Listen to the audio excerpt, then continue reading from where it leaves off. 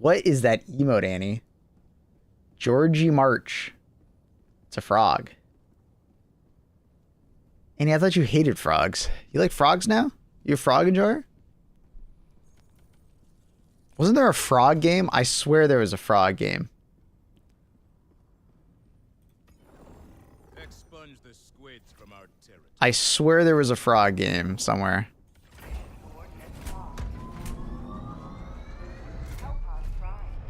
Hype train emote? I see. Expedition into Darkness was the name. Alright, let's look.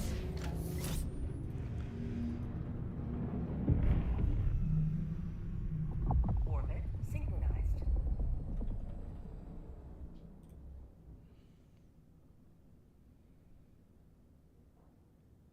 Horde game.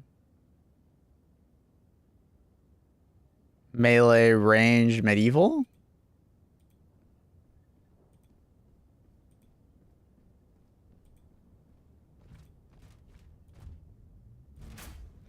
Gotcha. Release date Q4 2026. Looks alright. Looks a little jank when I saw that that melee combat, but you know, early access kind of vibe. So it's in a play test. Is it coming out in early access? It doesn't say it is. They're gonna do a full release. I feel like it would be better off in early access, but maybe it's more complete than it looks.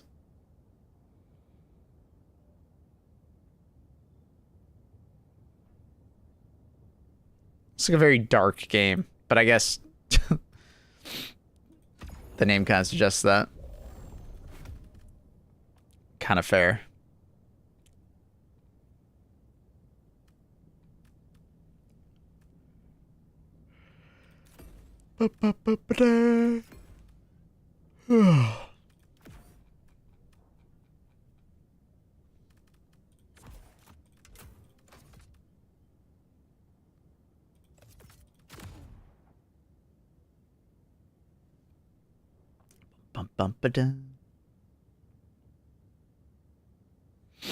Anyways, what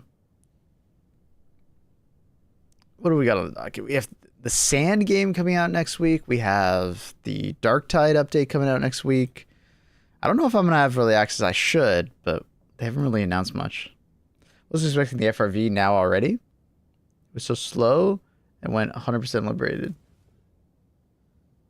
The supply one? No, we were making really good progress even on the first day. Cars is a very good movie. Yes, it fucking is. Whatever he's...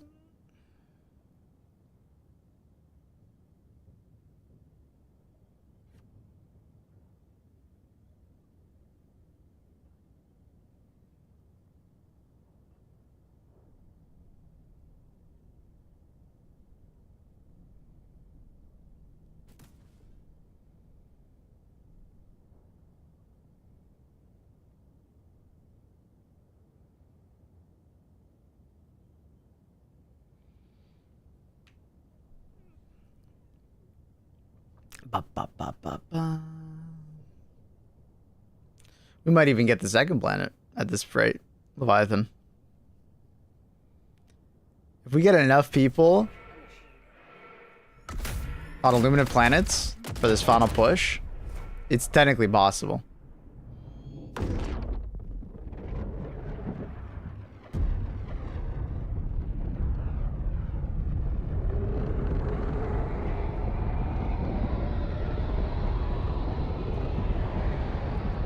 It wouldn't be super easy, but it is possible.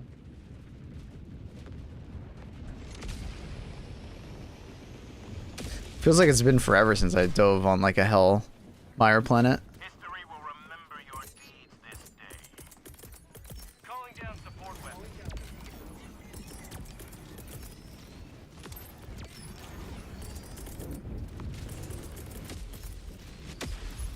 Deploying equipment package. Objective located. South. Calling down a sentry. Deploying sentry.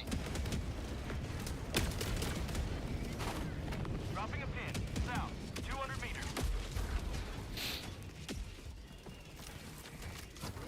So accurate. Give me the details. Did you just watch Cars?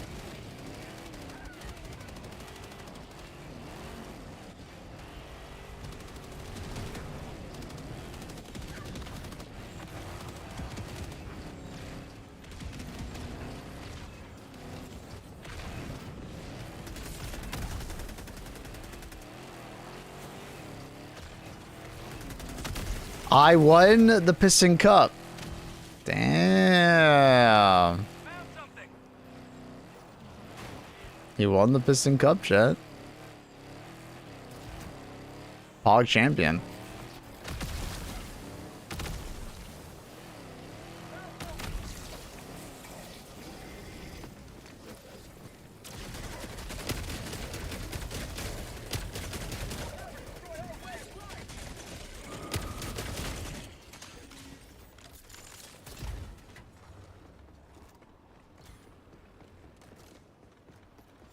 Tagging map. Northeast. 200 meters.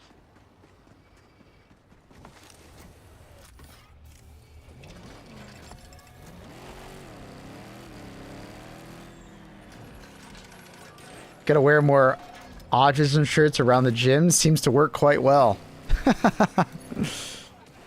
You're more approachable, you know what I mean? Oh. Drive me, bull. Oh!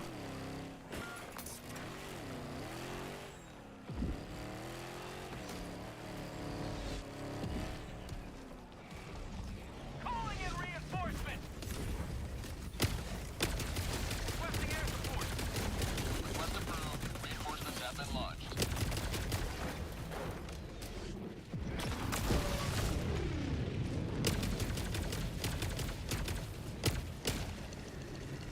I just had like a flashback memory of like playing a Hellmire plan with a Scorcher.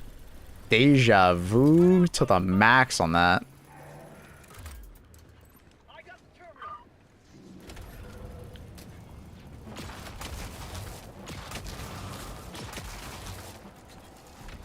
If we just could go to the planet for the other FRV, I think we would save that for another patch.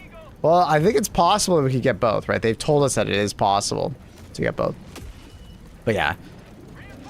There's some part of me that's like, if they just save for the next one, I think that's fine. Because at the end of the day, I think the Flame FRV does need a little love. Requesting air support. I think it needs a little bit of tuning, especially from like the heavy armor perspective. It doesn't feel very heavy armor, especially when a Voltless can walk up to you and hit you Request approved. in the driver's seat, Have been launched. even though the door is not destroyed or anything. I think that's a bit off. Tactical asset near your position.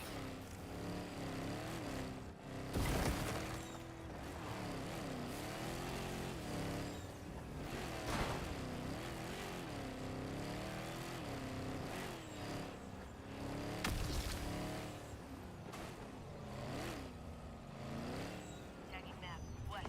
50 meters. Package acquired. Dropping package.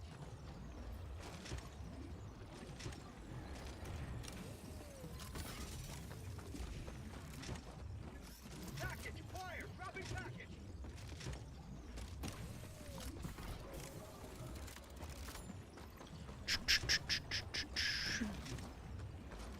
They should have done like a railgun instead of the like the Goshawk, and I mean there's still options for more. You know, I'm still hoping that they use the FRV as a way to experiment with weapon or vehicle customization. Just give us lots and lots of different alternatives to like the rear of the FRV. But I get what they were trying to do. They were trying to do like the zombie car from a lot of zombie movies with the flamethrower on the back. So I get it. I get where they were coming from. It's just I feel like the heavy armor just slows down your vehicle too much, and then you don't really feel like you're in a tank because it doesn't feel like you're actually blocking any damage.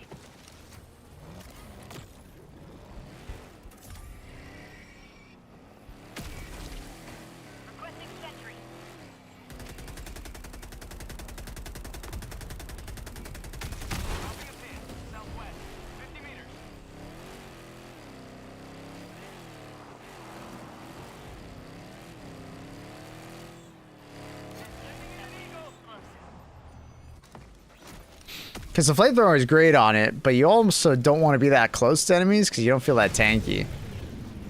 So it kind of feels like an oxymoron. It's like you're the tanky FRV, but you also don't feel very tanky. So. Or like any different, I should say. Man, what's going on over there? It's fucking bloodbath. Request approved. Reinforcements on the way.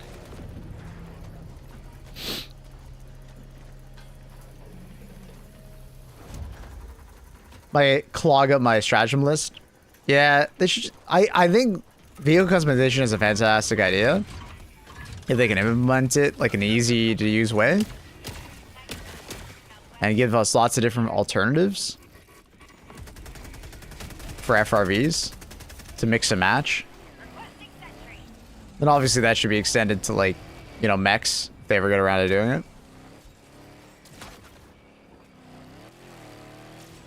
It's a well-requested feature. There's some part of me that wishes, you know, to still have like, I guess, what's the word for it? I still think that I would rather have a unique new stratagem than multiple alternatives of existing stratagems, personally. But if they can do both, sick. Sick.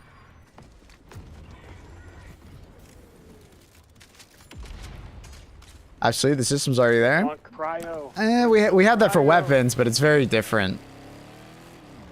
It's very different when it comes to stratagems. Unless you're talking about, like, the paint schemes. I think that's a bit different.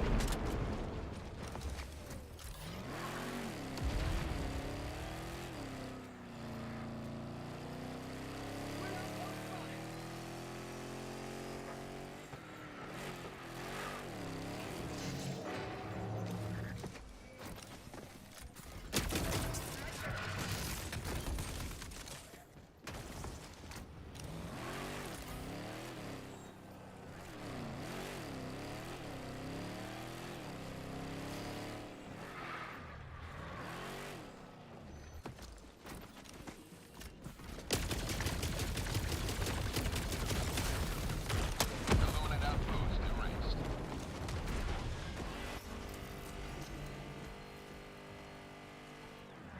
You tend so quiet. Well, it's because three of my teammates are on the other side of the map. I think they're drawing a bunch of aggro. So it's the classic Helldivers problem. But also, Mindless Masses, man, is just fucking boring. They don't spawn that many enemies. It's a it's mostly a Mindless Masses problem. I don't know why the numbers are so low on Mindless Masses. You would think they would be a lot higher. But it's like by far the easiest faction. And it has been for a while. I don't know. By far the easiest faction. Not even close.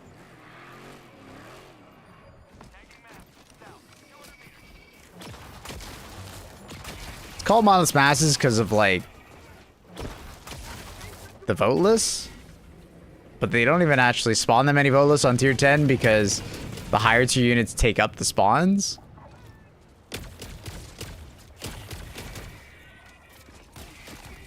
Tell you, regular Illuminate actually genuinely feels harder. Minutes remaining. There are more enemies spawned, and it feels harder. Stratagem available.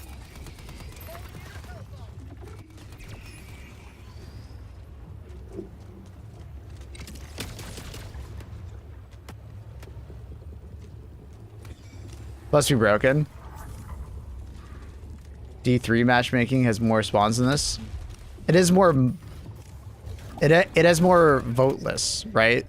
Numbers don't mean everything, because obviously at the end of the day, like, you know, one harvester counts as like 20-something voteless in the game size, right? That's why it feels like there's more enemies that spawn. It also gives less XP. Well, that's a limited problem.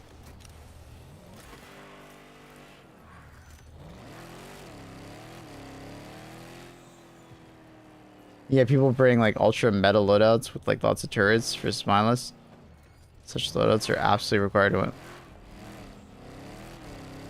I wouldn't say turrets are ultra meta, but I think I get your point. Objective critical stratagem available. Yeah, Kate, MC. Mm-hmm. The supply FRV is available everywhere until, as like a bonus stratagem, until the end of the MO.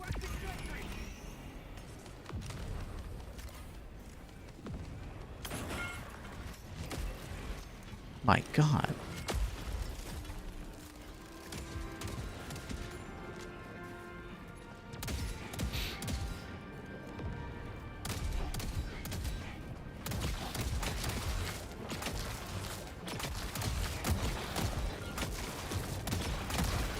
The glaring difference with mindless masses versus like a normal Illumina mission is the amount of Illuminant drops that happen.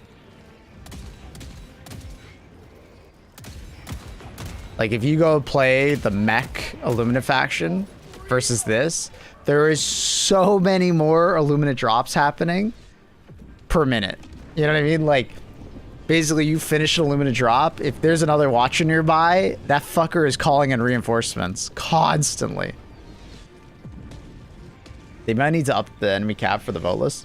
It's not how that works. They have like a numeric system where it's like one enemy is worth a point versus a bigger enemy that is worth multiple points, but it's only one enemy. Does that make sense? That's how the system works. And that's why, like, if like there are a lot of Bile Titans on the field, you're going to see less small units. But if you see no Bile Titans on the field, you're going to see more smaller units, right? It's like... And Mindless Masses, I think, fucks with that. Because it's like...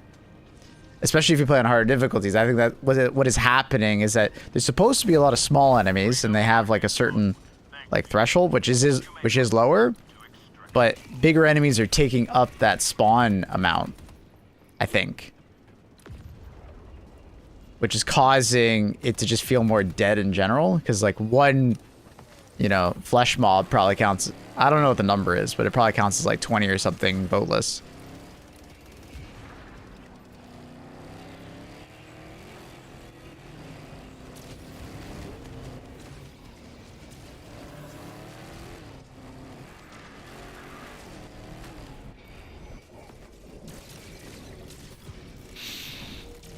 So,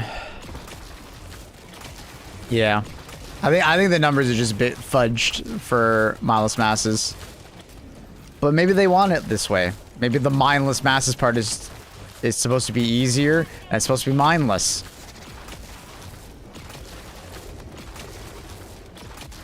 Oh, okay. To be honest, I didn't think you were walking down that street. All good. I thought you were further. My bad.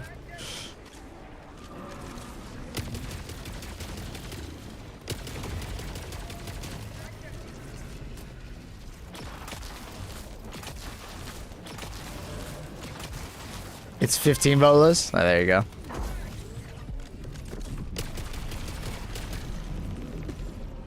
Coming mindless masses when we're playing mindless masses. I think so. I think that is how I would describe it. Maybe. Oh, I made that shit up. Oh, I thought you just knew. I mean, I think that's somewhere like that. I think it's like 15 or 20, but...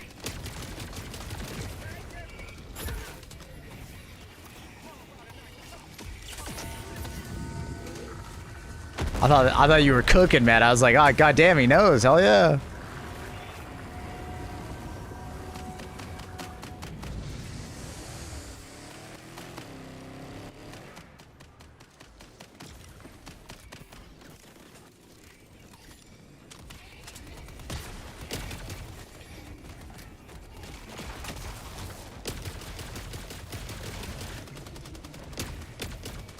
What the?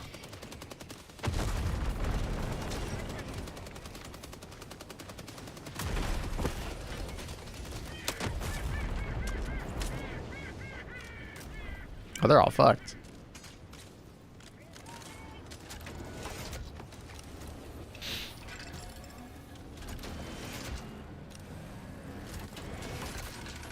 All aboard.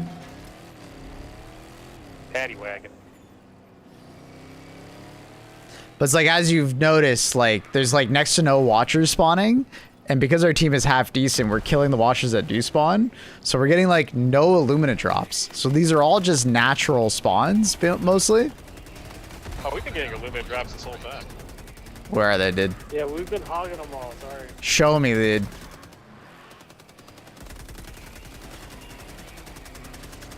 I don't think I've seen one ship other than the very start of the match.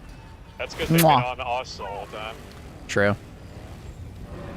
Like there's one right there. I don't see it. Where?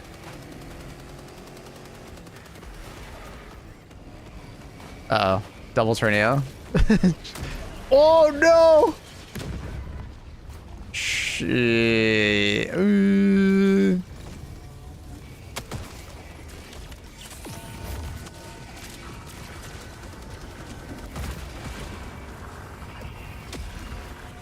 Someone just get hit by a hell bomb or a turret. That's funny.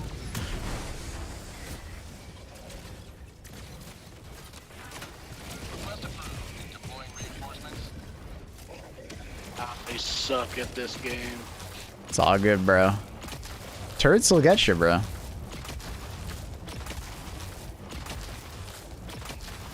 If in your opinion, which FRV is better? Absolutely the supply. From a meta standpoint, the supply is like, it's like a power crept normal FRV.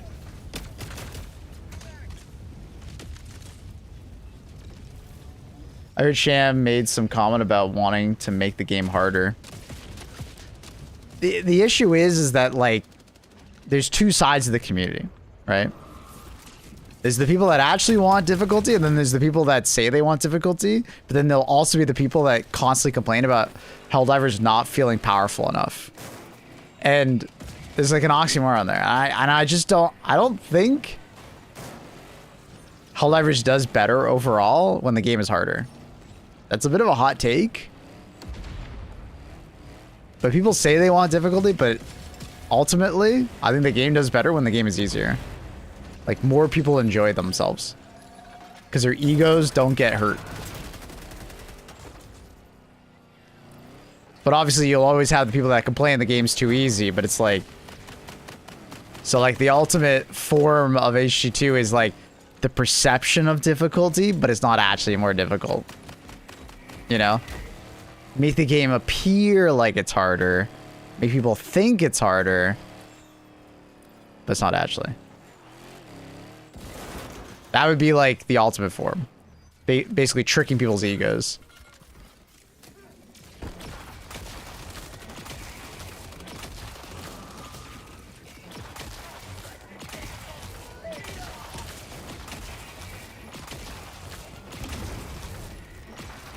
In a way, you kind of need to Elden Ring it.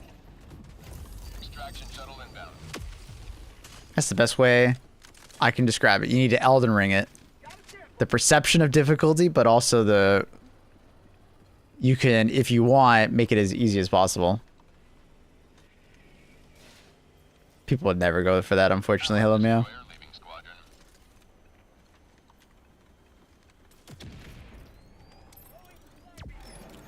There's a lot of people that quit because the game became too easy. That's not the common thing, though, Radio.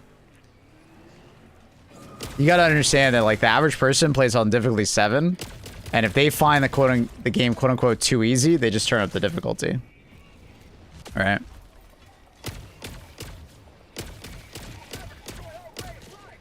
You can't take what you hear on Twitch chat seriously, or, like, from a perspective of, like, that's everybody, because the average person that watches a Twitch stream is probably someone who's been playing the game a lot and already plays the game to some amount of, like, a high level. The average person? Yeah, Twitch chat. Don't take us too seriously. The average person is struggling still, probably. Or they just turn up the difficulty. But like it is, it's variable. It depends on what faction. For all of the heavy units that they nerfed. Just add them back as like an alternate.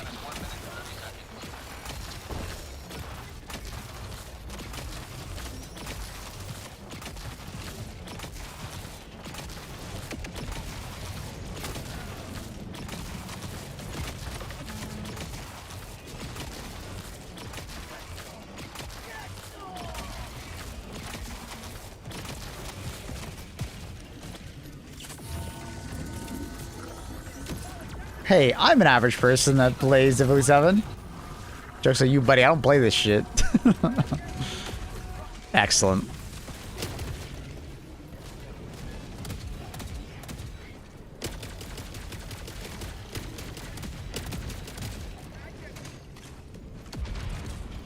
I don't think Division 7 needs to change, just the ones above it.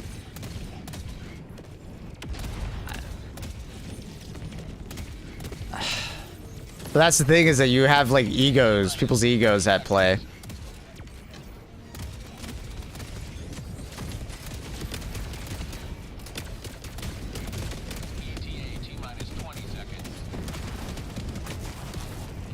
Like I think that you need like a fucking psychologist to work out what they should do. Because I don't know. Because it doesn't matter which direction they go, people are going to be upset and their egos are going to be hit.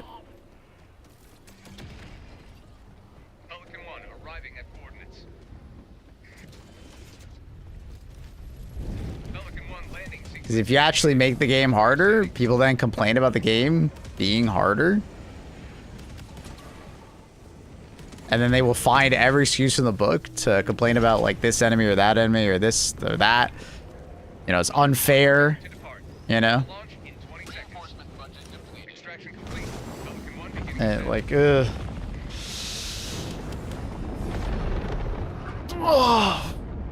Liberty has seen you through. But then if you make the game easier, people that want power fantasies feel better. And they feel like they're more powerful Helldivers. So then you fit into that power fantasy that people are craving. Like there's a group that just want that.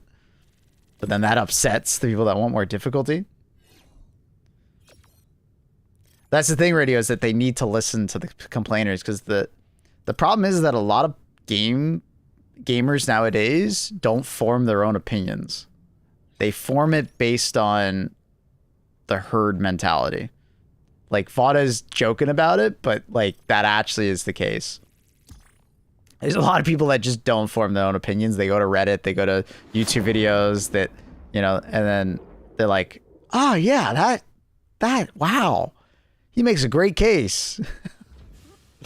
I agree. I also agree with that.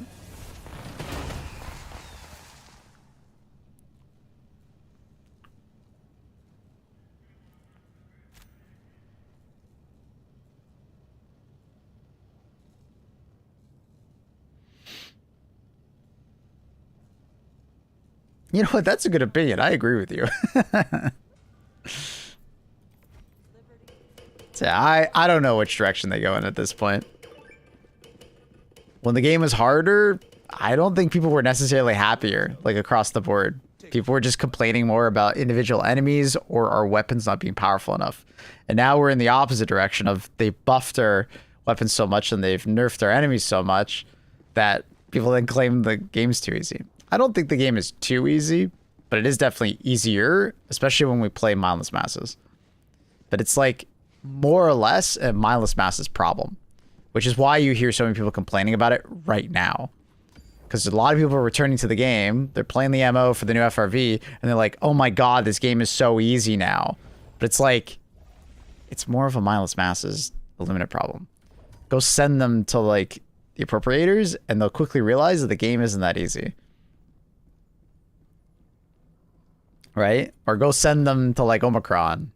Or get the fucking cyborgs out again. You know?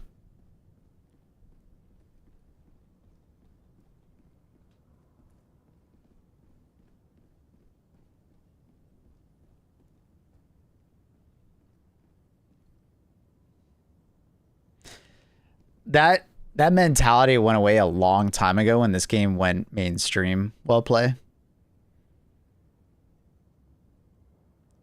That mentality, the game for everybody is a game for no one, literally disappeared the day people started complaining about all the nerfs to weapons. Because the irony was that there's a lot of people that picked up this game and they didn't like that they were nerfing things that were too powerful. Because obviously the devs had a vision of the game being harder and needing more cooperative teamwork. but there were certain weapons and stratagems that were way more powerful than the rest that you didn't need teamwork when you used those weapons and stratagems, right? But as soon as they started listening to like this, like the people that adopted the game that wanted more power, it started being, well, we're making it for the majority of people who had made the game, which is kind of an irony because then they will claim a game for everybody is a game for no one. And they will, you know, raise that flag. But the irony is that it's actually the opposite. The devs stopped making a game that they were originally making. They started making a game for the people that adopted the game, which is different. But I mean, is Helldivers more successful because of the devs listening to the majority? Yeah. I mean, I would argue it would. It is. So it's kind of a conundrum.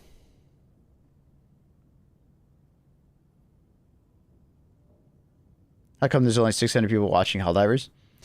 Helldivers has never been a big Twitch game. People don't typically want to watch the Twitch content unless like new content has come out. And usually for like the first couple days or so. But it depends on how much content. It's not as watchable as like a PvP game, I guess you could say.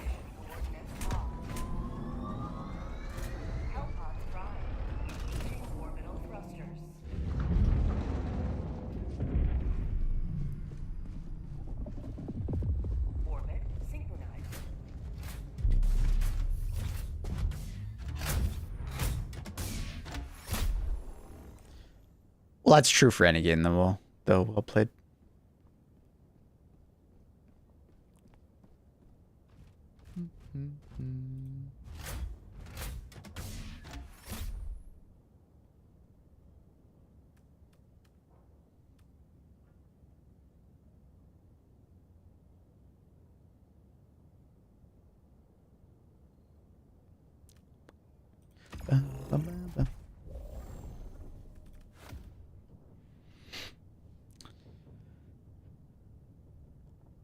What's interesting is the player count on CMDB shows it lower than the lowest point in 68 plan.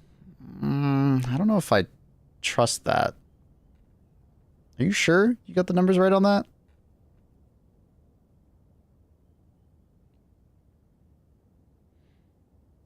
Because there's 33K people playing. Oh, those numbers don't take into account the consoles, and now we have Xbox players, which attribute to the overall count. You gotta use that with a grain of salt. The weapon that shoots blue lasers, you know what it's called? It's called the Scorcher.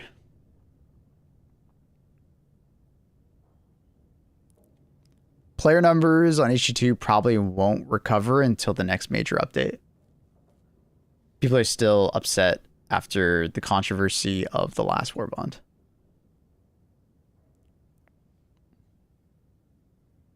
I see a lot of people like looking at this patch, but not actually playing this patch.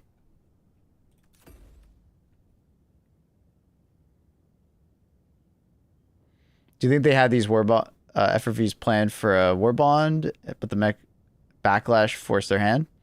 Impossible to know, but based on the last Warbond, maybe. It could go either way.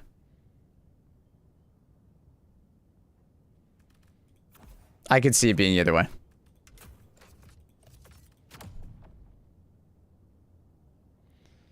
They will come back with the 40K Warbond.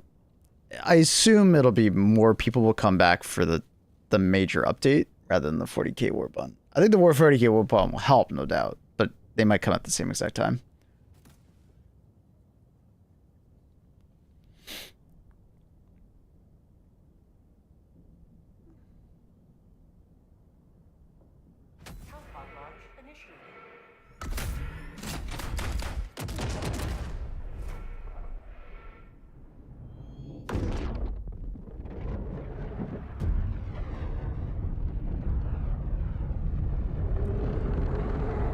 Whichever did we get the supply one.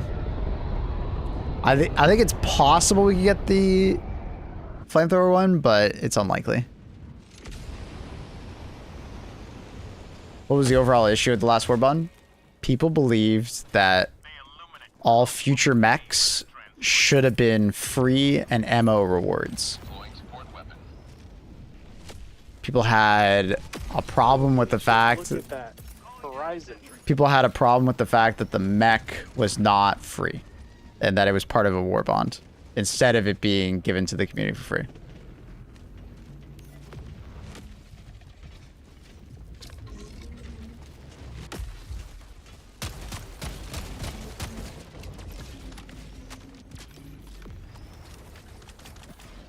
Calling down a sentry.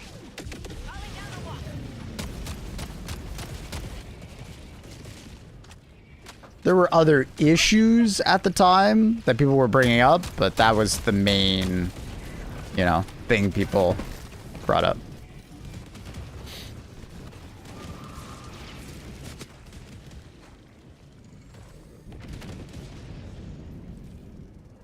Objective located. Northwest. Heavy. Tagging map. 50 meters. Northwest. Isn't this just the truck problem again? So I don't know what that means. What truck problem? Reinforcing.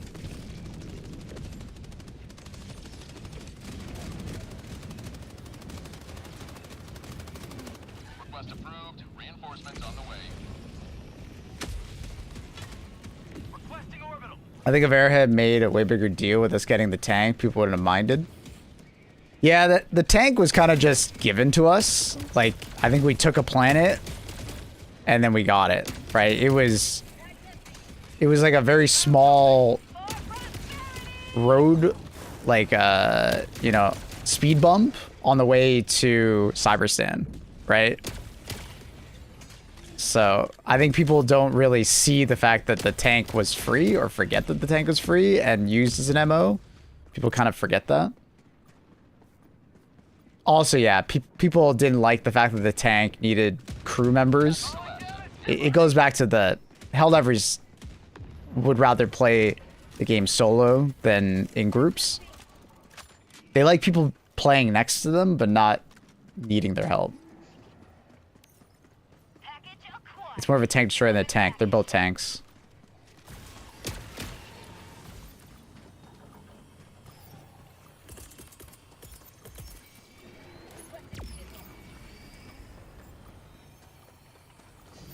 Dropping package.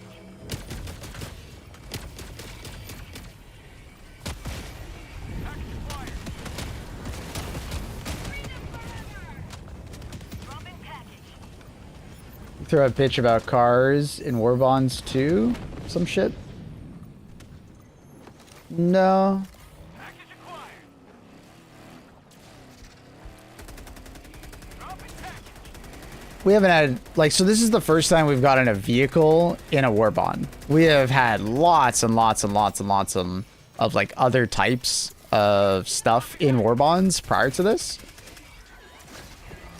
Right? This is the first time we've ever had a vehicle, and people just didn't like the fact that the vehicle was in the war bond. Because they figured that all vehicles would always be free. That was something that, like, Arrowhead ever said. They never said that. That was just something that, like, people in the community just Dropping a pin. assumed, 100 meters. right? And when we got alternates to existing FRV, or Max, they were like, they felt betrayed, Asset nearby. and they were upset that, you know, it wasn't included. Personally, I saw it the same way as, like, getting the Epoch in a war bond. Like, we have the Quasar, and we got that for free, but then we get the Epoch. And it's like and it's just an adjacent type of stratagem. So I was like, what's the big deal here? I don't get it. We've been getting these for months. And then I also thought about it as like, well, at the end of the day, you know, Request approved. Deploying reinforcements. like, even if you don't feel the same way about like Quasar versus Epoch, it's just super credits. Democracy delivered. And it's not like it's like an increased price, like they were being greedy or something. It's just super credits. It's not like they're charging you actual real life money. It's just super credits. So it felt like it was so played up from my perspective. Like it just, to this day, I don't fully agree with the exosuit situation. I understand where people are coming from, but like, it's not like it was like brand new, like type of vehicle or something like that. And it's like, literally like 2 or 3 months earlier, we literally got a brand new vehicle that was free.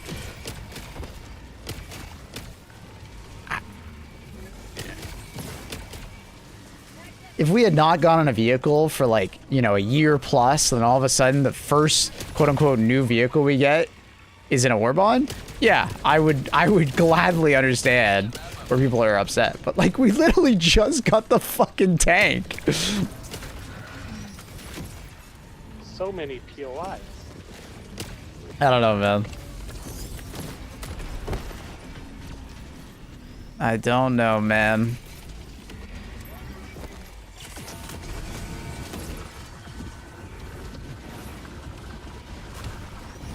But I think to explain it, why people felt that way, I think this was just like a boiling over point. Like, the mech stuff wasn't that big of a deal.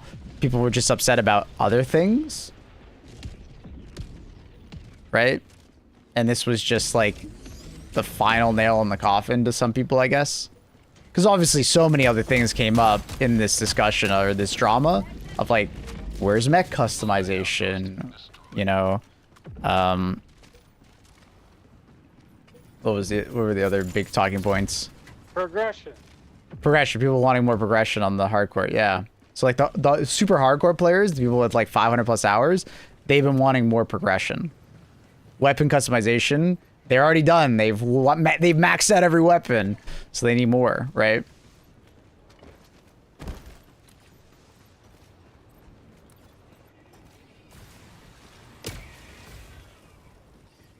What I do think is funny is that like the people that really wanted the progression are obviously the people that have lots of super credits saved up.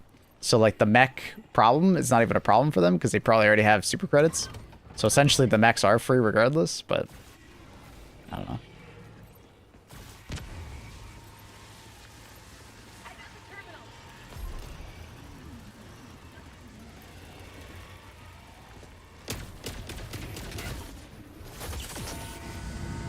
Hi, Teo. Hey, Swords. Good to see you, buddy. I don't know.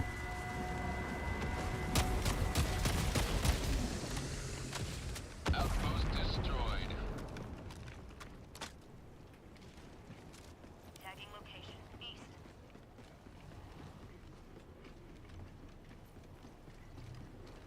New mag. Calling down a sentry. The problem probably stems from the fact that players had wanted mechs for so long. There's a lot of Gundam fans out there and mech fans that want to see Helldivers be a mech game. Triumphs over tyranny once Like, no offense to my Gundam gamers, but Gundam mech enjoyers can sometimes be a bit, like, I don't want to use the word obnoxious, but like a bit too, like, I want my game to be this, or like a game that's not necessarily a mech game or a Gundam game needs to turn into more of a mech game and a Gundam game. I don't know how to describe it, but I hear it a lot. It's not like, this is not the only game that I've seen that kind of reaction towards like that kind of stuff.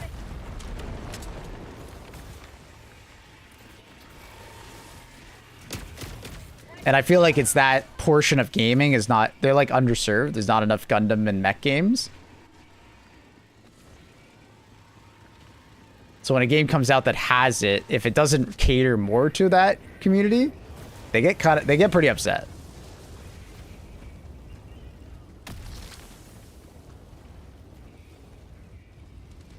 But yeah, you are right, Glaciation. People have been begging for mech customization for like 2 years, and the devs went in a different direction, and then people feel betrayed that they didn't get listened to.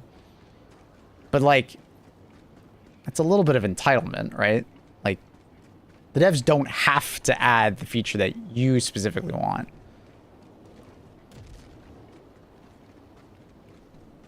If they go in a different direction, they go in a different direction.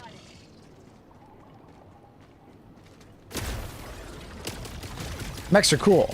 I like mechs, but, you know, doesn't mean they have to add more mechs or do more to mechs and stuff like that.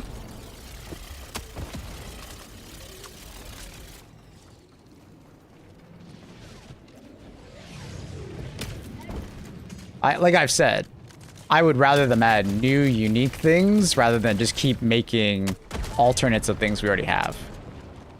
You know what I mean?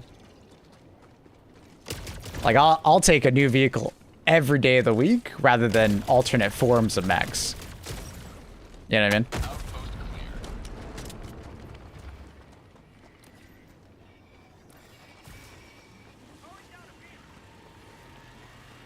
Tagging map.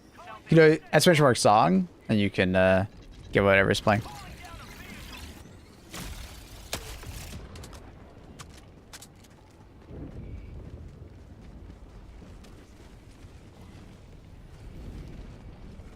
Dropping a pin. East. Far.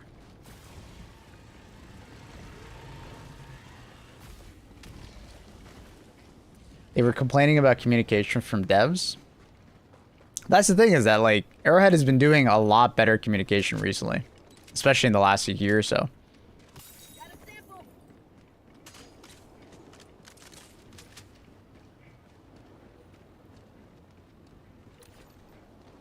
Hell, I've even added a roadmap, and I never expected them to do a roadmap.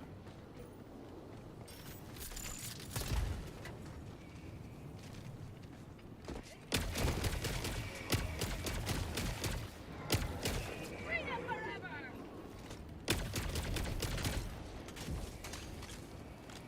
So I wonder where the APC is. I'm not sure about that one. That one's always been a puzzle to me as well.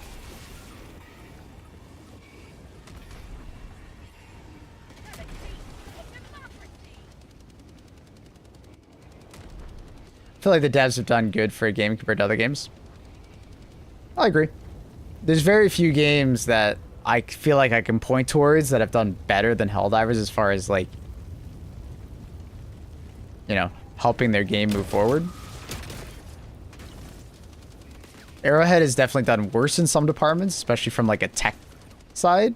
But as far as like content and adding exciting content, especially for free, I think they've done a really good job. Illuminate outpost ready. Extraction is available. And they didn't go back on their war bonds, and they didn't go back on super credits, so good on them there. They didn't fold and start selling things for real money or increasing prices. You know, good on them. In an age of where games are just getting more expensive, DLC is getting more expensive, Arrowhead maintained their price point, and technically the game's gotten cheaper, which is pretty sick. So I don't know. The war bond model is still like, you know, the S tier of like monetization structures. GTA 6 is gonna be $200. Do we know yet how much it's gonna be, or do we know on the 25th when it goes like pre-order? Have they said what the price is?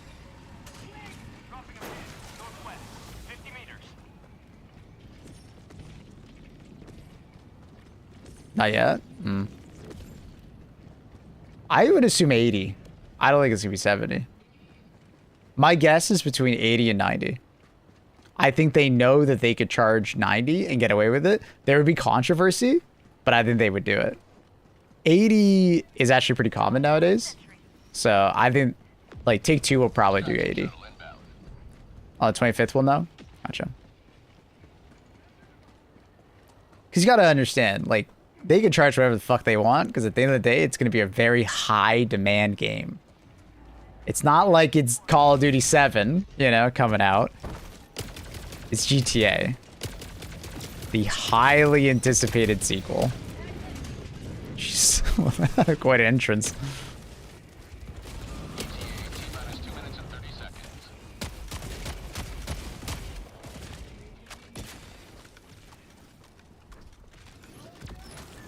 They can charge whatever people will pay for it, you know? And I could see a lot of people paying more than 70. 70 was leaked? Oh, okay, gotcha. Now, okay, what kind of leaker was this? Because sometimes people will just leak things that are optimistic or, you know, just for the sake of headlines and shit. What kind of leak?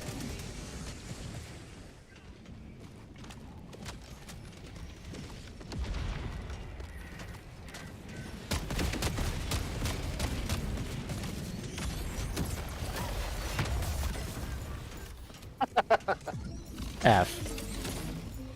If they charge 100, I'll still buy it. Same. Like that's like kind of my point. They could charge 100 for the next, you know, Red Dead Redemption game, and I'd pay for it, right? Like.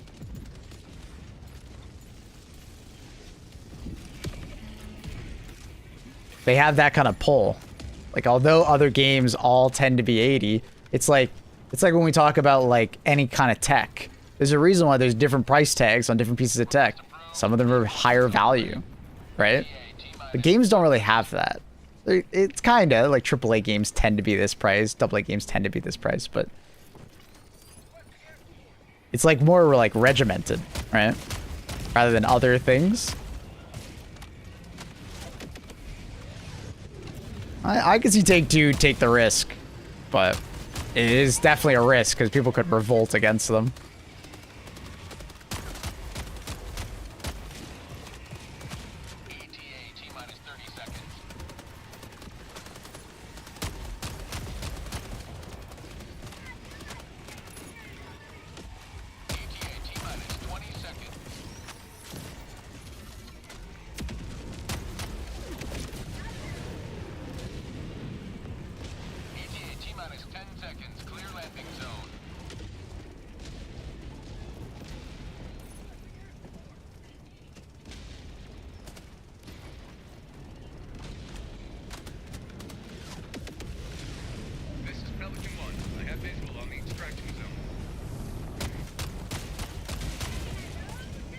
If they were smart, LT Smash, they would make the online component to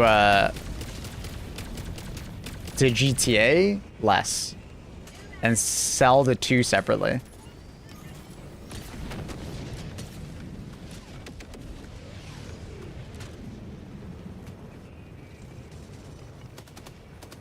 And then bundled together as one price. Because hell, you could probably sell GTA Online for like $60 and people would still fucking buy the crap out of it. People love GTA Online.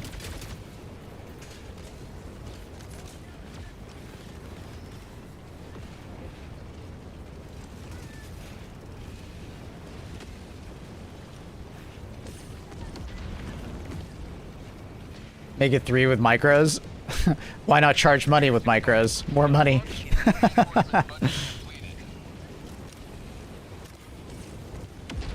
Extraction complete. Pelican 1 beginning ascent.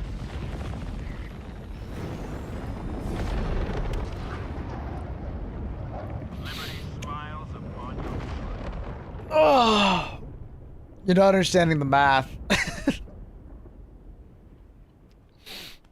Because there's always going to be people with free-to-play games that don't spend money on micros, Teo. But if you get them to, like, it's like having a theme park that's free. You ever play Roller Coaster Tycoon? You ever play Roller Coaster Tycoon?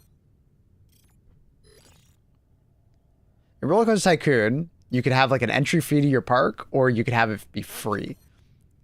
And when you made it free, you had to, like, charge more for everything else inside the park. Right?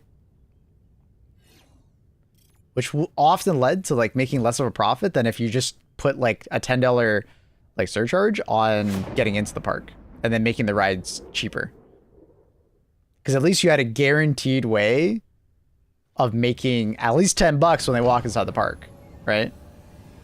Versus like a game like GTA, they could play the entire game for free, right? And just not spend money. Said Roller Coaster Tycoon enough times that Reese probably is about to show up. Did he play Roller Coaster Tycoon? I didn't know that. Hey, Axel. How you doing, buddy? Good morning. You're gonna have to buy a permit to drive a car. Dude, imagine. Oh, fuck. Yeah, in order to get your driver's license, you gotta spend $10 USD. Fuck. Your fellow Helldivers rage against the enemy. I loved Roller Coaster Tycoon as a kid. Played the shit out of those games. Same with Zoo Tycoon. Played a lot of Zoo Tycoon.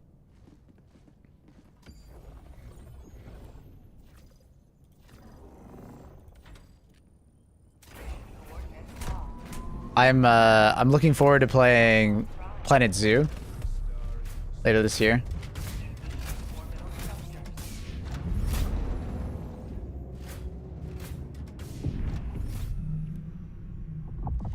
Like, there's a reason why when you play a free-to-play game, usually the microtransactions are like off the charts in compared to a game that usually is like $20 or $30, right? Not always the case, but usually. Like, even just look at Warframe. The amount of money you can spend in Warframe is pretty outstanding. Like, you could be an absolute fucking whale. Like, dude, I played Warframe for 200 hours, and I think I spent $100. And I could see myself spending so much more fucking money if I continue playing that game, because there were so many situations where it's like you could save time by spending money. And it's like, time is valuable, at least to me. And I had somewhat of a disposable income, so like I ended up spending money to save time.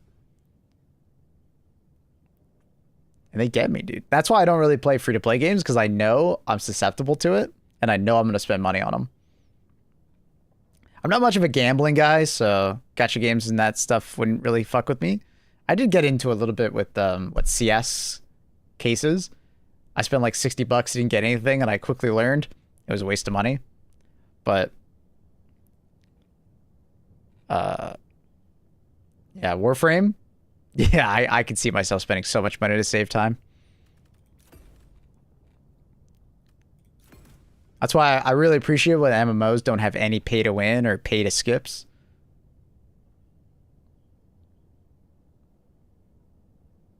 Whoever's shown this game to Maple to make him shoot on Steam respectfully, fuck you. Wait, what?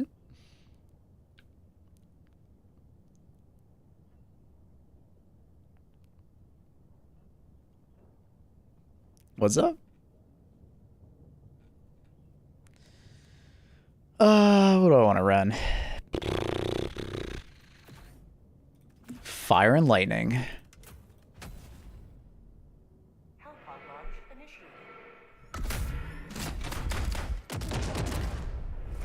Talk about like the beta decay game.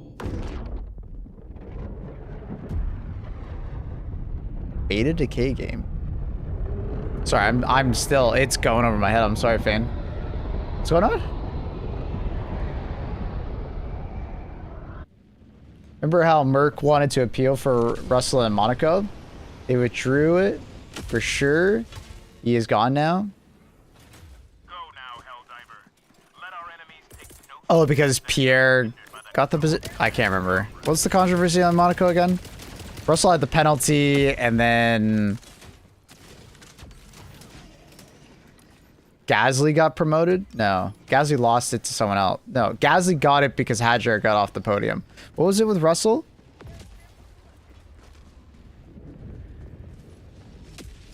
I can't remember. I got too much shit in my head right now. Russell took the penalty, whereas no one else did. Was it ever stated why? That's kind of crazy, huh?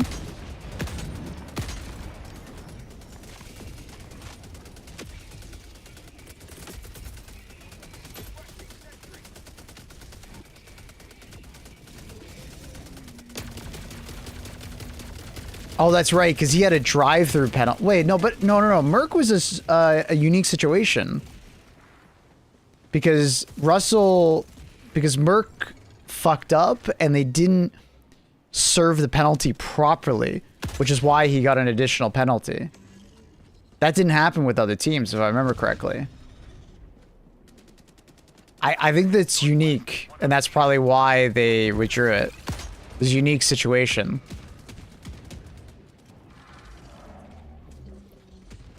Nah, I thought I remember Merc fucking up, and they didn't serve it properly. And that's what led to more drama. Gasly and the others did not serve. Yeah, because they were contesting it. He served it, but I'm fairly certain he didn't serve it properly. I remember watching a video on it, and I remember them talking about Merc fucking up. the way they served it.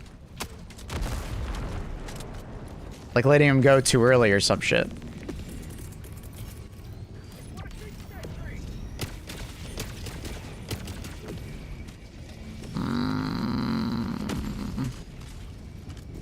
I don't know. I'll have to look into it. I don't remember. Illuminate outpost erased.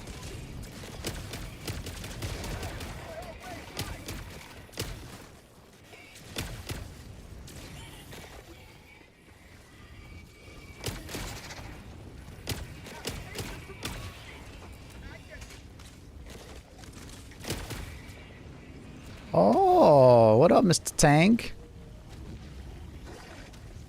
My orange tank. Was it orange? I can't even tell with the lighting. The planet's all orange, so I can't tell. Yeah, it's orange. That's cool. Perfect camouflage. Like, it might as well be white to me. I don't know. Yep. Don't know. Point is that Russell eventually served it while others didn't. Merc wanted to appeal against this and withdrew the whole thing.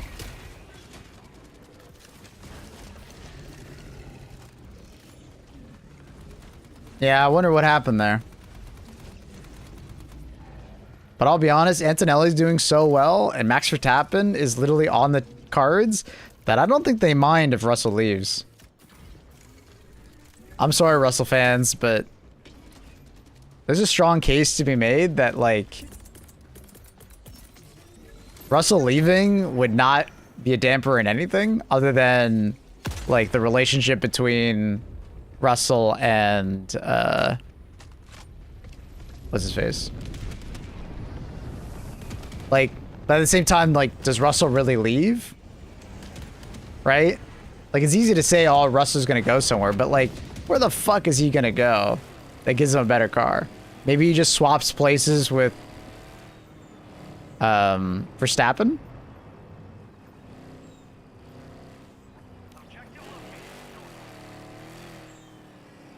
You know? But it's like, is Russell really better off?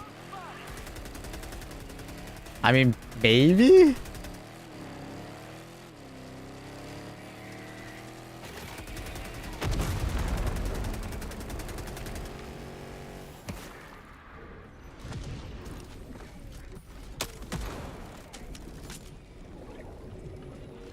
Outpost destroyed.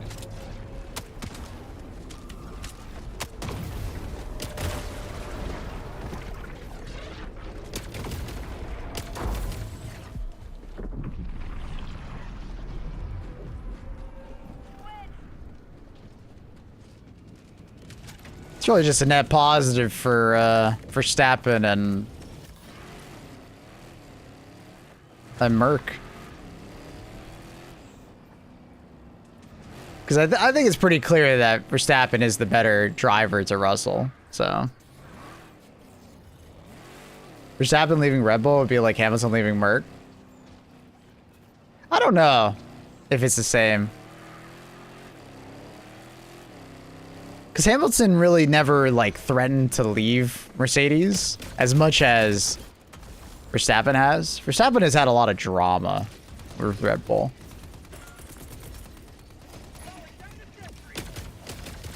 Like, there's been a lot of drama between Verstappen and the leadership. Hamilton really never did. Occasionally with, like, you know, the, you know, the previous battles and stuff like that between Rosberg, but, like, even then, that was more just, like, you know, heated gamer moment, you know, rather than actual anything of substance.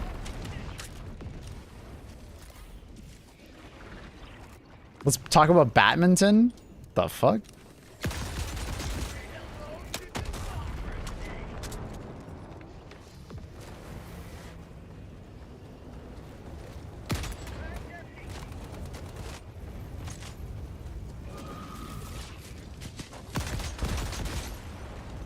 Illuminate outpost destroyed.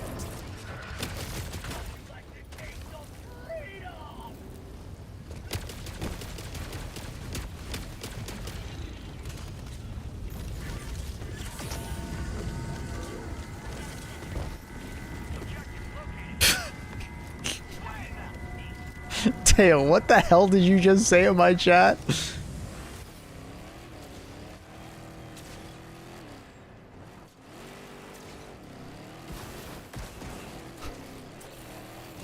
He started it. Wow. I can't believe I just read that.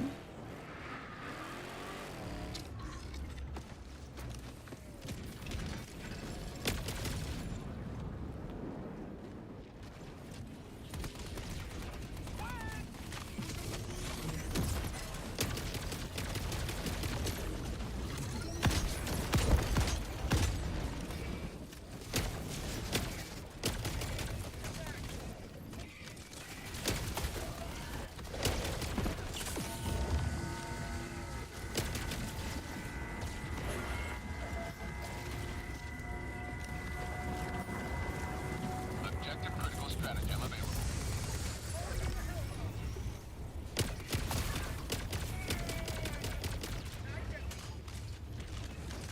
I got that dog in me.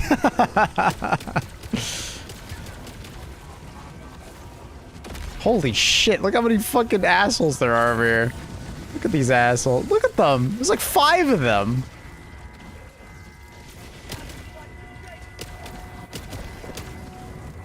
It's impressive.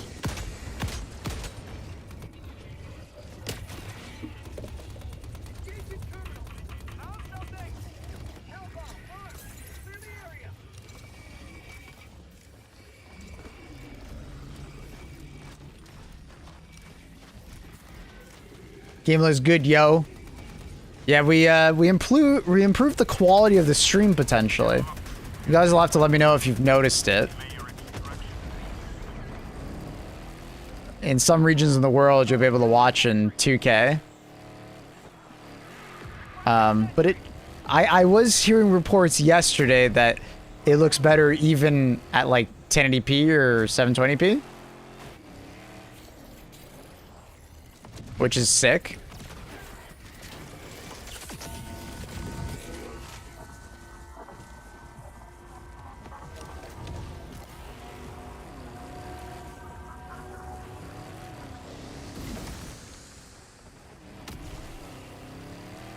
You may proceed to extraction when ready.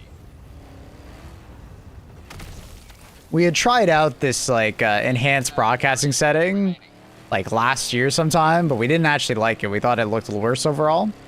But you guys are giving me some positive feedback that I think we'll just keep it like this. It is a bit troublesome though, because like if my primary internet line ever goes out, I don't have enough bandwidth to stream with the setting on the secondary line. Mission map updated. Like I think I'll end up actually just canceling the second line if I can't upgrade the second line. Because I don't think that ISP has upgraded their service in my area.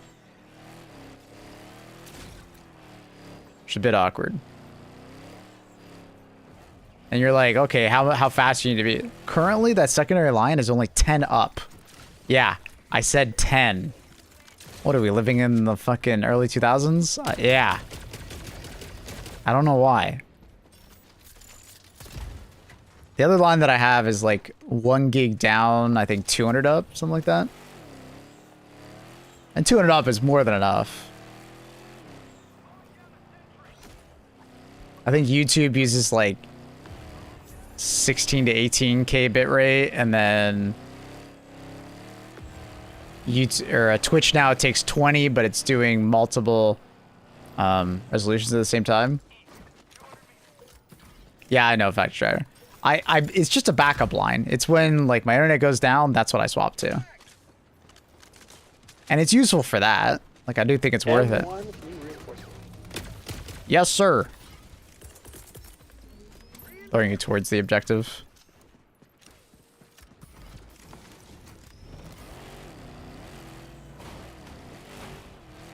Request approved. Deploying reinforcements.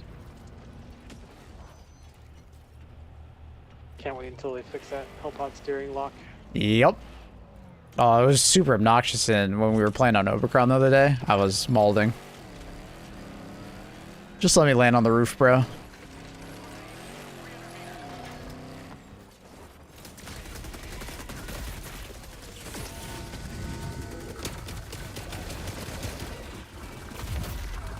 The fuck just shot me?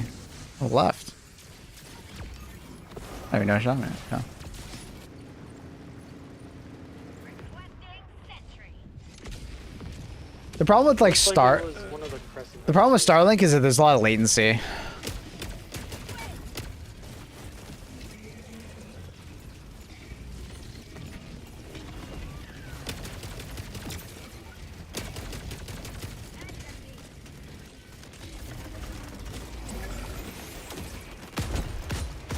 I had to sneeze.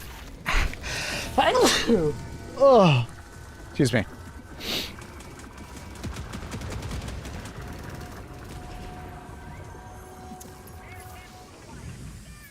Thank you, thank you. Yeah, I don't know. I might just cancel the second line and then I'll just like, yeah. We'll see. Isn't Starlink like 200 bucks a month? I think it depends on... I don't think it's 200. I thought it was like 75 for my area, but... I think it depends on like regional pricing, somewhat. I didn't think it was 200 though. Let's Google.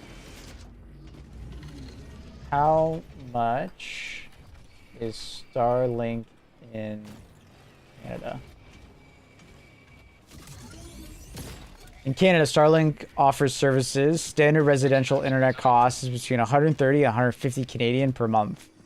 Hardware prices between 350 and 750 Canadian, depending on plan and location. That is from the AI though, so grain of salt.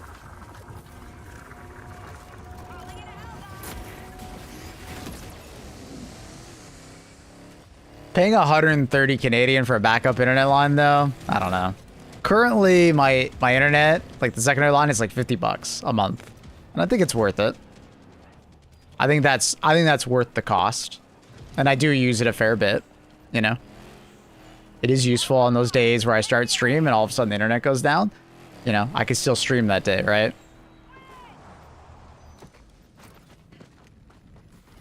Can it support a Canadian company instead of Starlink? Well, that's the problem is that it's where I am in Gruen. I have Rogers, that's my primary line, but Bell hasn't invested in my area, so it has really shit internet service. Illuminate outpost erased. Well, I agree, Young. The problem with Starlink is Elon. But at the end of the day, I'm running a business, and it is my livelihood.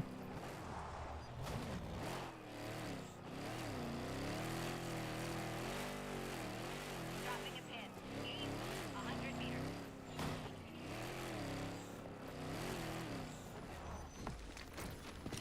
So, yeah. I haven't checked with Bell recently to see if they've upgraded any of the services, but... Alexander Graham Bell? Yeah, literally. Yeah. No one's offering remote internet as conveniently, though. They're trying. I know there's a couple startups slash, like... Starlink is just first to market, basically. What do you consider regular household? 100 up, 60 down? Depends on where you are. In Canada, it's like 100 up, or like 100 down for sure, and then like 50 up. You just don't need that much upload for a regular household. So if the upload was just lower, yeah, it's like whatever.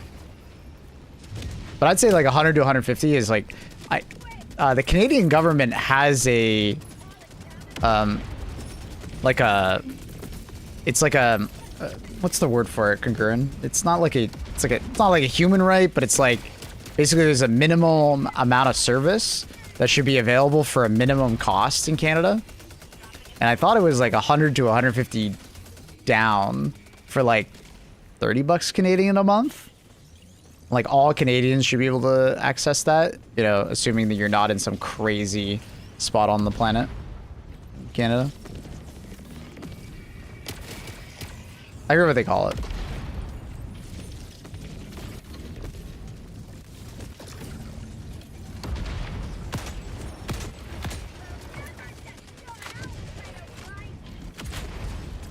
We just got a message that the network is changing in the platform area, so the lowest speeds are going to be 500, 500. That's some nice fiber. Min service standard, I think so. Yeah, I don't remember what they called it. I know Doug, you tore up the Starlink contract for Northern Ontario. Yeah. Which kind of sucks for Northern Ontario. Because they have a really hard time getting internet out there. Any thoughts on the Super Strike 2 mouse? I didn't even know there was a mouse. What's so special about the Super Strike 2? You may proceed to extraction when ready. Yeah, I have like 200 up, and I don't need more upload than that. Like, okay, sure, I can upload a YouTube video slightly faster, but it's like, does that really matter? No. Like, I'm literally limited on, like, what I can stream quality-wise anyways by the service, so having more upload doesn't really do anything for me. So I just need, like, a minimum of, like, 100 up, and I'm happy. That might change in the future as servers get better and stuff.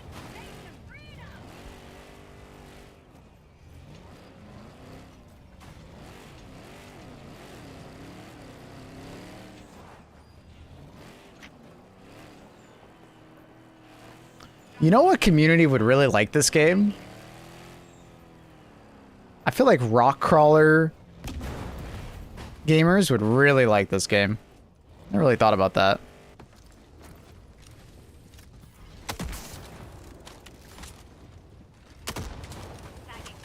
As I get my car stuck and have to get it out with a grenade pistol. Oh, is that the well, that's the Logitech mouse that has the haptic feedback rather than... Yeah, okay. I haven't spent the money on it, trying it, just because I like my Superlight 2. And the mouse is pretty expensive, and, you know, I don't know if I would enjoy the switches, so I just didn't take the risk.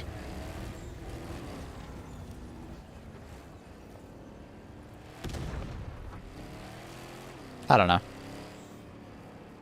Pro players aren't really using that mouse, so probably a gimmick. It seemed like a gimmick.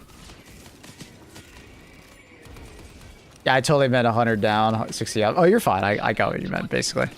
But yeah, I think that's pretty standard internet. Like, I think you could absolutely live in today's day and age on 100 down, 80 up. Or 60 up. Like, yeah.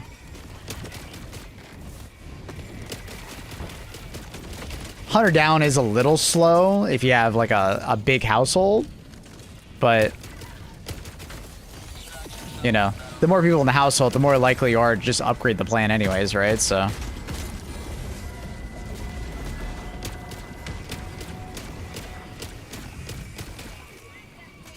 But I think 100 down is pretty reasonable. You could definitely live on 100 down. Just be a little slower.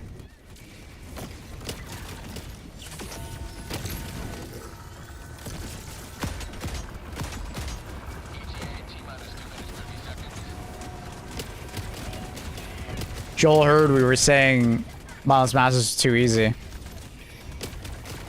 Game's getting a little sweaty. Request approved. Deploying reinforcements.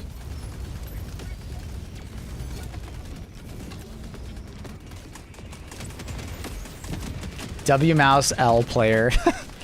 Yeah, I don't know. I don't really want to swap away from my Superlight. So did you get one, Unk? Did you get a Super Strike? 4 to 5 AMR shots to kill a joint. It should be 4, is if you're accurate.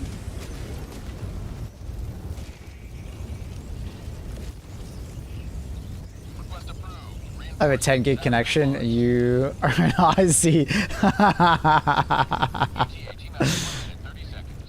Do you actually have a 10 gig connection? That's shutting. Did you buy a motherboard that has a 10 gig Ethernet port too? Just so you could flex?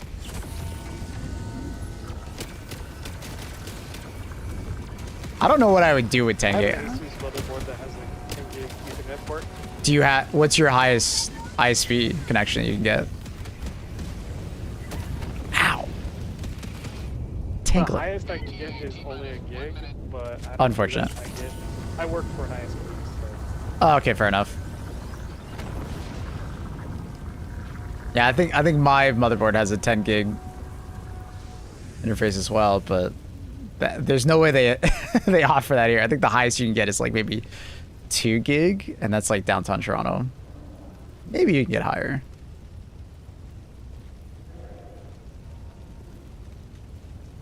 yeah, I think fastest I can get is actually 2 gig. Yeah, that's fairly common. I have a G Pro 1. Gotcha. I have owned many G Pros at this point. I have owned probably 4 G Pros, I think. 3 standard, 1 ultralight, and I use the shit out of them, right? Like I've been a hardcore gamer for the last 7 years, so yeah. I don't know. I don't feel like swapping away from it. I have no problem with the mice, other than the side buttons were a concern of mine. They broke pretty easy on the first gen of Logitech mouse, but ever since then, like ever since like upgrading to like the Superlight and the Superlight 2, I guess I did own a Superlight 1. Anyways, ever since getting a Superlight 2, I noticed that the side buttons are way more durable than they used to be. You ever gotten the replacement skates? Yeah, but I noticed on the Superlight 2, I don't need it. They actually like made better skates. Holy shit, what the fuck? Do we know if From is going to continue? Like, is it going to be a 5th season? Someone told us how many seasons there was going to be. I have a 1 gig up and down for 30 USD, or 30 euros. Or is that pounds? Is that pounds? It's pounds. 30 pounds of rocks, man. That's pretty expensive, no? You gotta lug those to the bank?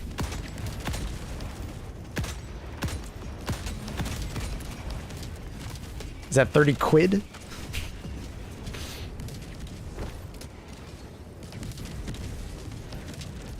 I don't have like massive hands, but I also like a smaller mouse, so. You watching World Cup games? No, but I've been watching the highlights. Canada's doing well. That's good. I'm happy to hear it. It's always fun when a host game does well. Is the US and Mexico doing well? How are their teams doing? Internet weighs a lot.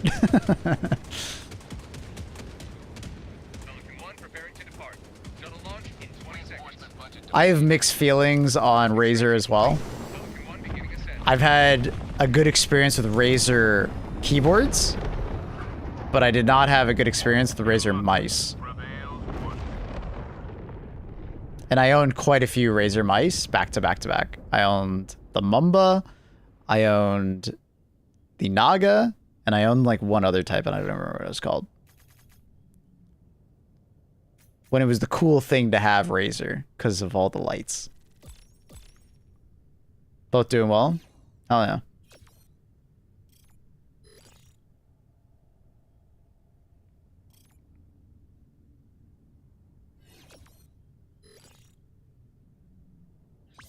Death Adder, yes! Yeah, the Death Adder.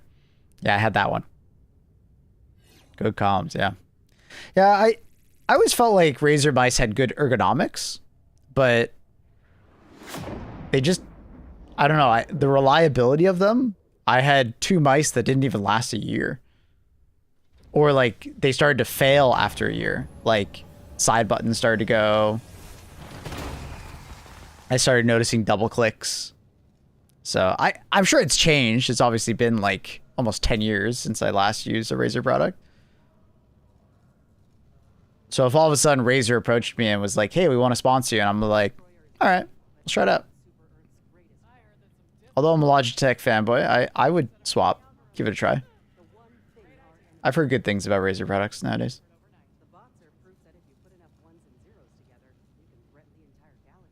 Allied destroyer has left squadron. Software-wise, I think Logitech is surely better. I need a mouse that fits a basketball player's hand. There's some fairly big Logitech mice, but I'm not a knower of size.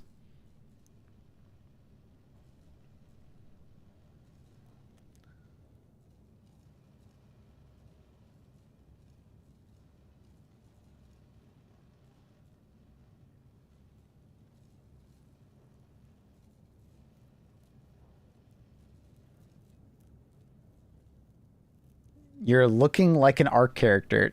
Accurate's been using that line a lot today. Or recently.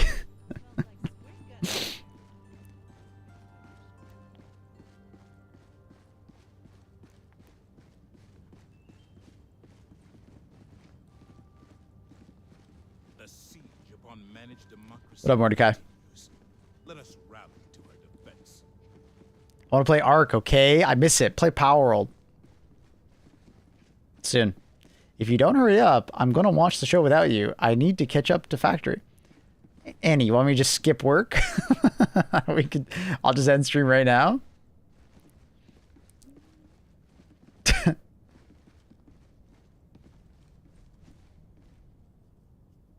Gruen, what did you just say in chat? I can't send dick pics because my normal size dick looks tiny in relation to my monster size hands.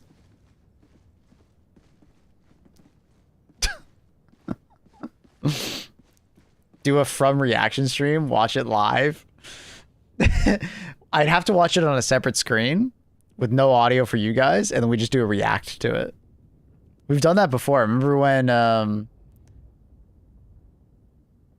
I did that with Mandalorian? Right, Accurate? Was it Teo? Accurate? Was that Mandalorian? I swear it was Mandalorian that we did like a watch party.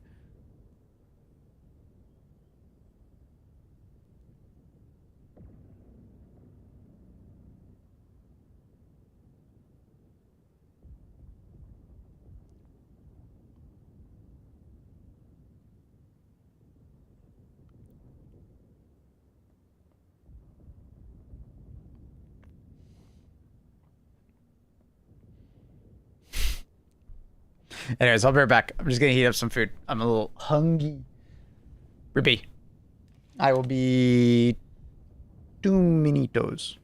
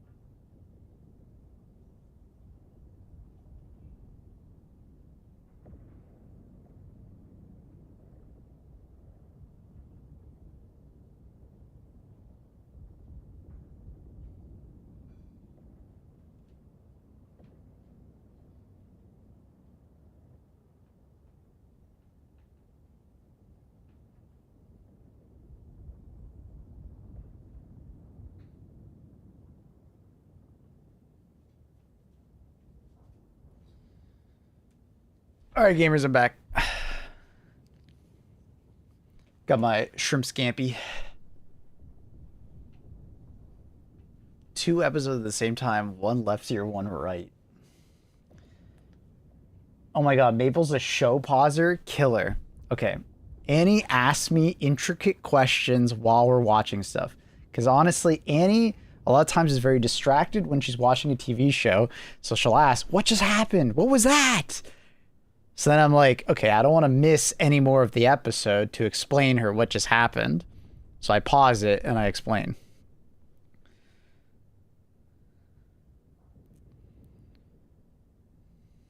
How many times does he pause it in one episode? 0, as long as Annie's paying attention. It's all up to Annie. If she asks me a question, I will pause it and answer.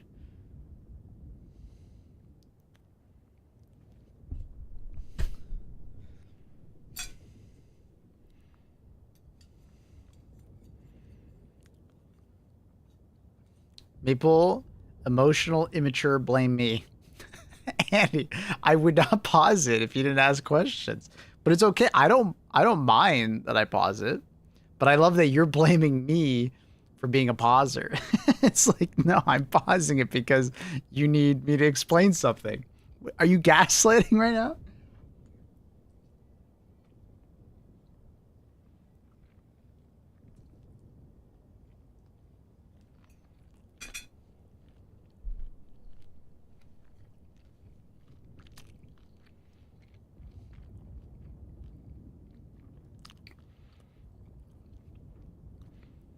You don't need to pause it. You tell me something quickly. If it is something quickly, I don't pause it. I don't know if you've noticed that, but I don't pause it all the time. The thing is that you often ask me something that's quite intricate. Like, wait, why is this happening? And it's also because you sometimes miss certain parts of the episode. Then I have to explain, well, this happened in the past. And I have to explain what happened in the past and why that constitutes and why that actually matters here. Like, I do all this effort to make sure Annie stays up to date with me in the TV show. And then Annie just like, ugh, why do you do this? Like, what? I'm trying to help you. And I'm just, you know what? Maybe I won't just help. I won't help you anymore. All bad. I'll give you 1 sentence explanations and that's it. All right. All bad.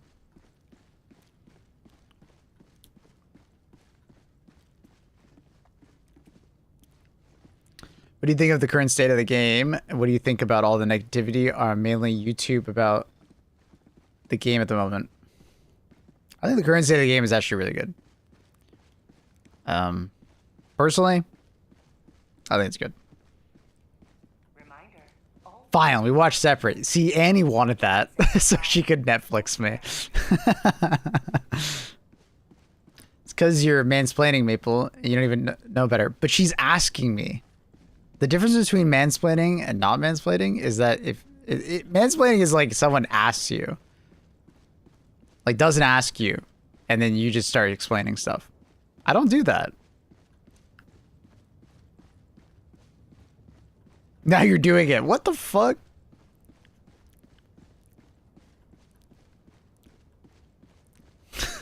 Your fellow Helldivers rage against the material. Just love that I'm being blamed for pausing, and I'm just trying to be, like, just trying to be a good boyfriend.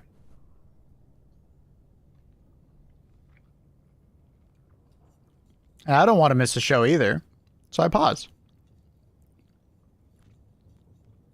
You keep going and going. You often ask questions when I'm answering, so then it goes longer. My God.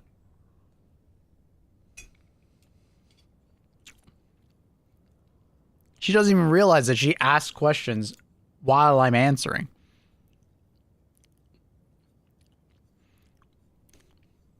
Insane.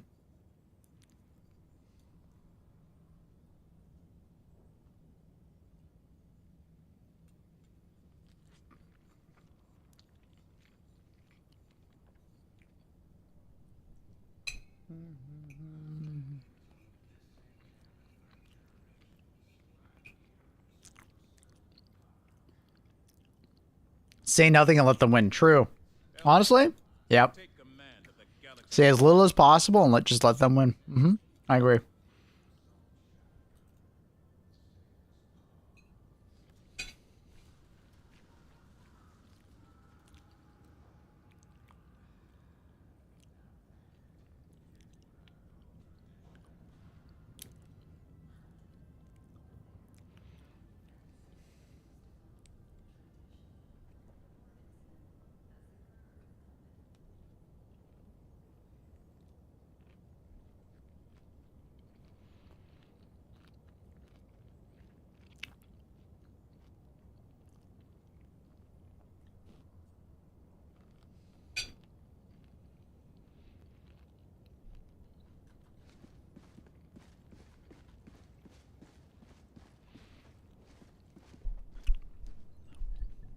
To expand on the question of like how's the state of the game, I think in terms of all metrics, Arrowhead is like doing better in all metrics.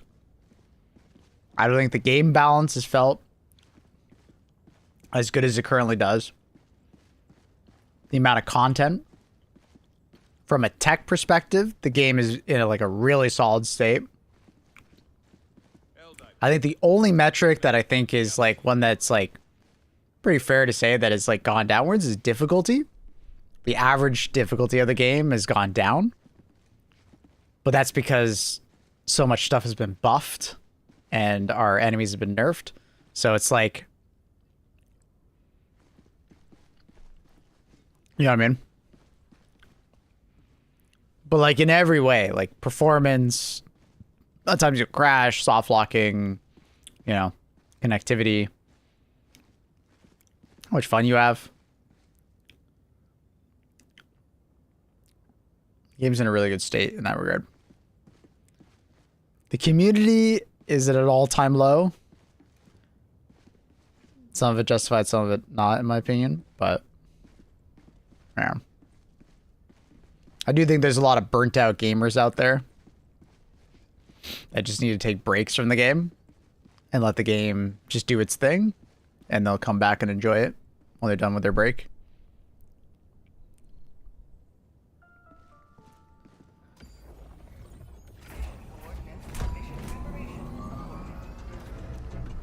So.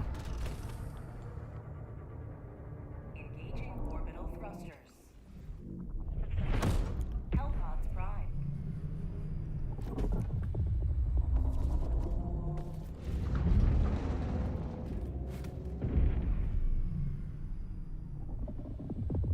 Orbit synchronized.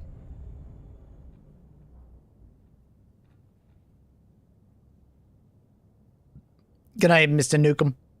Say what?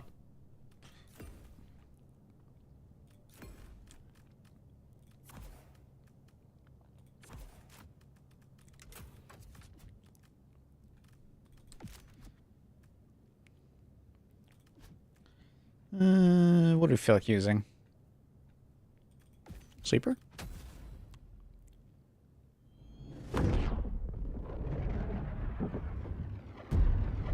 I still think that cat looks like a commie. I agree. I said the same thing when it was made.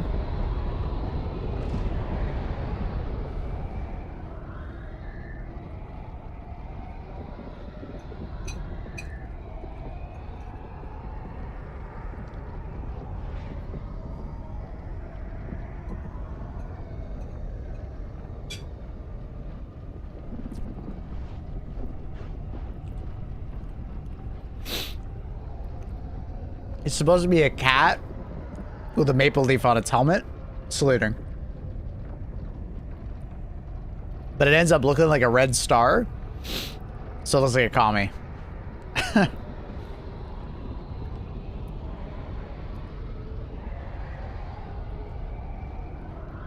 So, what you gonna do?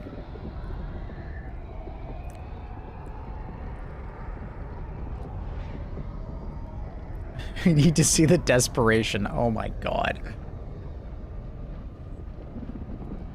What am I reading?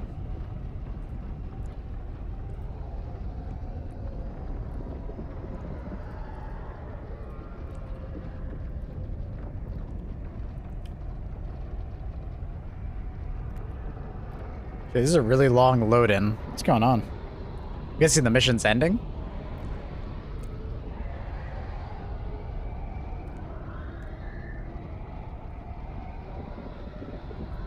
Either the mission's ending or the person who's hosting is like lagging out.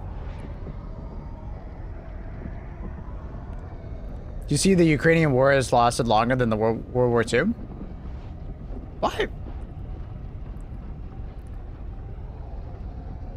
Is it actually?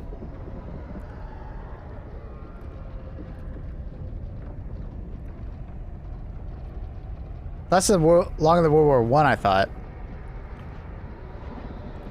Because I was gonna say, like, World War II lasted from 1939 to 1945. You could maybe argue, like, the U.S. involvement, but yeah, I saw World War One. Same shit. Really? No. Okay, it was the end of a mission. I knew it. I knew it. I got a wrong fucking number. Get real. Well, there's a big difference there. NA education. He's not NA. Do I look NAD? You don't want that answered. You don't want that answered.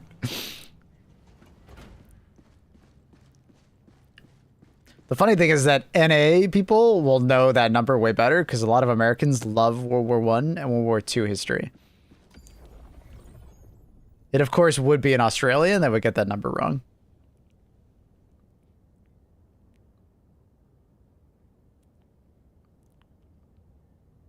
Mission coordinates locked. As a Ukrainian, I can say, yes, the war in my country has lasted more than World War II. Well, it hasn't lasted longer than World War II. Unless you're saying the American involvement.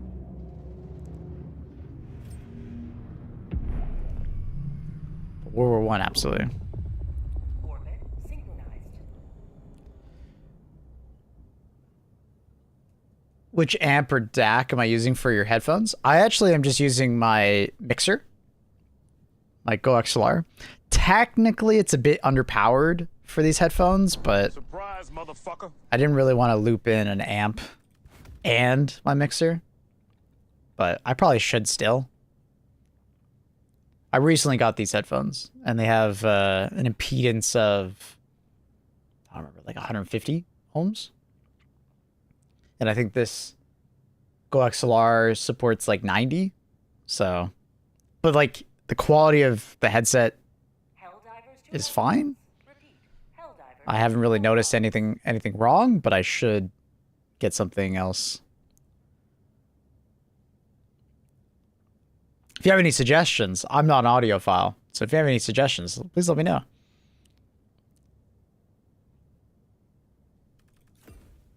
I am very much... I like good audio, but I'm not an audiophile.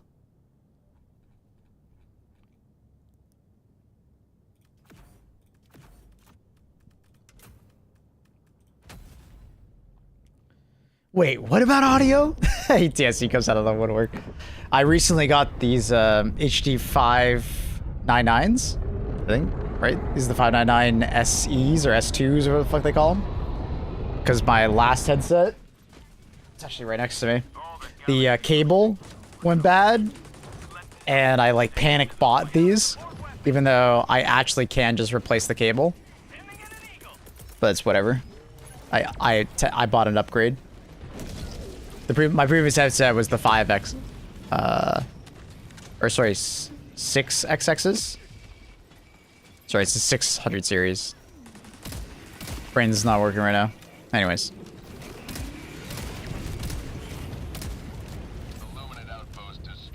So I don't know what amp or DAC to buy to go between my mixer and my headphones. Because I probably should get some proper advice, because I did read that it does kind of matter what you buy, because there can be problems. Because I'm nostalgic about a sound blaster. Nice.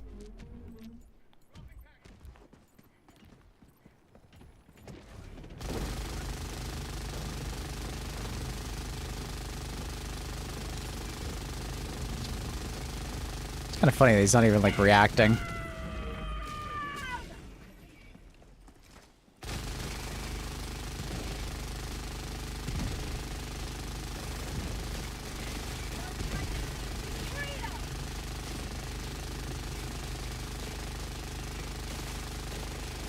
Objective complete.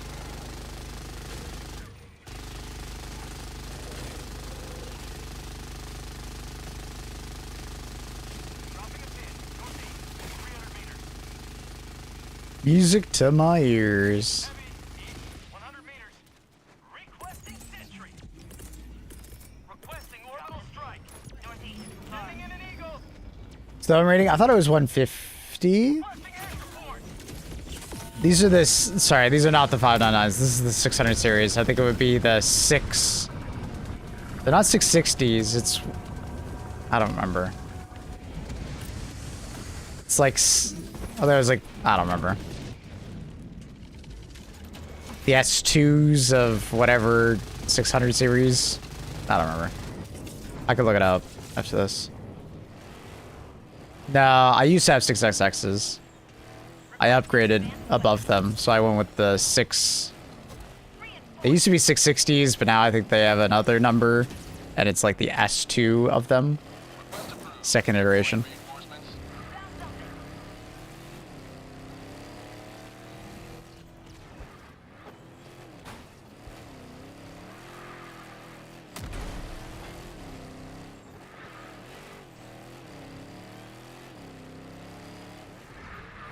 So it's 50. Oh, it's not.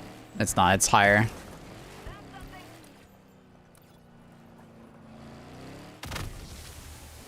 God, you guys are gonna make me Google it right now, aren't you? Found something.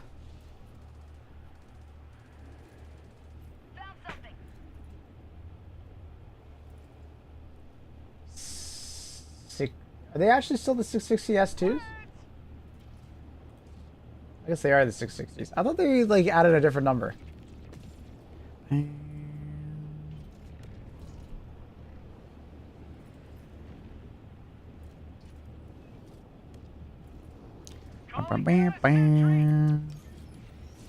What the fuck? Squid outpost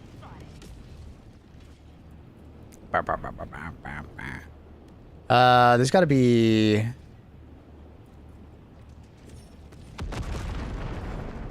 I don't know their website. Is there specs? Illuminate outpost erased. Is there not a specs? I don't know. I was looking on Amazon previously. Are they 300 ohms?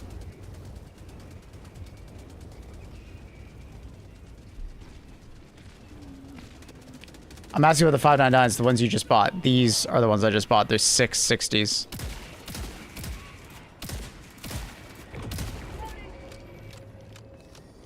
Show more. It was right there.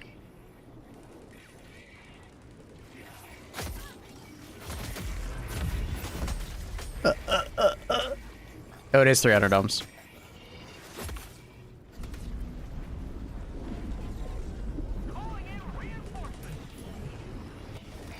Right now, I'm driving them with the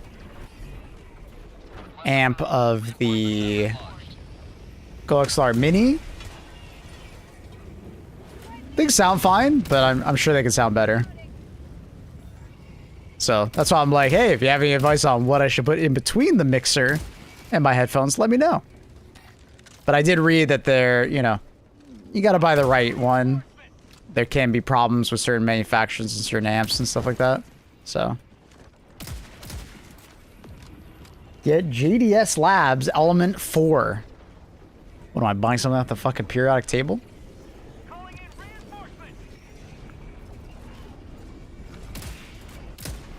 Request approved. Reinforcements on the way. These were on sale for like 30% off on Amazon, so I bought them. It felt like too good of a deal. Calling down a support weapon. Reloading. Squads. No, I understand what you meant, Penguin. I don't know anything about it. I was more just making a joke.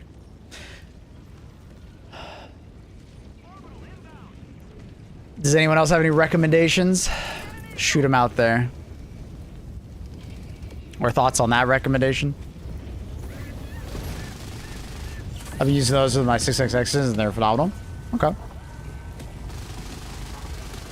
Yeah, I didn't need to buy a new headset. My 6XXs were working fine. It's just the cable went, and I didn't know I could replace the cable so easily. So I was just a goofball there.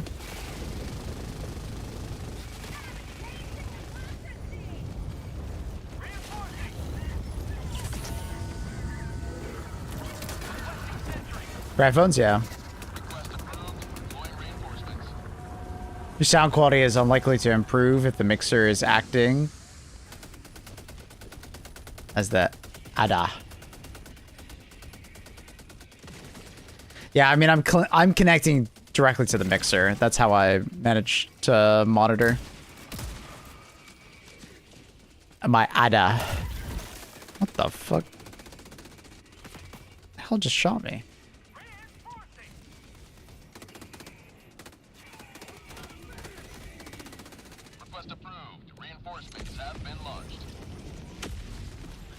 I just know the Go XLR is no longer supported, so if it dies, shit out of luck. Yeah. It's a good mixer. Good streamer mixer. I have no idea what I would swap to next. No, I get what you mean. I'm just calling it out because I think it's funny. Yeah. I don't know how else I could route my audio. Alright, well, I could probably figure out some way, but I'm not an audio guy and I don't want to fuck with my audio.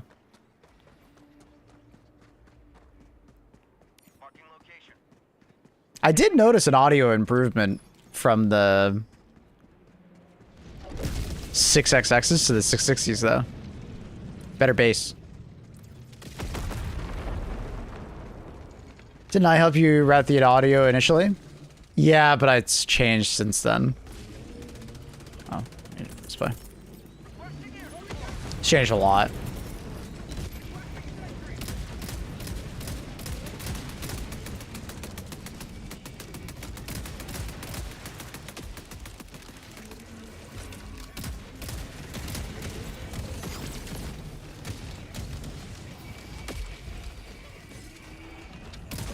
Two PC audio is a nightmare.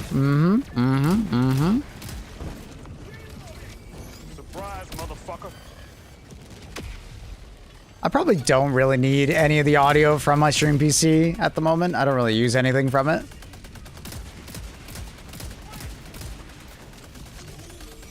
But then I wouldn't be able to listen to music the way I currently do.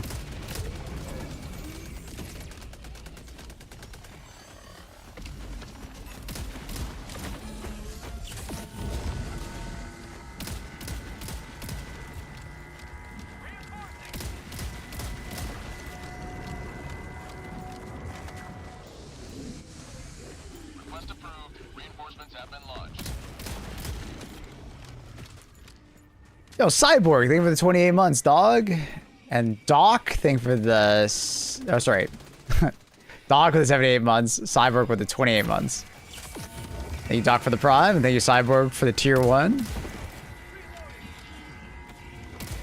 Appreciate that Tier 1, helping us with the Partner Plus push. Thank you, thank you.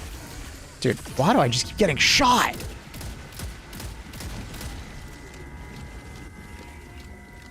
You don't need it from the stream PC. You could probably just connect the DAC. Oh, I understand. But, I mean, then I wouldn't be able to listen to music. So, like, you guys listen to music, I wouldn't hear any of it.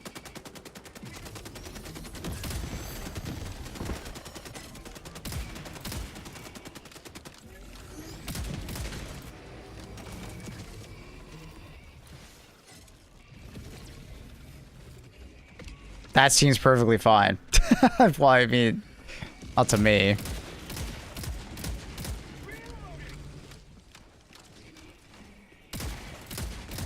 For you guys, sure.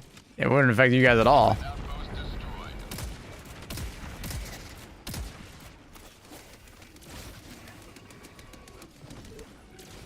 Then I wouldn't be able to listen to music.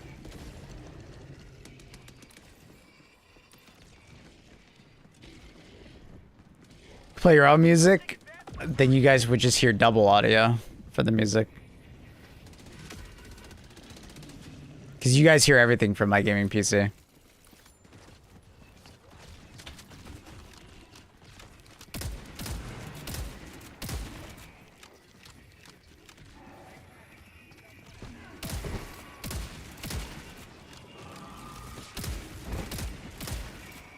So if you're telling me I wouldn't really notice a difference because the digital to analog, I'll just leave it the way it is. It sounds perfectly fine to me right now.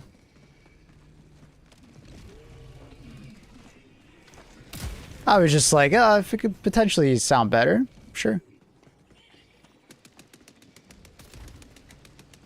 But this is certainly the best audio that I've ever had, so it's fine.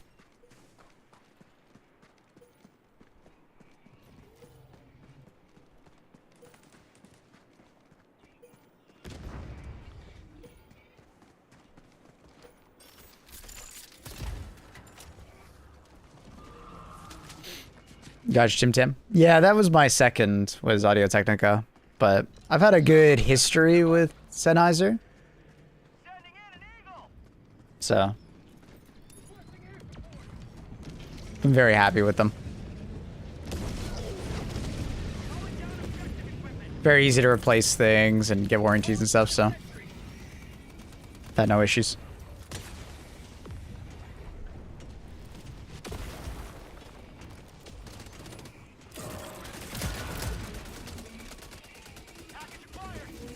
How are the moments of triumph? Did you go to Pantheon? Nope. I haven't even logged in.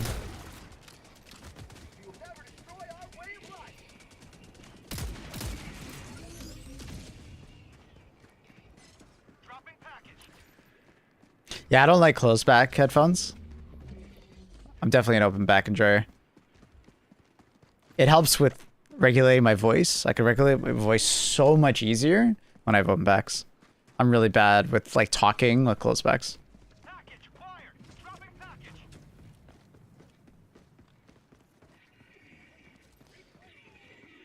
Sending in an eagle. Package acquired. Calling in orbital strike. Dropping package. Requesting orbital strike. I have a problem with a massive head. Yeah, there is that kind of issue with the 660s or the 600 line of Sennheisers. I also have a fairly big head, so I have to stretch out the band a decent amount. I have to like stretch it out over like a lamp.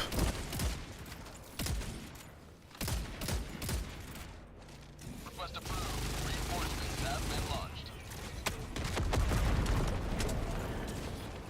Why? I thought everybody was coming back.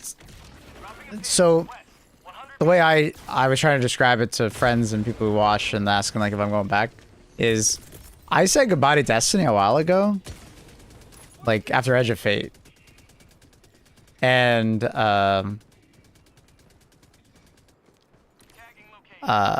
basically I just didn't need to go back. And also I'm more of the player that plays Destiny to gain gear to then use it in upcoming content. Right? That's kind of how I look at Destiny. So I don't really need to go back and play Destiny, and nor would I get much satisfaction other than nostalgia. But it's like, I don't know. I don't need it. My friends are having fun right now. I know a lot of them in my friend group are going and playing right now a lot. But I still play with them on other games and do other stuff, so it's like not a big deal if I don't play it.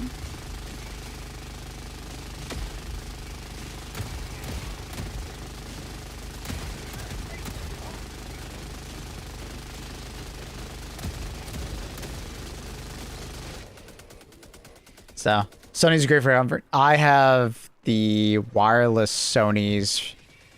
What are they called? I got them recently. They're like XM something, and there's a bunch of numbers. I like them a lot. XM5s, yeah. I got XM5s. They're great. Love them. For like listening to music or just, you know, anything like that, awesome. When I'm using my Steam Deck, I'm just like watching something on my phone or my laptop, awesome. The noise canceling is so good. Yeah, I heard great things about the XM series, so I just, fuck it. And they were on sale, so. I had some trouble buying them, though. I kept buying them from, I had to return both a pair from Walmart and from Amazon because they came to me broken. Like, legit broken. One of them was like, it was like snapped off on the side. It was fucked. Like, it was impossible, like, to use. It was like, I could see wires. And then I bought like a refurbished pair from Walmart. What a waste of time that was. It was legit just dead. Just didn't work. So I ended up just buying them on sale. They were just such a good deal that I was like, oh, it's worth the try. Or it wasn't refurbished. It was like open box, whatever it's called.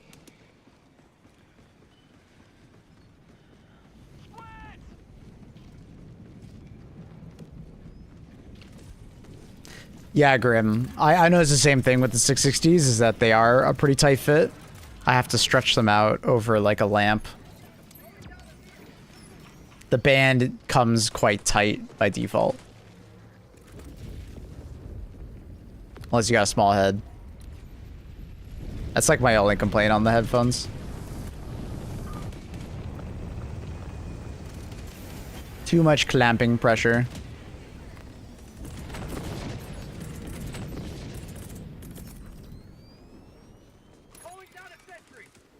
Deploying sentry.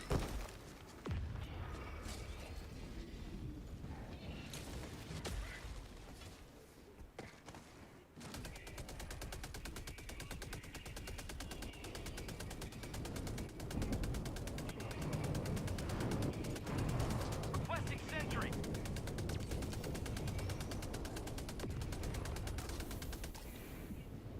That's totally fair, Octavius.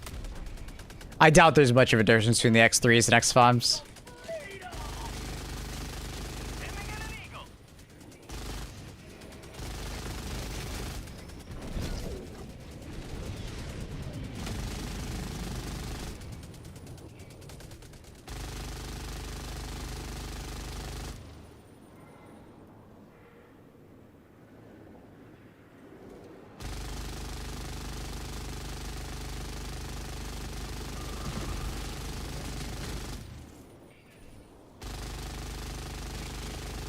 Requesting air support.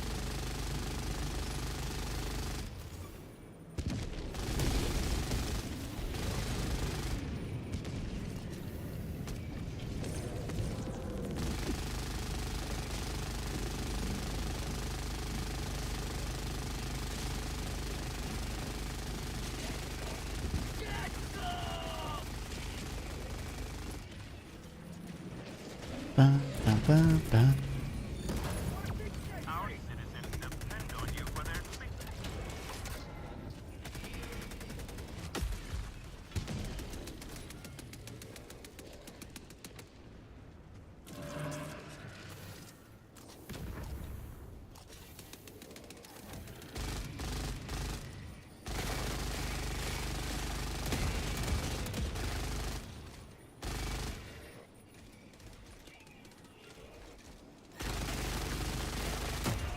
Sending in an eagle. HG700. I will be honest, I did look at them. But yes, I did not pull the trigger. Do I still have it up? I did look at them. Calling down a sentry.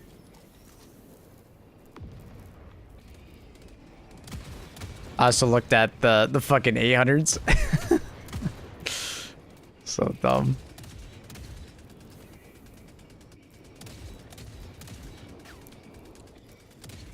Calling down a support weapon. Surely you can use them as a tax write-off. Yeah, but it's like, is it worth it? Right? I am not an audiophile. I don't think it's worth it. Like, I'm okay spending like 500 Canadian to get like my current HD 660s, right? I didn't actually pay 100, I paid like 500 Canadian, right? I'm fine with that.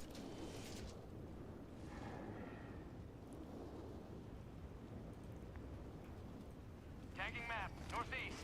Far. Tax write-off isn't also 100% of your money back. Yeah, it's not like you're getting your money back. You're just like writing off so you don't maybe owe as much taxes, which is nice. But it's like you still want to make sure it's a justified purchase for yourself, right? Because I could just spend money to have a tax write-off, but it's like if I don't get much out of it, it's not really worth it.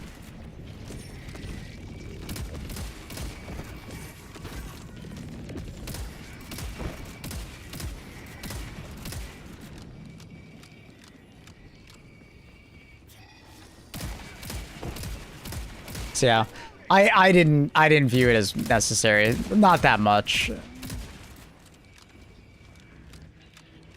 Like, don't get me wrong, I think audio is very important for gaming and so on and so forth, but I don't think I'm enough of an audio elitist that I would notice the difference.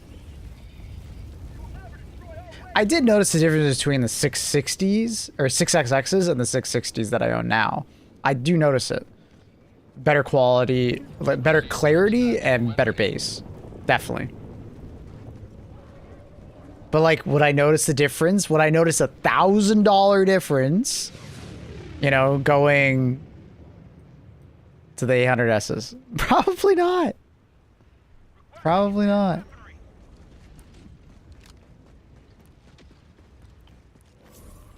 Or maybe I would just tell myself that I notice the difference. Because, like, if I was, like, buying headphones right now, and someone was asking, I want to buy some, like, Sennheiser headphones, which one should I get? Honestly, like, like, anything in the 500 series is fantastic. Like, literally fantastic. I owned, like, the 599 SEs. Fantastic headset. Super comfortable, replacement parts. It just worked. It was great. I didn't have to buy any expensive audio shit to make it sound better. Fantastic. Fucking awesome. And you can regularly find them for like half the price that you see listed there. Great headset. If you want something that's not gamer, but still good for gaming, fantastic. Highly recommend. Couldn't recommend. If you got a little more money in the, you know, in there, like, the 600 series is great.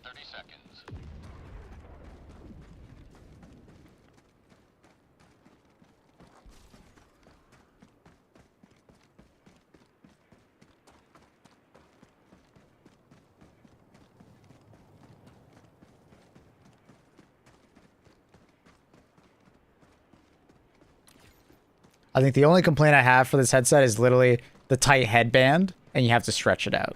That kind of sucks. ETA T-minus 2 minutes. But if you got a small head, I'm sure it won't even be a problem for you.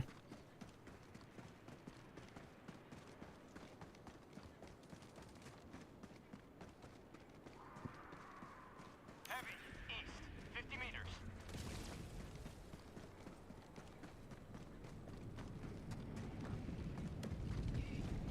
Heavy. West the air support. 50 meters. See tests where they ran like audio through like a bunch of different mediums, and they found like mud and a banana, and no one could.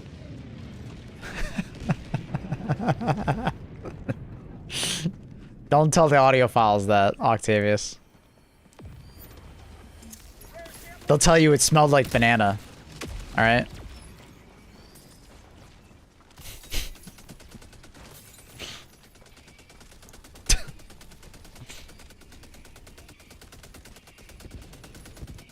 But no, like, there is definitely, like, benefits to better audio equipment. It's just, like everything, there is, like, diminishing returns. And some people will pick up on the very small subtleties, and some people won't.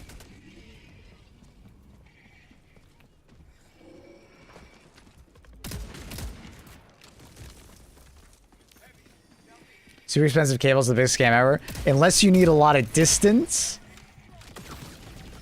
Or there's a lot of impedance in the area. Like interference. Like, it's the only time you need an expensive cable.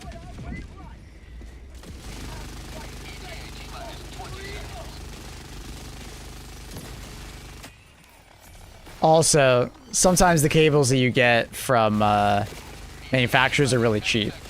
That happens a lot with monitor cables. The cables that come with your monitor sometimes are actually really bad quality. I will say that. You don't need to buy an expensive cable. You just need to get a standardized cable. But the amount of times I have bought a monitor and it came with like a not great cable, it happens.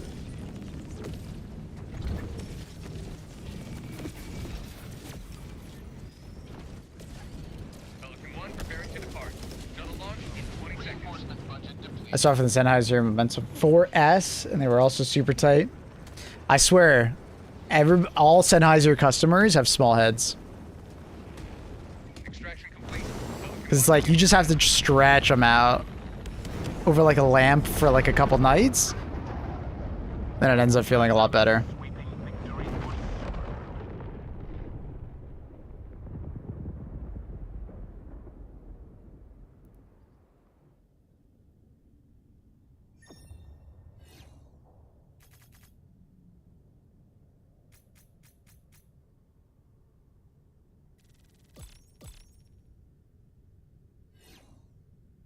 Germans have small heads? I think so.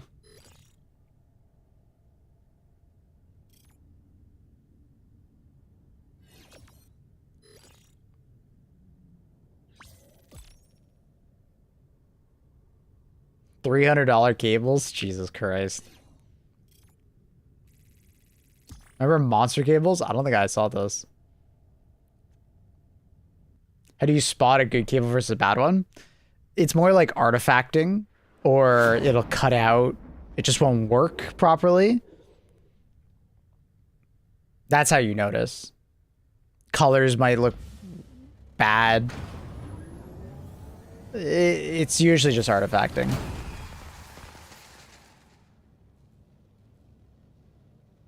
Why am I getting... I have no idea why you're getting those ads.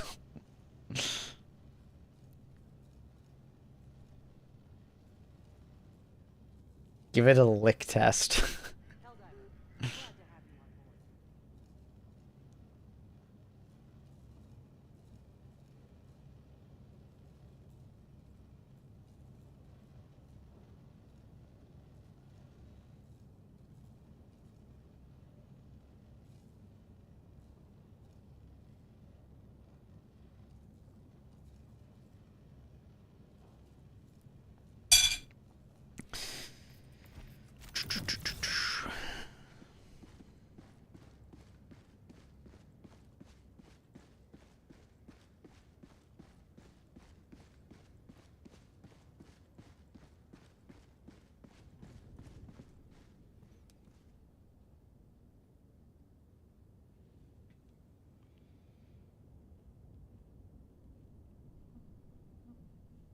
My 20-foot long Amazon cables are cooked from 2K hours of Valheim building.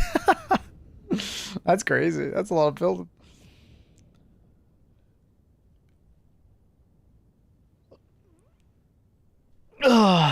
Maybe ads are always like gaming oriented and then now back pain. It's because they know you've been carrying your teammates. They know you got some back pain.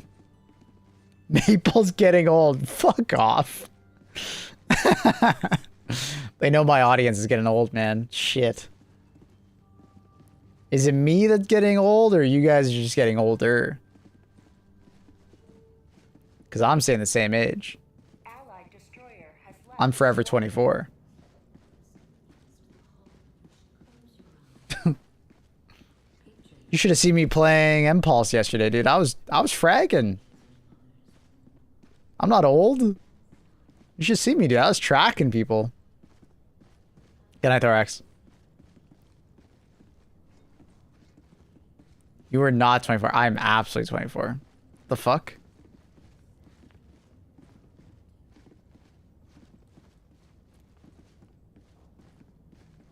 Wood sounds like the name of an old folks home. I mean, it sounds like the wood of a, you know, of a tree. Okay. Times 2. Bro. 48? You're fucking insane. Wait, actually? Yeah, I'm 24. Yeah. Mm-hmm.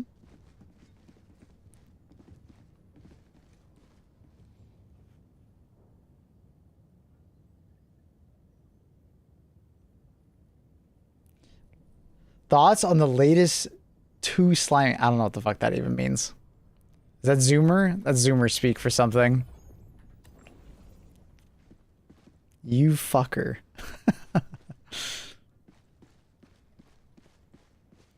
At least remove the age from the about section. Why? It's accurate.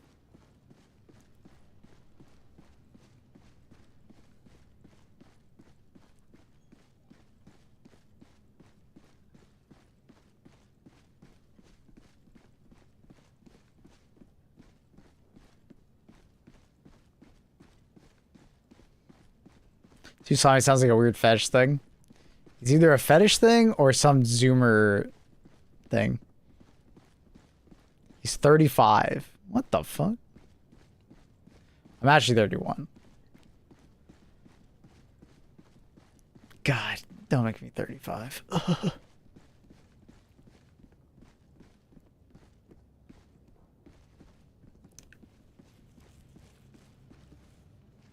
Time flies, man. All right, this guy doesn't come back. He's on the toilet.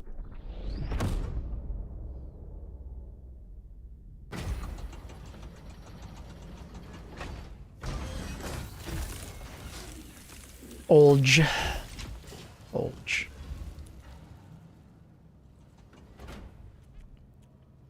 You look younger, max 28. Thanks.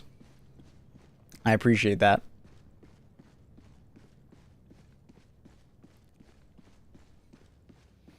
I've been told I have a youthful face. If I shave my beard, you're going to think I actually am 24. A multitude of operations, each one a chance for freedom to ring. Mission coordinates locked. Hellpods primed. Engaging orbital thrusters.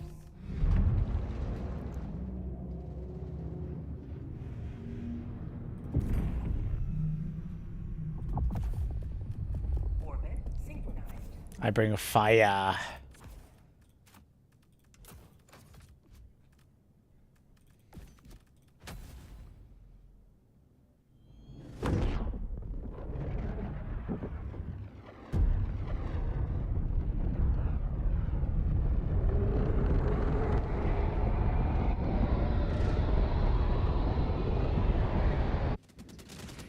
A 30-year-old and a 30-year-old gamer are two different things. What the fuck?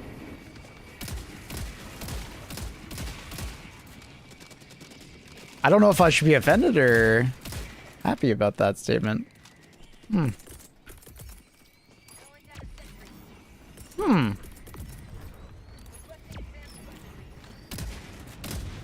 Mission at 10 minutes remaining.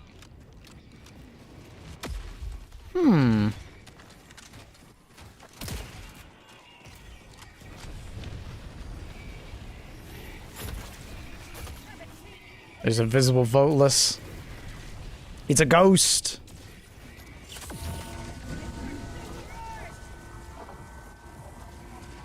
That was a compliment. Fuck yeah. Tactical asset nearby. Freedom has prevailed. Now head to the extraction point.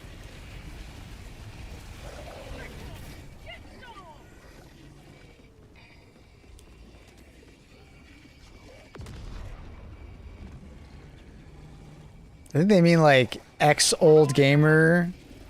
Gamer since X years old. Maybe.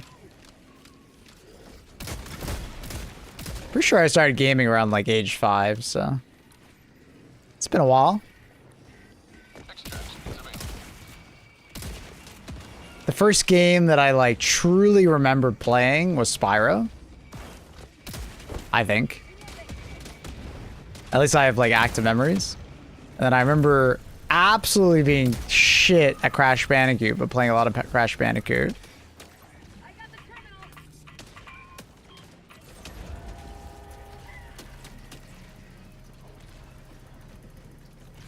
Halo Combat Evolves. I remember playing that with a friend when I was like 7 or 8. He lived down the street from me. Or it actually might have been my cousins at the cottage. Part of my family kind of like communally owned like a cottage in Northern Ontario. Nothing fancy. My dad helped, you know, build it.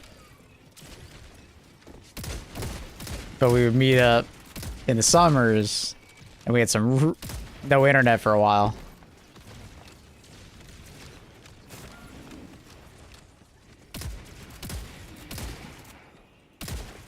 Good times. It's 5 or 6. Always stopped at a library. Because the flood was scary. Aww. I do remember playing a lot of Luigi's Mansion. Because I used to go to like an after school program because my parents were working. And I wasn't old enough to take the bus home. Because I couldn't like, you know, be at home by myself. Wasn't old enough by the school standards.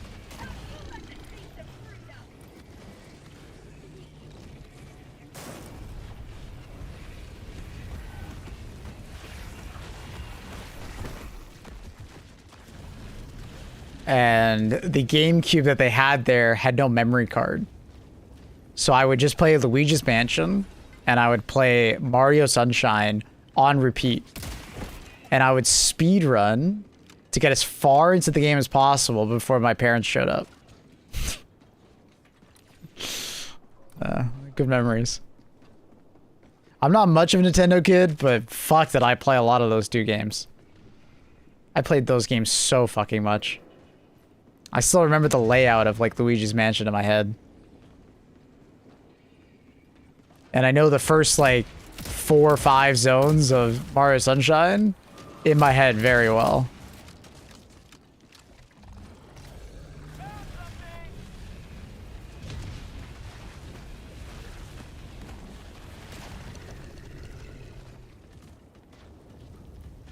After school program had a lot of Sonic games. Really hope they remake Mario Sunshine. Maybe. I mean, there's so many Nintendo games that deserve a remaster, I feel like. Or remake.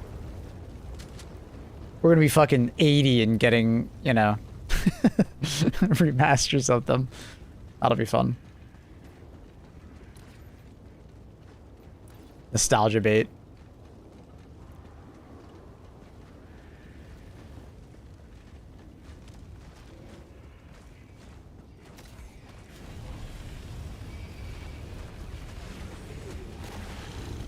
Remastered at 90 euros or pounds, yeah. With the way inflation's working, sooner rather than later, probably.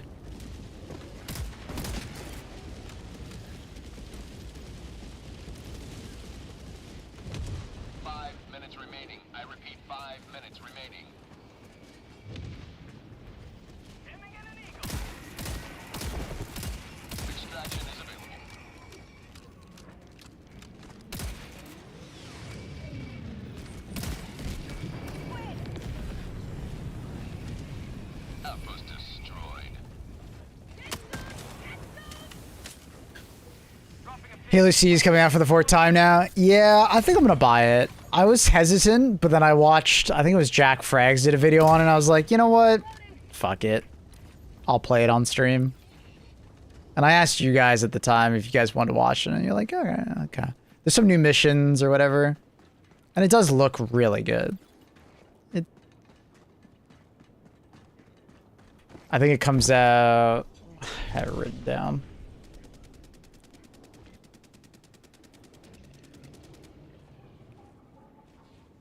July 23rd. I think it comes out early. I think there's like a pre-purchase though. I think it comes out on the 18th. What game? Oh, we're just talking about the Halo C remaster in UE5. The one that they're using to like learn how to use UE5 or whatever. It's like a proof of concept before they make the next Halo game.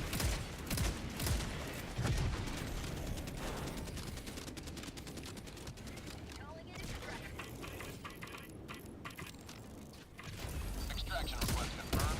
Shuttle inbound. Never got into Halo. Fair. It happens. Halo's good though. Halo was good.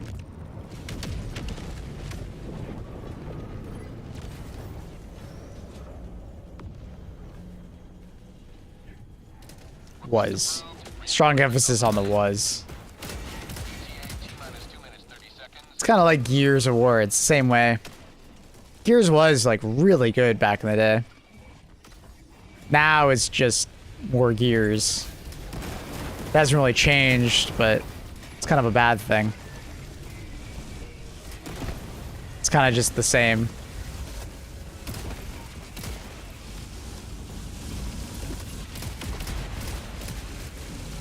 Request approved. Deploying reinforcements.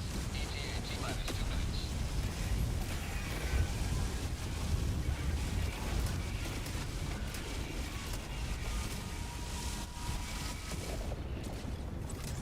I'd like to see what E-Day is like. From the gameplay they've shown us, it's just more it's just more Gears. Not anything to particularly be impressed by other than the visuals, but it's like, even then, yeah, it's not like it's visuals that we haven't seen a lot of already. It's just UE5.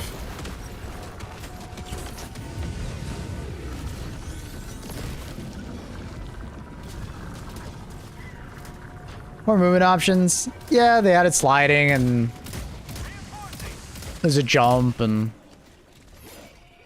you can prone on smaller objects now. But it's like, does that really change the game at all? No. T-minus 1 minute. I can't exactly, you know. Can't exactly be excited about sliding in a game like that because it's like, dude, every game has sliding. Watch Charlie's video about the budget of New Gears, like 400 million. It's pretty high. I'm sure it will be high production value. ETA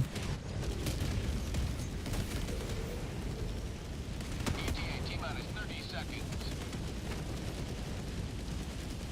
They must sell 7.2 million copies. Is that what you mean? ETA T-minus 20 seconds.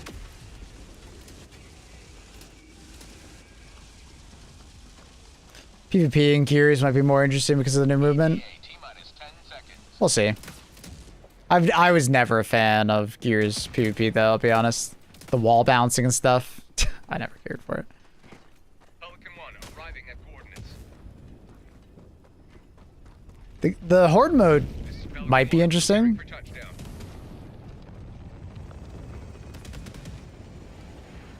$400 is like slightly more than the combined budgets of 3, 4, and 5. Damn. Countdown initiated. Stand by for takeoff. Reinforcement budget. Extraction complete. The highest peak of OG Gears was 6.2 million. Sold? Yeah. But you can't really compare game sales from like 20 years ago to today. Because like, the gaming market is like so much bigger than it used to be.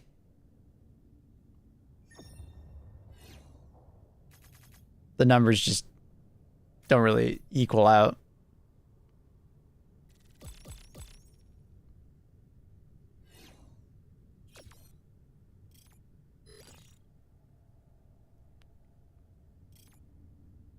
The numbers, Mason. What do they made? Yeah, the numbers are just so inflated nowadays. There's so many more gamers. I think they could probably sell 7.2 million copies of the new Gears. Especially if it comes out at a good time and there's no other games really competing with it. I could see it getting like a little bit of a hype wagon. But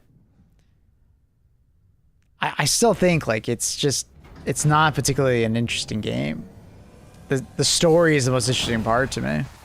The gameplay is so like 15 years ago. It just looks better because it's UE5. It might, like I said this earlier, it might as well be a remaster to me. If you wiped my memory of all Gears games and just showed me that trailer and didn't tell me the name of the game or anything, I would have been like, oh, is that just like a remaster of the original Gears? Like a remake? Because like the gameplay is so similar.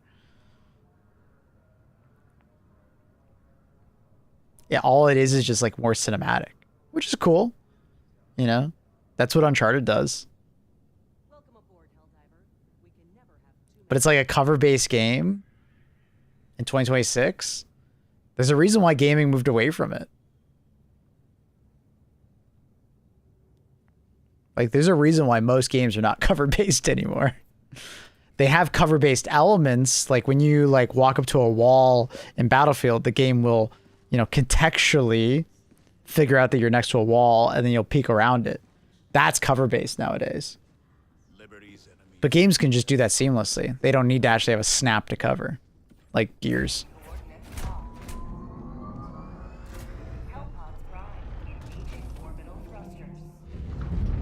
So, I don't know, it just feels dated. Nostalgic, but dated. I don't want to do the defense mission.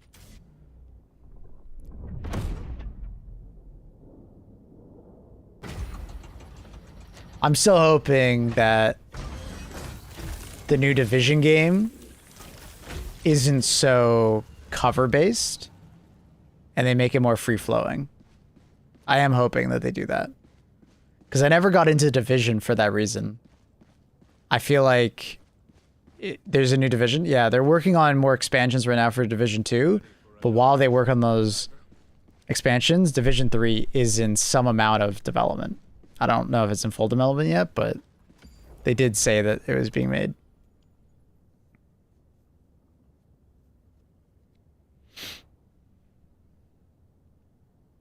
Mission coordinates locked. Hellpods primed. I feel like third-person shooters are on decline. I disagree. I feel like they're it's about the same. There's plenty of them. And I think there's going to be plenty in the future. Synchronized.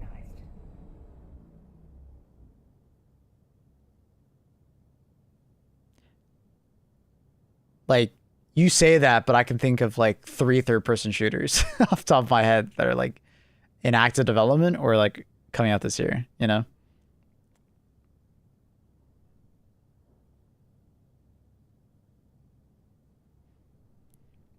I'm afraid Gears E-Day mills more Helldivers players. What do you mean by mills? Like takes? Helldivers could be just fine, bro. Don't worry about it. They're completely different games. Might be. Stake Nation does feel like a client sometimes. Yeah, I just like, I'm thinking of Deadlock. That's an active development. Gears E-Day. I'm thinking of like GTA 6 is technically a third-person shooter. Like, I don't think the third-person perspective is going anywhere. If anything, it's actually maybe even more popular than it was in, like, the early 2000s. In the early 2000s, it felt like most games were fucking first-person that were shooters.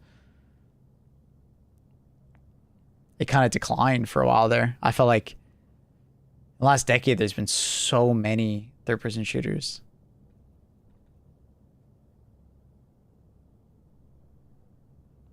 I think price is going to determine E-Day's success or not. Is it going to be included on Game Pass? I guess a third-person Arc. Same. I do want to go back and play Arc, though. If they can fix the cheating, I do want to go play it. Like, I do miss playing it. But at the same time, third-person PvP is kind of an ick. You know, like, it has its moments, but overall, like, I would rather play like a first-person PvP game. I like third-person competitive games. Oh, I get it. I don't mind it in Deadlock. It is a little annoying at times because people will just like sit behind cover, sitting there waiting for you. Do not let fear stop. But because the TTK is long enough in Deadlock for the most part, it's not that annoying. It can be frustrating in some elements, like, you know, like a beat bop. sitting behind cover waiting for an amazing hook and you just don't know he's there. That can be annoying sometimes, but I don't really mind that it's third person at all. Sub-objective near your location. If the TTK was a lot faster, I would care, but it's not. How to look? E-Day will be on Game Pass. That'll be big for it then. I think that'll help E-Day sell. Set near your location. But it also might stagnate it, right? Like if E-Day's content is limited enough, you know, someone will choose to just get it on Game Pass and then cancel it. I don't know why I reloaded.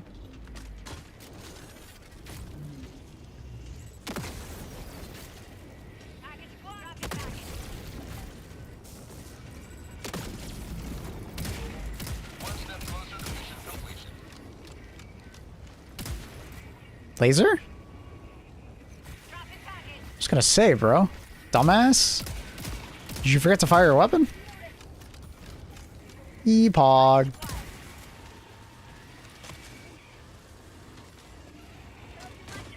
Like corner peeking with a shotgun in third person makes my teeth itch. Yeah. No, I get it. Oh, I very much remember third person peeking with a sword or emotes. I hated it. Bungie took a long time to deal with that problem. Mission at 30 minutes remaining. Hey, Phil, I'd ask, did you get tired of Arc Raiders? It was more that, like, there just wasn't anything happening in Arc Raiders. And cheating was becoming, like, an annoying concern.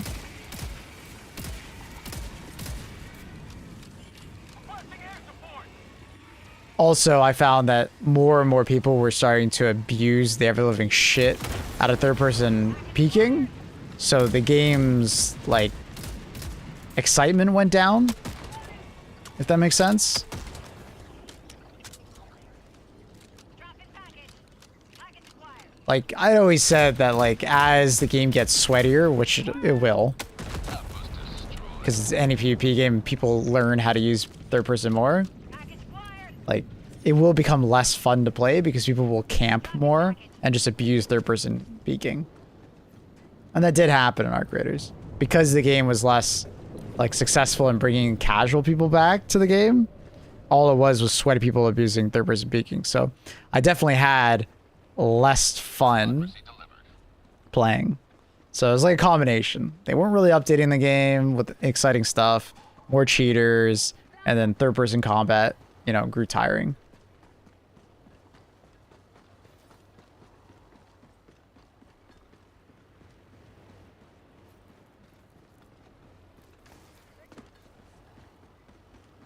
How was the Titanfall, not Titanfall game? It was good. It feels very early access though, right? So, and I believe it is early access. So we'll see how the development goes. It is going to be like, it sounds like $20 at release, which I don't know. It's a PvP game in 2026. That's not free to play. It's going to be kind of tough.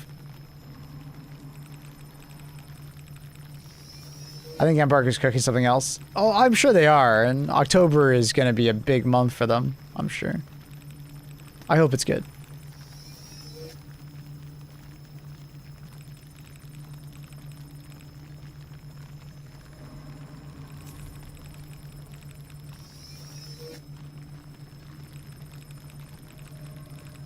Objective completed. Yeah, I did enjoy the game. I thought Titanfall, but not Titanfall, was fun. Gunplay was satisfying. Movement was way crazier than Titanfall, though. Like, it is definitely Titanfall in 2026. It is not Titanfall from, you know, early 2000s. It is sped up. It is not some carbon copy of Titanfall. It is trying to do something a little different, but inspired by Titanfall, basically. It feels way more like an arena shooter than it does Titanfall, if that makes sense. I think that's a good way to describe it. It is very arena shooter-esque. rather than Titanfall, which sometimes kind of just felt like a more mobile Call of Duty. I know Titanfall players will like that, but yeah.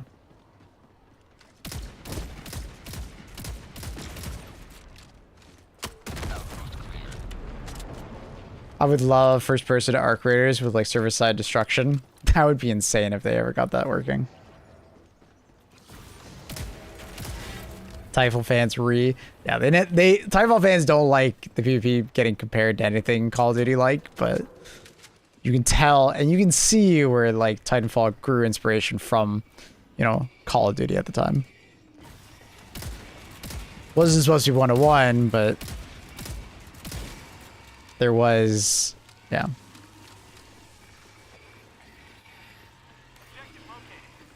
If you want more of like the Titanfall 2 attrition type gameplay or just slower combat, yeah. I think some people that are expecting it to be more Titanfall-like are not going to be as excited.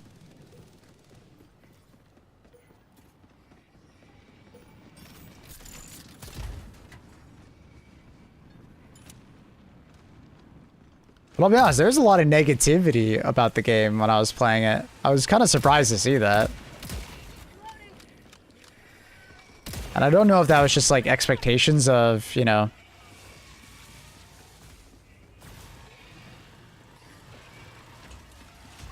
expectations that it would be more Titanfall and then it just didn't meet those expectations, or I don't know. There's a lot of negativity. It's weird. Marking location. Follow me.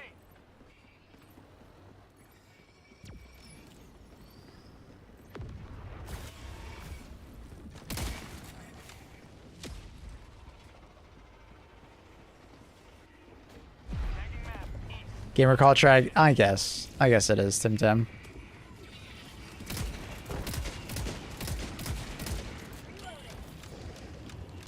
The nuance of having an open mind is gone. Because I went into Impulse with an open mind. I wasn't expecting it to be just Titanfall, and I wasn't expecting it to be anything in particular. I was just like, I'm just gonna play it for what it is. And I ended up enjoying it. But I think a lot of people are gonna draw conclusions that it looks very Titanfall, so when it doesn't play exactly like Titanfall 2, I think they're not gonna enjoy it. And instead of having an open mind about something that's different, I think there's a lot of people that are just going to complain that it's not more Titanfall-like. You know what I mean? Hopefully that makes sense.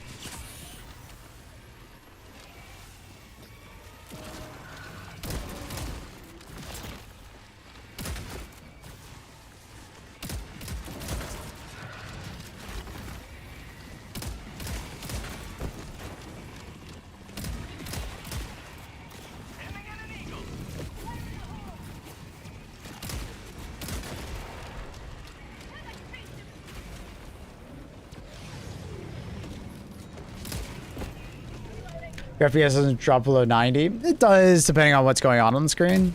I'll see lows to like 80 or so. I think the lowest I've seen in this patch is like maybe 70 something when a lot of shit's going on.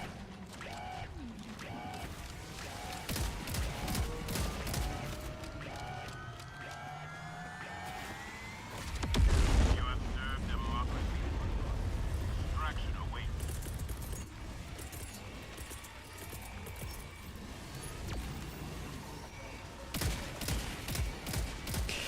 You gotta love that DLSS, bro. It did give me more performance. I didn't think it would months ago, but it did.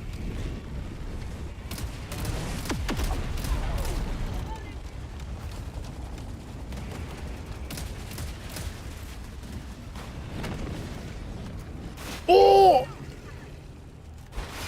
Everything's fine. Fucking A. Hulk smash.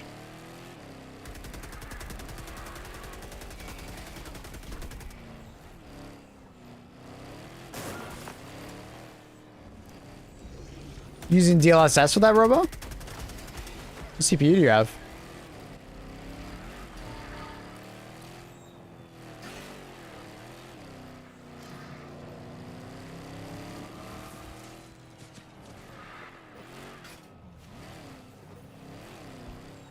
Nah, we'll grab it. Might be super credits.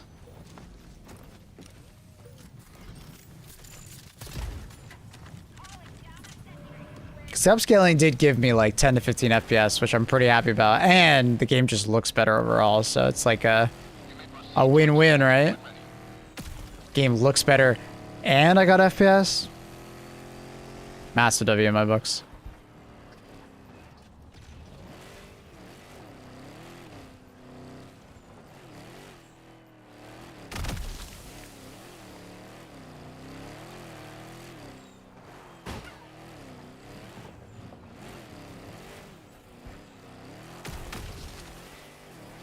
These stupid ass spores, bro.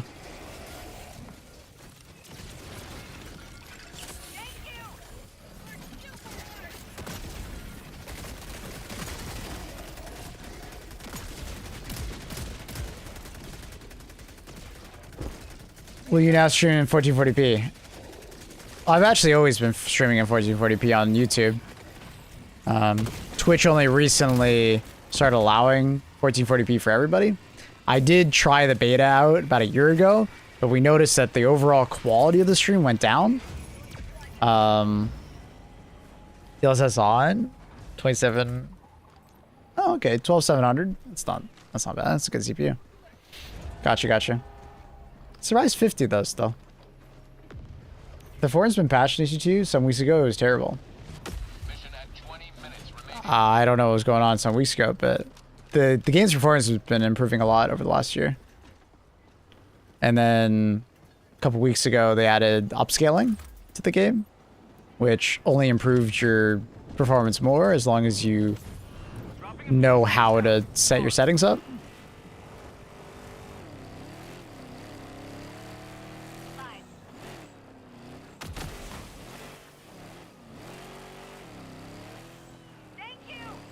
Yeah, the hotfix helped a lot.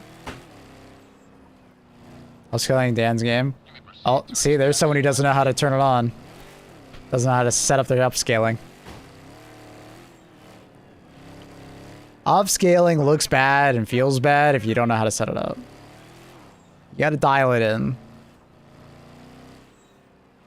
If you just like leave it on default or whatever the game thinks is best.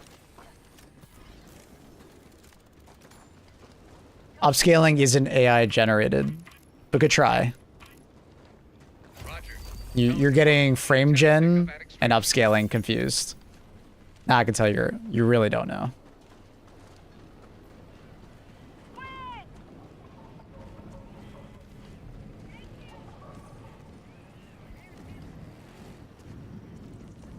And even then, frame gen doesn't use AI like you think it does. It's taking previous frame data and it's making a prediction based on where pixels are going to move based on data that it has from the engine. It doesn't actually use AI though. DLSS 5 uses AI, but like frame gen that we currently have isn't actually AI. It's an algorithm.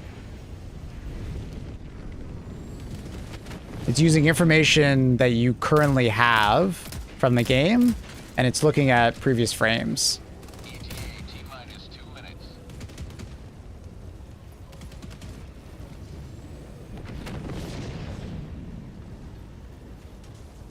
My blind ass can't tell the difference. What? Dude, DLSS looks so much better than it used to.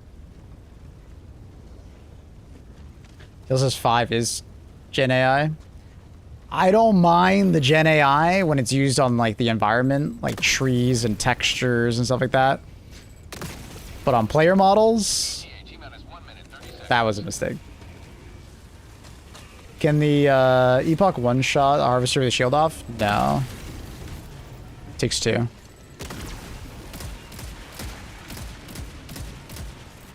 It's kind of the same as a Charger or a Hulk. You can't one-shot them. Well, Hulk you can if you hit him right in the eye. You might be able to one-shot a Harvester if you hit the Epoch shot right in the eye, but I feel like that's very unlikely. Actually, an algorithm is an AI. It's stretching the definition, but yeah. Maybe.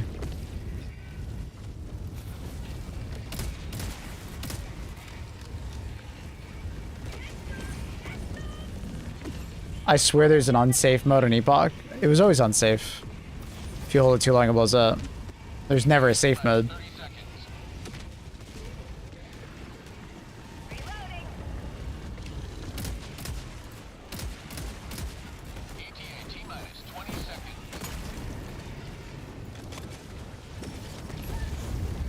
Oh, fuck. ETA T-minus 10 seconds. Clear landing zone. Alright, bro. Enough. What is this shit? There's fucking fire everywhere. This is Pelican 1, preparing for touchdown. Harvesters are annoying. I highly recommend like medium or heavy pen weapons, such as like AMR. AMR is like 4 shots to the arm. Heavy machine gun works quite well. HM43 works quite well. 110mm rocket pods just got buffed. Remove the shield, throw them at them. It one-shots them quite often, or just gets them really low. Flamethrower, like the cremator, is really good against them. Mechs, all the mechs are really good against them. Fun having my intelligence questions. Enjoy the rest of your stream, folks. Okay. Okay. Sorry for correcting you, dude. My bad. Countdown initiated. Stand by for takeoff. Next time I'll just let you say shit. Say hello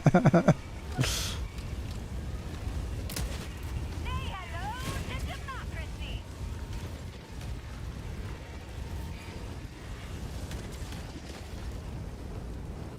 Launch countdown complete. We have to leave now. Extraction complete. Pelican 1 beginning ascent.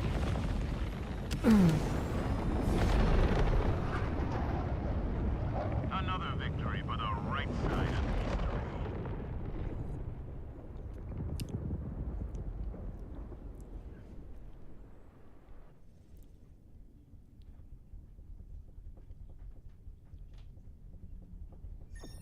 Hope they changed DLS 5. I'm sure they will. It had a lot of negative backlash. Like I said, if they keep DLSS 5 more to the background and for like textures or for like lighting or for like just like things in the background, not actual characters, I think it would have been way better received. It went a step too far and it went after characters and it made characters' appearances look way different.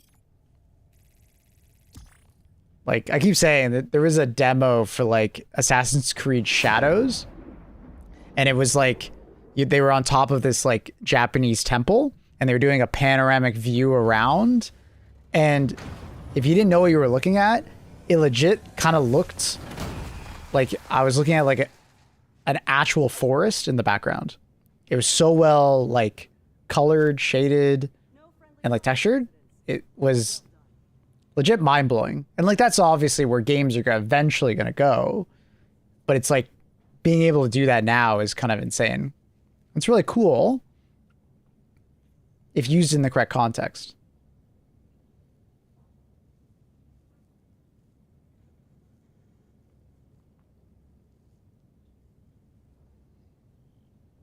It's kind of like looking at games. It's like if you transport yourself back 15 years ago and then look at games where they are now on average and how good they look, it would kind of look like that difference, right? Which is really cool, because eventually games will look that good, but we kind of get a glimpse at what it could look like in the future. Ready for another mission, Helldiver?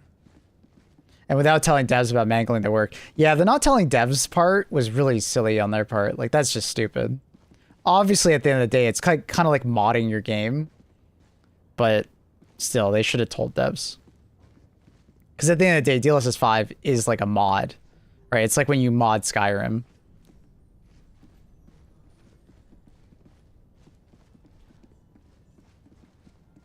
The video looked too sus. Well, I mean, it was running on two 5090s. So we'll see how the performance is. The performance might be absolute dog shit, Inquisitor. We'll see. It was running on two 5090s. So they said that they in the lab had it running on one, but like, Yeah. We'll see.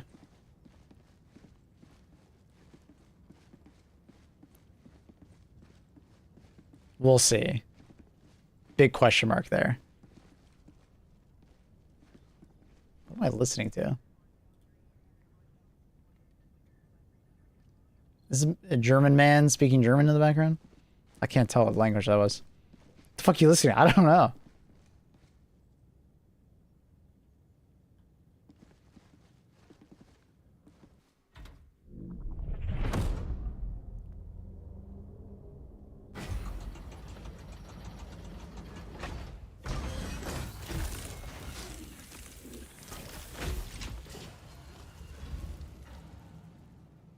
I'm ready for Gears E-Day. Hardest difficulty with the homeboy. Did you play all the Gears games with them?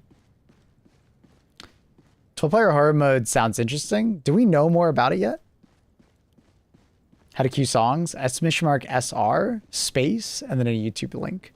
Or just type in like the artist and the song name and then hopefully it selects the right song for you. Picture you're like typing it into YouTube and it's finding the first search result. So it might find the wrong thing. Didn't know it would play a live recording. Yeah, that sometimes happens. 4 and 5 I beat with the close homing. That's cool. Did you know that NVIDIA expects everyone with a graphics card to be an expert and have a degree in some sort of computer science? Damn right they hope. They hope you use a lot of AI, I bet.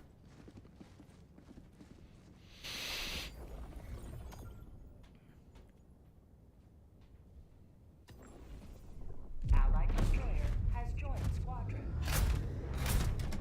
Engaging orbital thrusters.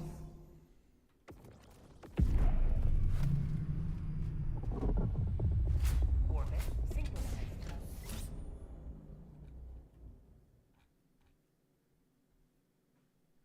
I have no idea what this guy's saying, but it's kind of a banger.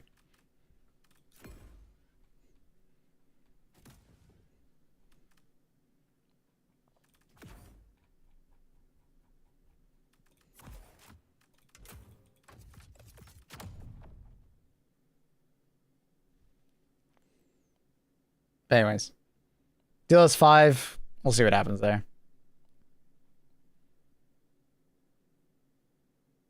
It could be an absolute flop, or it could be kind of cool.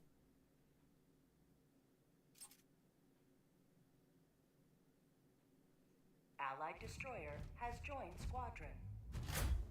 Engaging orbital thrusters. He's admiring a butterfly. Oh, yeah? Orbit synchronized.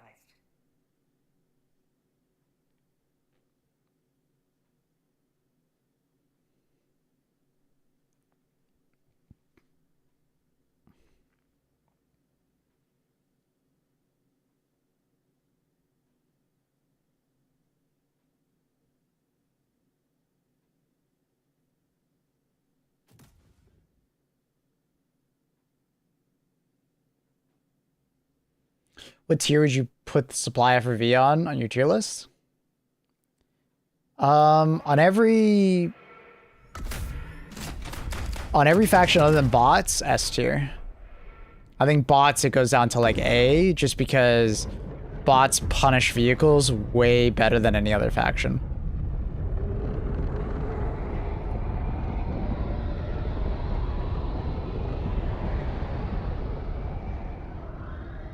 But like on bugs, the supply FRV will probably be fantastic. On Unlimited already is fantastic. You know, bots are just particularly really good at like ragdolling and fucking up your vehicle, right? So. But it doesn't mean the supply FRV will be useless, it's just, it's harder to use, so I think it demotes to like an A tier. A minus maybe. Exactly, Fane's right. It's like the only faction that actually can deal proper AT damage at range. So like, the Illuminates can as well, but it's like more limited. Tactical asset near your position.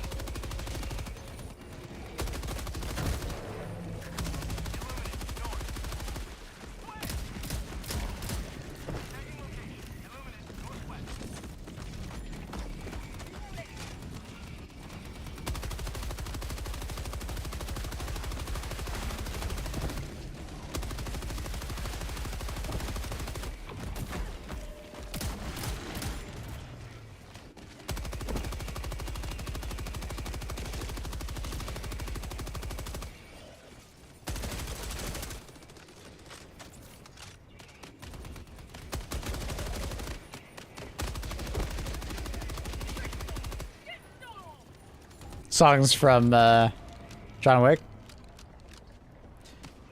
Do you think PS5 GTA 6 bundles will also release on pre-order day? Maybe? I guess I never thought about that. Maybe. Are you thinking of picking one up, Accurate? Is that what you're asking? Because I don't think you own a PS5 yet, right?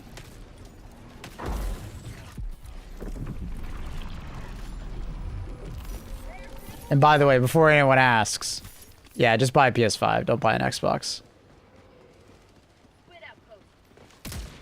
If you're a PC gamer and you're like, oh man, I really want to play GTA, don't buy an Xbox. It's a waste of money.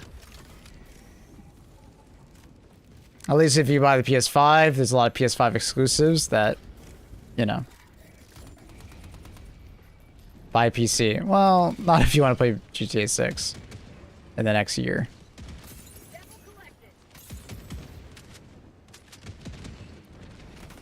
Might be worth it to get a used PS5. True.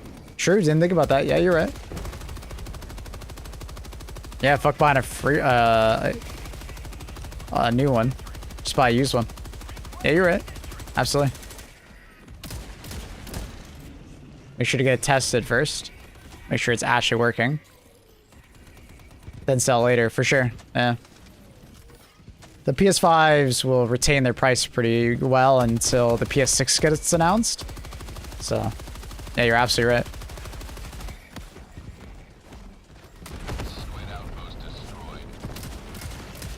Bought mine for Stellar Blade, never used it since. Well, now you gotta use for it with GTA. Takes too long, I'm gonna buy a new one and then sell it. Fair enough. There might be a lot of people doing that though, so the price of PS5s might go down on the used market.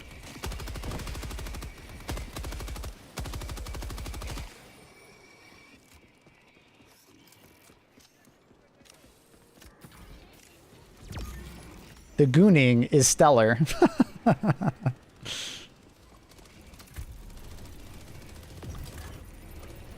I really do want to play Stellar Blade, but like there's some part of me that's just like, it's too gooner. It's too gooner. I don't know. It just repels me in a way. But the game looks great. I had the same reaction to First Ascendant. First Ascendant, pretty solid game. Pretty solid, like, Warframe-like game. But it's too gooner. As soon as I saw that fucking bunny skin, I was like, yeah. You know, this is not the game for me. And it's like, yeah, well, streamer, just don't use those skins. Well, streamer, just close your eyes. Like, but it's like, the game's kind of like built with that premise.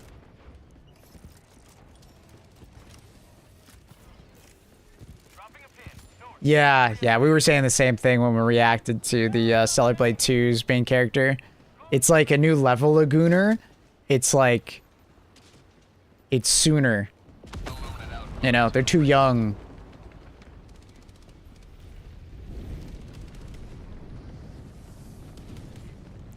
Play it for content. So yeah, she just looked way too young. I get it. Korean beauty standards tend to dictate that women try to achieve younger and younger looking faces. But like, dude, she looked like she was 16. And that's like being generous.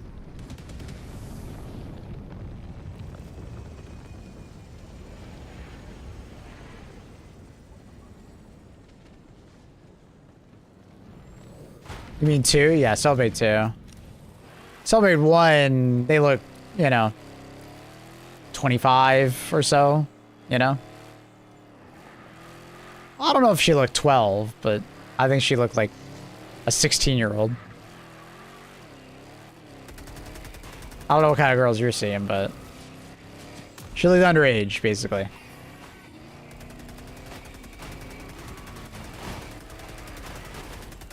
13 to 15. Hmm.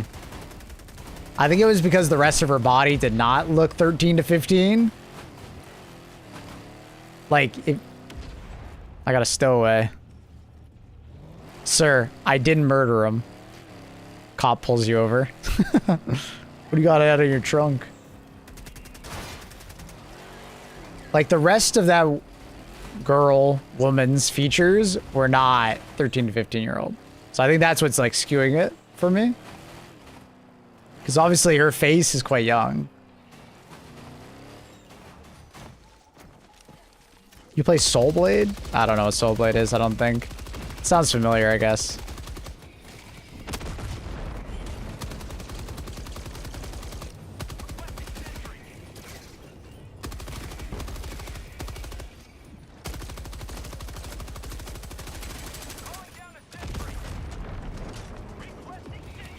Do you have a YouTube video of the new patch?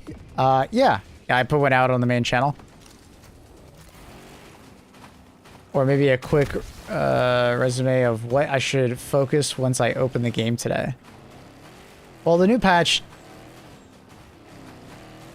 didn't really give you anything new to grind. Like, there's no new war bond, unless you're just being like, what changed? Yeah, my video went over the patch notes and talked about it.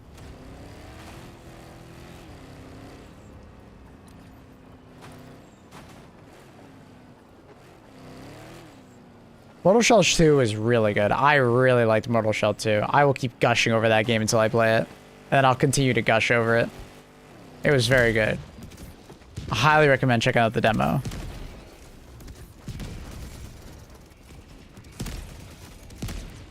What game are you referring to? Stellar Blade 2. I guess I could show you examples. I'm sure it's on Steam.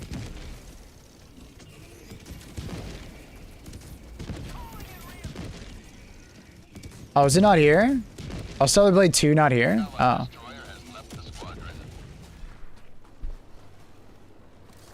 That guy died, didn't get revived immediately, then left.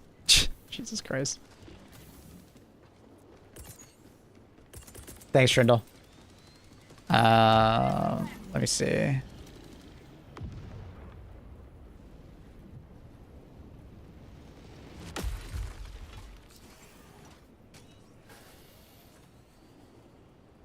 Is this it? No, that's Nintendo Switch.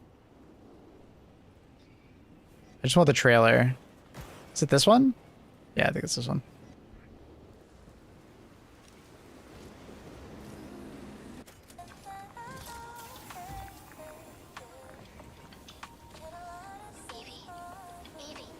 I forgot they called it Blood Rain.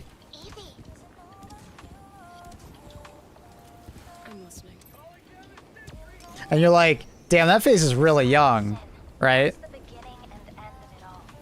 How about try taking a hit? Right? Like, that's a pretty young looking face, Strange today. right? Yeah. It's And just get ready for it, because you're going to be like, oh, what's the big deal? Well, you'll see in a second. tracing. Ready, Angel. Roger, Kim. Tracking. Like, okay, everything's fine so far. All right, they're just walking around. Okay, all good. What's the big deal?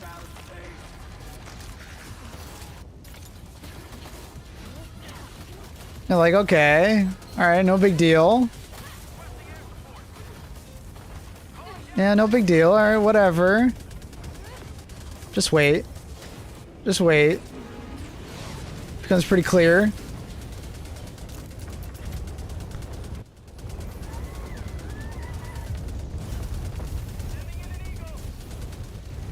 And let me replay that for you. Yes, jiggle physics.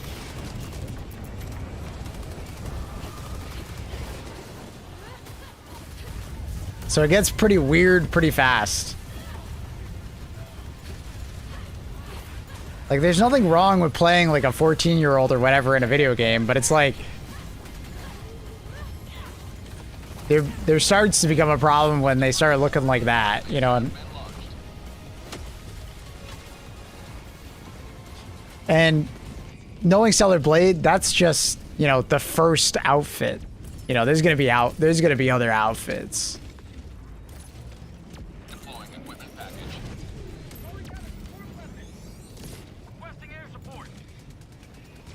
So I just, hey man, I get it. Gooner's gonna gooner, but gooning over kids? Yikes. Yikes, bro.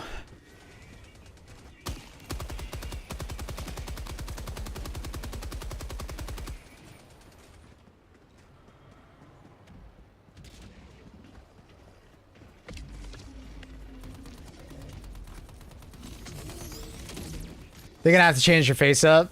Yeah. Yeah, I suspect with all the backlash, they probably will make her look older.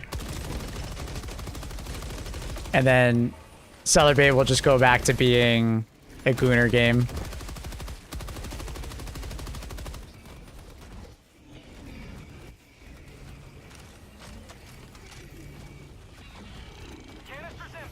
How old are they supposed to be? I don't know if we have an age on the actual character. Maybe the dev said something.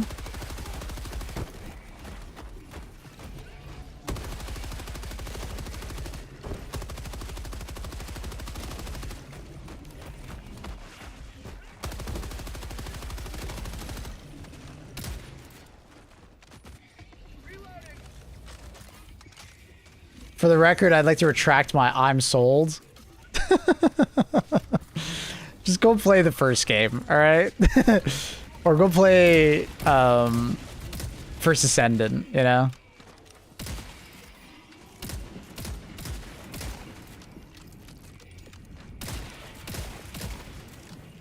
Which game? Stellar Blade 2.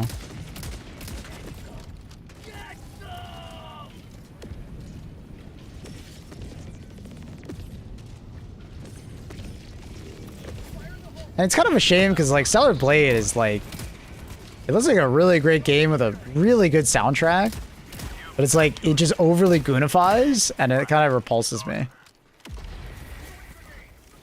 It's not tasteful anymore. It's just like goon. I wouldn't say like a full repulse, but it's like definitely makes me think.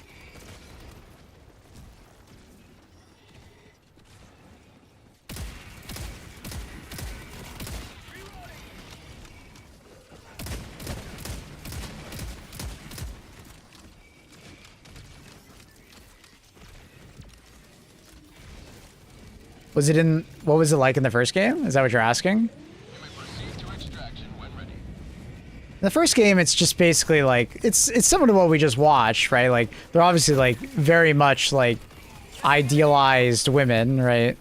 With bosoms and so on and so forth. Very pretty.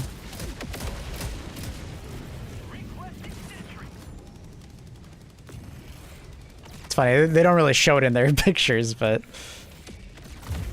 Right. These are very good-looking women, you know, fighting with, you know, giant swords and stuff like that.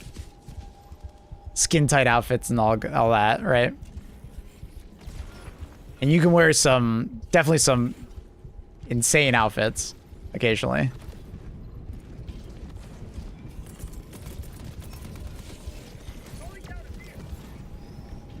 She looks young. Yeah, but they still look like they're like 20-something, right? They don't look like they're like below the 20s.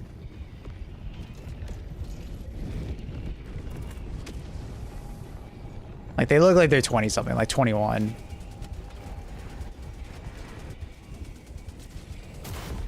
Did they just fucking land on me? God damn it.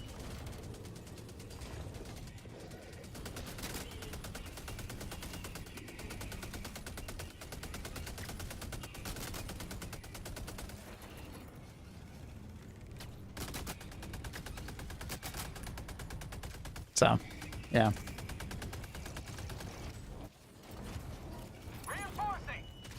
The model is in her 30s, so I get it, but like definitely not the face.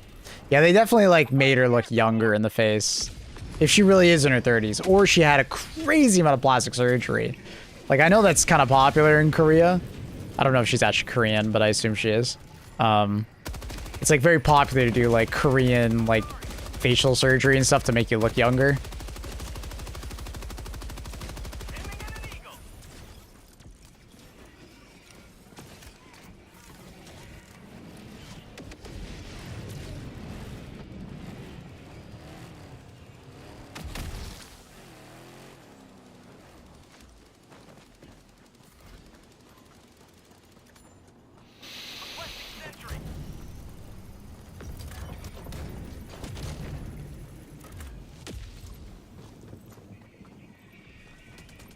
Yeah, exactly, Finn. Yeah. It makes you feel uncomfortable, right? Because it's like, as a guy, obviously, like, you know, your brain just does things because it's like, oh, attractive woman, you know? But then it's like, is that a kid? Fuck. You know? It's just weird.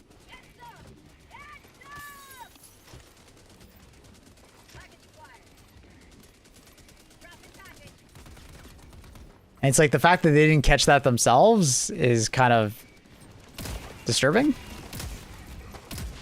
In a way.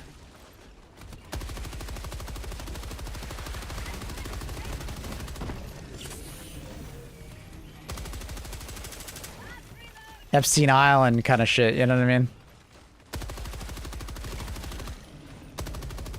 Next, we're gonna find out that Epstein had some money in that game.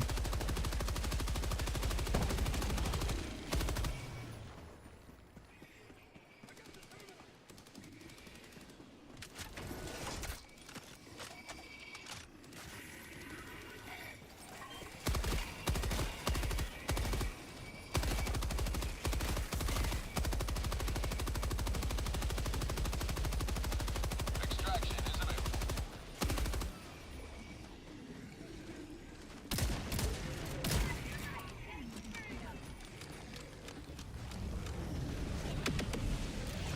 How's my... I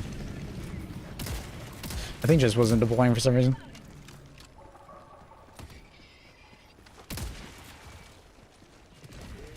Jeffrey probably would be happy with that game. He probably would be. When you reload the supply FRV, does it consume? Yeah, it does. So if you watch the bar at the back, consume 1. That t-shirt with Epstein smoking a blunt. I read, I am totally Epstoned. Make sure your future employer does not see that t-shirt though. Accurate, you know what I mean? Like, it's pretty funny, but at the same time, make sure your future employer does not see that.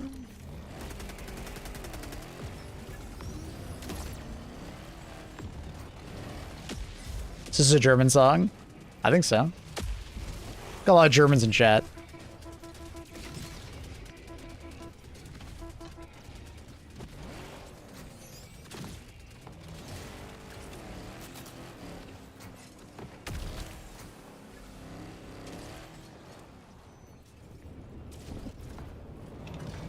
Is this guy gonna get in?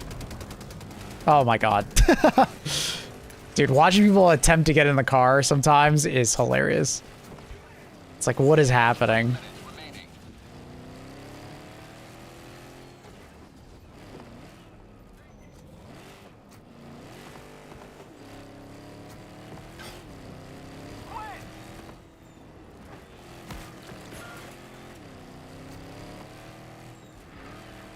Extraction is available.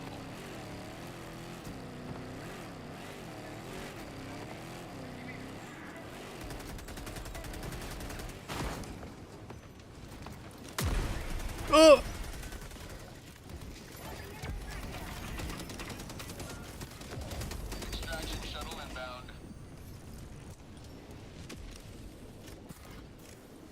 In Germany, but he's singing about Sweden. Oh.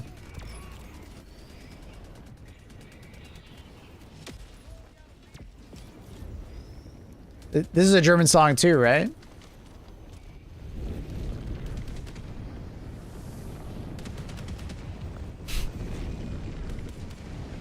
ETA T-minus 2 minutes, 30 seconds.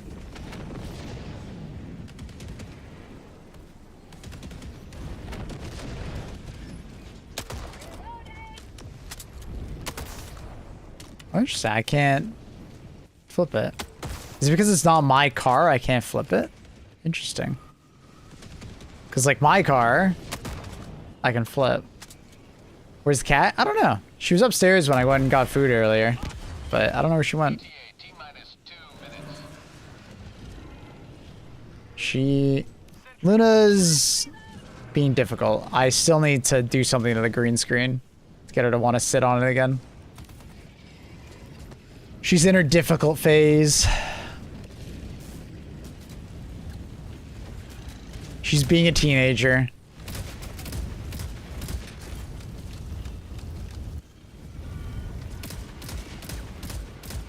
ETA T-minus 1 minute 30 seconds.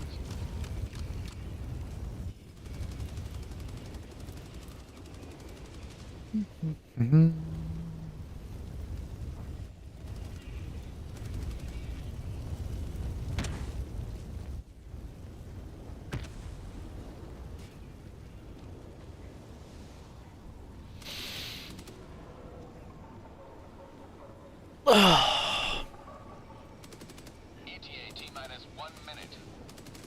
Yeah, next week we got Sand. We'll check out that game. Probably won't last more than a day. Dark Tide. Impulse. And then I assume we'll probably get something for HD2. Requesting sentry. I'm still expecting a War Bond. Can everybody just add to the playlist? As long as you have points, yeah.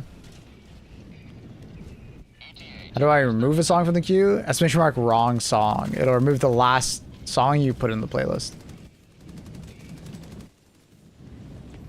ETA T-minus 20 seconds. I want to place this down, but he's just going to get mowed down by it. ETA T-minus 10 seconds. You will never destroy our way of life. Pelican 1 arriving at coordinates. Affirmative. Pelican 1 landing in progress.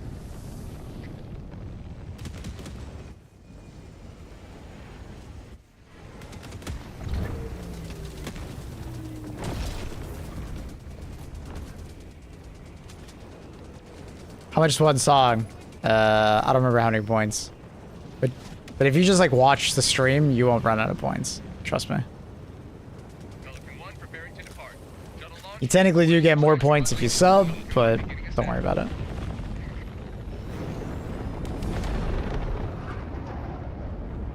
Democracy prevails once.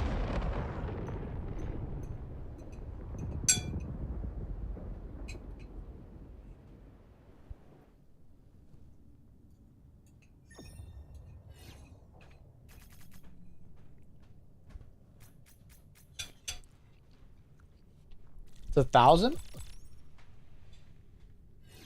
750? What was Phantom Blade? Phantom Blade Zero is a PlayStation game coming out. I think it's also coming to PC. It's basically just a really impressive, like, melee game. Kind of Souls-like, kind of Wukong-like. I don't know how to describe it. I think it's coming to Steam as well. Yeah. Look really neat. We got like a couple trailers for it.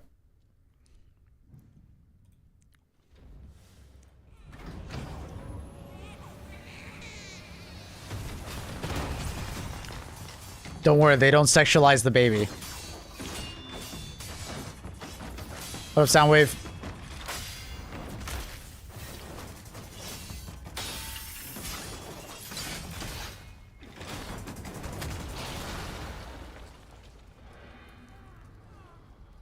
I don't remember if they showed game. Oh, they do show gameplay. Yeah, okay. This is just cinematic. They do show gameplay.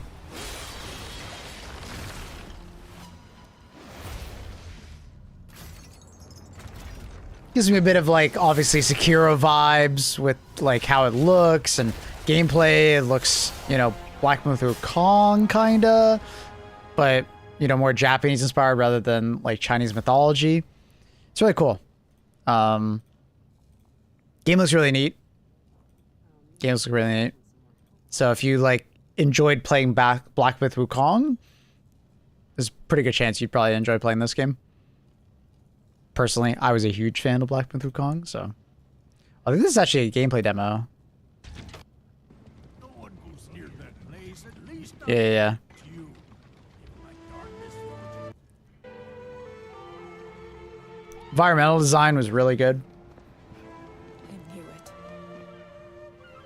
You'd never break so easily. But why did blades are coming. They failed once, but they won't fail again.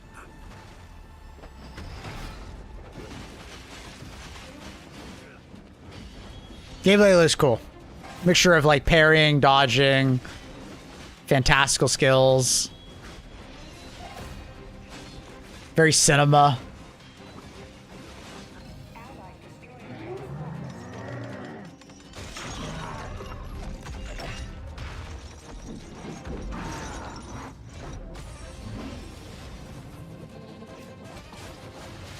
Apparently this game has been in development for like an extremely long period of time, and it was like a passion project at first, but then they showed it to Sony, and Sony was like, this looks great, we're gonna give you full funding. Something like that. The girl's nothing but a shell now. She'll never be the same. You broke my blade. But we broke your spirit! Phantom is movement, striking from where none expect. The guy sounds like Liam Neeson. Blade is breath. We channel it into steel, turning any blade into a divine weapon.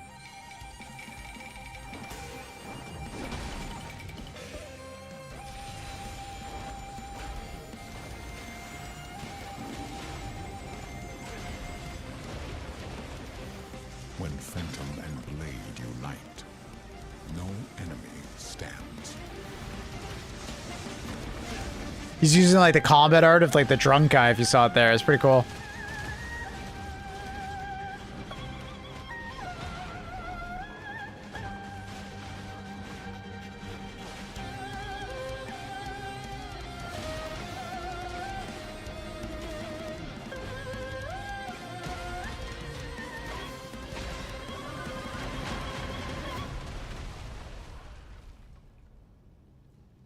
Game was cool.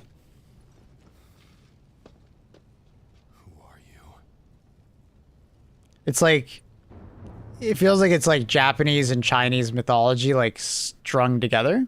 Looks neat. Ninja vibes, yeah, yeah.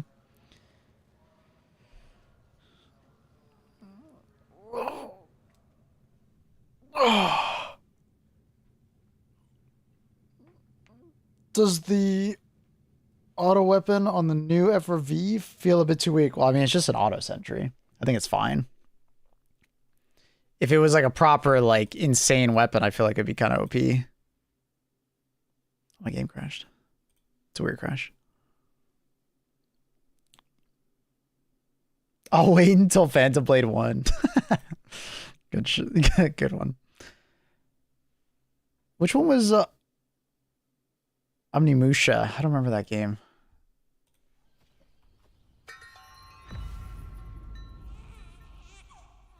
Am I spelling it right?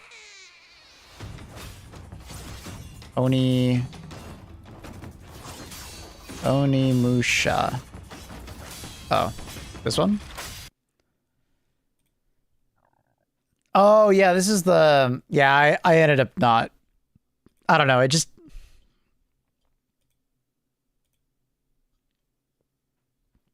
I'm not nostalgic to the original games. When I watched the trailer, I was not particularly impressed by the gameplay. All new entry to the Onimusha swordplay It kind of just looks like a... it's kind of like if you played Sekiro in slowed motion. Get ready for a soul-shaking Like, after what we just watched... Dude, after watching that last gameplay demo, then watch this gameplay. proudly presents the latest all-new entry to the Onimusha. I swear the gameplay is in half motion. Get ready for a soul-shaking swordplay action-adventure in the Onimusha series, signature dark fantasy style. The auto sentry is just a liberator. It's kind of like if you've used the booster that gives you an auto sentry, it's the same thing. Fight your way through iconic locales such as Kiyomizu-dera Temple. The protagonist, a lone samurai, Miyamoto Musashi. Let's see your best, then, eh? Musashi set out on his journey with a simple goal: master the sword and stand peerless above all swords. Yeah, I don't know. This game just kind of... Had other but rise up I'm sure it'll be fine, but I'm just not... against formidable foes. Kyoto and unsettling woven throughout the story. Feel the ring of steel on steel, intense duels. Reduce enemies to pieces with a devastating Issei. Parry and deflect attacks with well-timed blocks to turn the tide of battle in your favor. And, of course, absorb souls with the Oni Gauntlet to recover health or ready powerful abilities. Moving from one bloody and desperate battle to the next, Musashi searches for his reason to fight. He's looking for his reason to fight, and I'm looking for this reason to buy the game.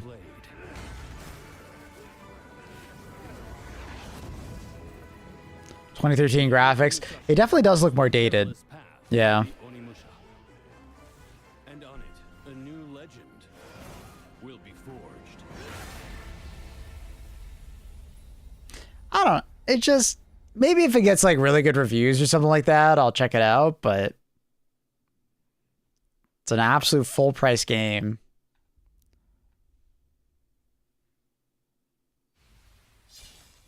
I don't know. I'm sure it'll be fine, but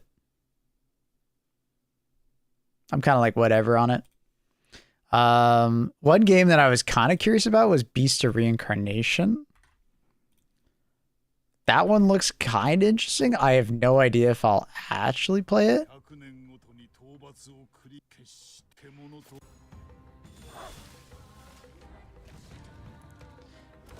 It looks a little scuffed, I'll be honest.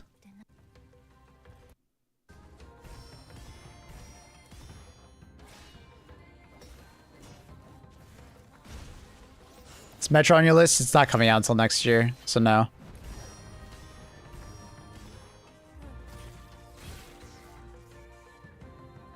This game is like a big maybe. Maybe.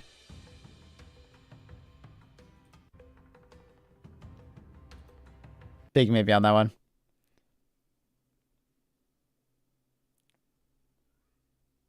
Yeah, Metro 2039 is not until like next year.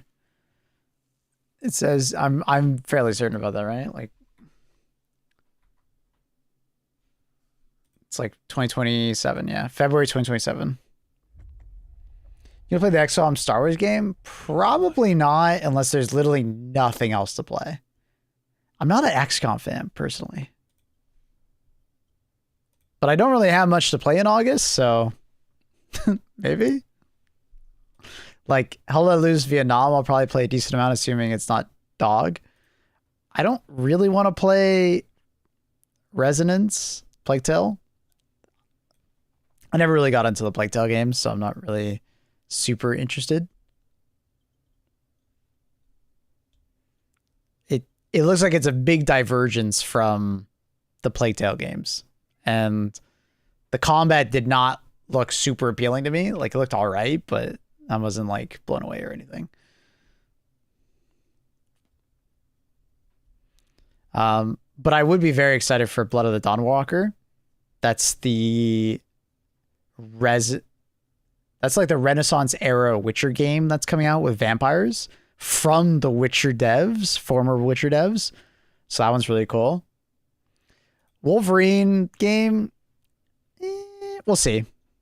Obviously, Dawn of War 4, Control 2, Ace Combat, The Rest of the Wicked is coming out on 1.0. I have a friend that also wants to play it with me that month. There's the pod racing game, Star Wars pod racing game. Plans Zoo 2, the new Call of Duty. We'll see. Well, at least play the demo, probably. Phantom Blade 0. And then GTA 6. PS5 exclusive? The Wolverine game, yeah. Yeah, it's probably... Sinking City 2. What is that?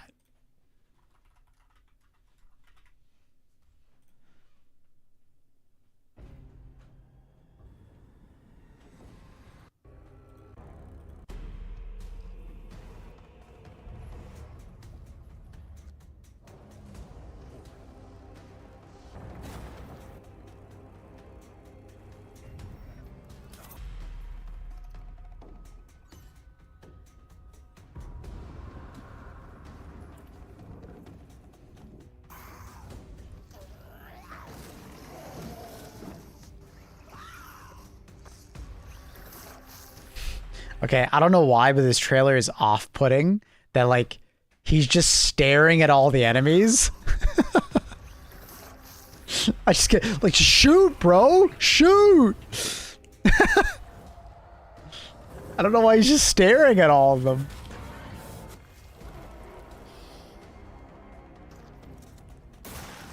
Okay, there we go. Hey, now he's fucking shooting.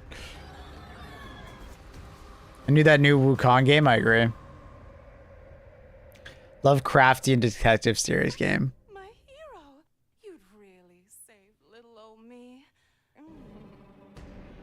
Whoa, what the fuck was that? Jesus.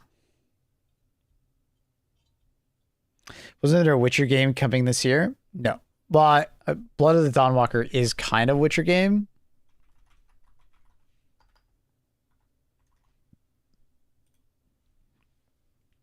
Right, this is a Witcher from the Witcher devs, but it's not a Witcher game. Witcher 4 is not until next year, at best. And it might even be, like, it might even be delayed. No, Witcher 4 is not this year. It's at best next year, but could it be delayed? Yeah, I could see that. It's not even on Steam yet. They didn't even have Witcher 4 here.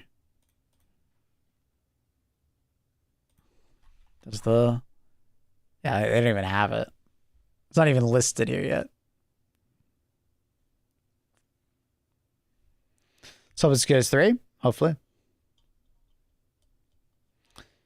Hope the war bond is in the next month or 2. I think so. I don't think it's going to be like end of year. What are your thoughts on pairing the sterilizer with the ARC backpack? Good. Just stay away from your teammates. They're going to hate you. Because ARC backpack equal death.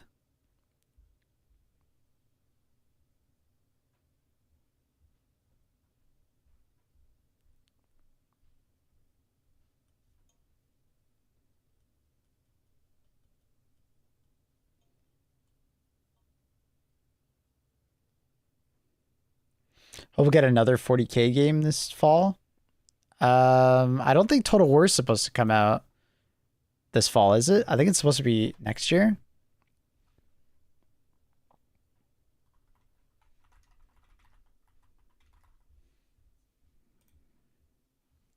It's technically not, doesn't have an announcement date, but I would probably imagine it comes out 2027.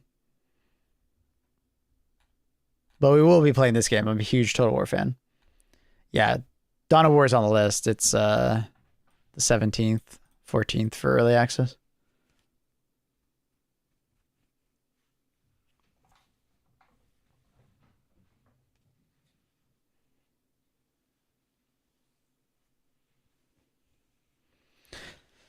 Yeah, I mean this year has got a lot of games coming out. Like July is going to be pretty busy. There's a lot of games coming out with big updates. September will be very busy. October will be very busy. And then obviously November, December will be GTA. Did you see the monetization for Total War? What do you mean?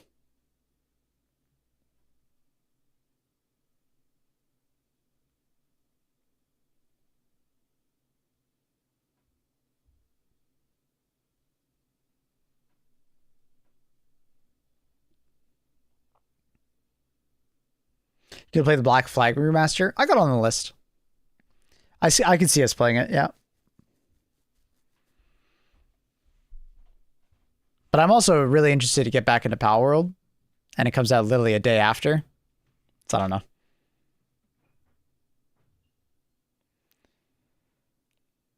As there are 24 armies in Warhammer, they will launch with 4, and the rest will be DLCs. Yeah, I'm not surprised. That's pretty typical for Total War. It's kind of like Civ. Civ does the same thing. You're essentially buying the base game, and then everything afterwards is paid DLC. But eventually the game is like multiple times bigger than it originally was.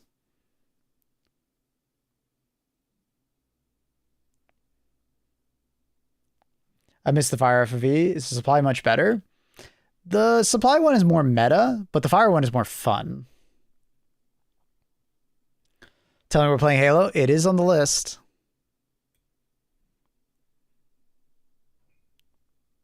Can't blame them. Yeah, I mean, that's just kind of how Total War games operate. Because adding a new army is a lot of effort. As long as it's priced well, I don't mind that monetization model for Total War games. You know, I don't mind it at all. As long as the base product is worth its cost and the DLC is worth its cost, it's fine. But if the base game is super expensive, it doesn't have that much content, and then they're going to charge for additional content later, nah. That's not good. Right? But I think you could argue that like the Warhammer Total War games have done well so far.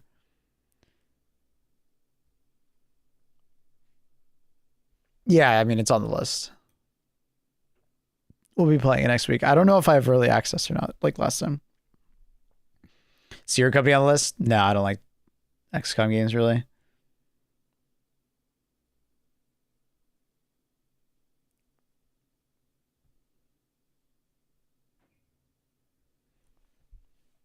Halo gave us so much, the birthplace of toxicity and teabagging. I don't think this has PvP tied to it. I think it's only PvE.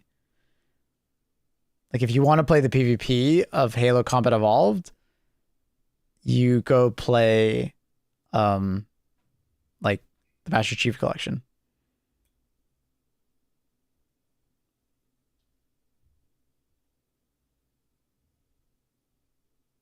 Urchin kind of junk. It's all right in some situations. Like it can stun lock a Ball Titan and like larger enemies pretty well, but you know, is it better just to kill the thing with a thermite? Probably.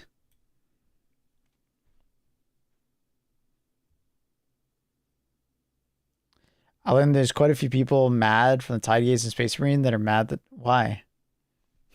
Why? That seems like such a weird thing to be mad about.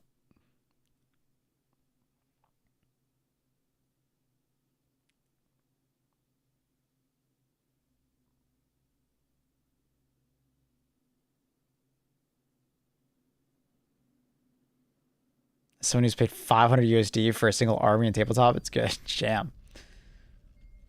Yeah, as long as they price the DLC well enough in Total War Warhammer, like, I'll be fine. It's just, if they're going to charge me an arm and a fucking leg for every single army they add into the Total War game, fuck that. But I get it. It's a lot of effort to add in a new army. Like, it is. And then they usually have a campaign that goes alongside it, and yeah, you know. The galactic war awaits.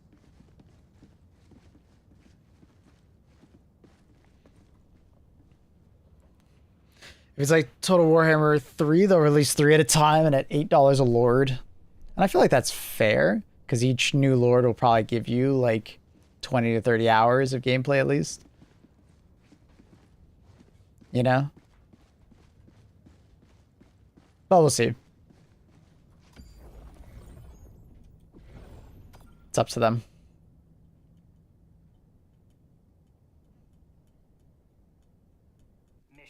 They called it cash grab, out of place, sellout, etc., which is funny because nobody from the Tide games was mad that Dark Tide got an HG2 mode.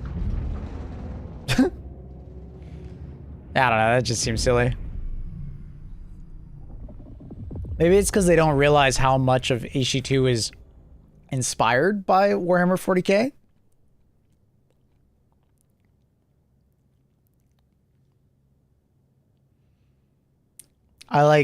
I kind of get it that I understand that like 40k gamers and fantasy gamers don't like how much Games Workshop like gouges them, right?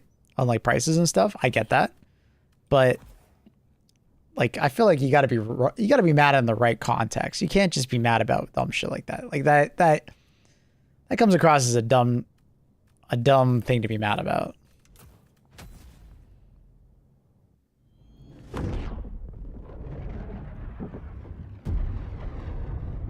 All my regular HG2 buddies switched from Thermite to Giga.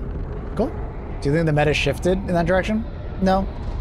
I think the Giga is good for ad clear, but I would rather use thermites in a lot of situations. But ever since they made the resupply of Giga better, I am definitely more inclined to recommend it.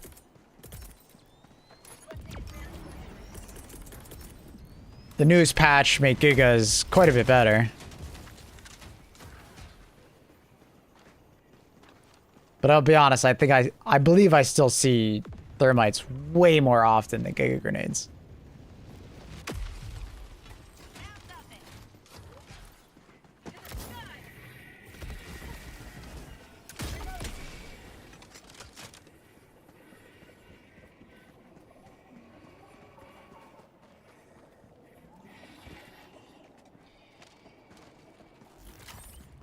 The way I look at it, if I buy Warhammer, I can't afford a cocaine habit. I think you're onto something with that.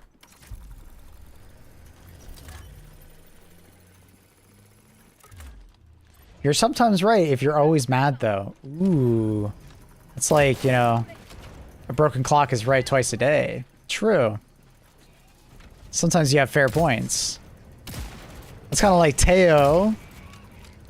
He's sometimes funny if he tries really hard, you know? A Korean soundtrack? Yeah. Carl got us listening to it. Turn that shit up? Alright, I got you. Liberty dispensed. Mission is progressing. I'll turn it up for myself as well.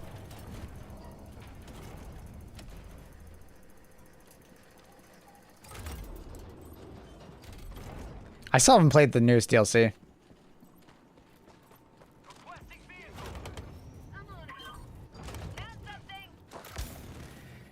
Objective completed.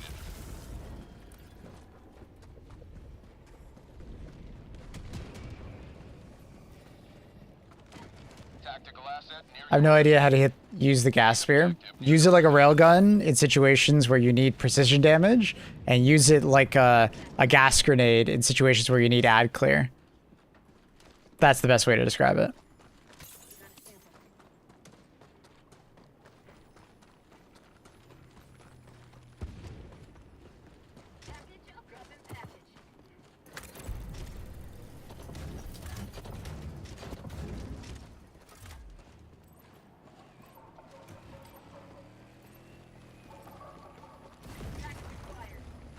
Can I kill a Titan? Mm-hmm.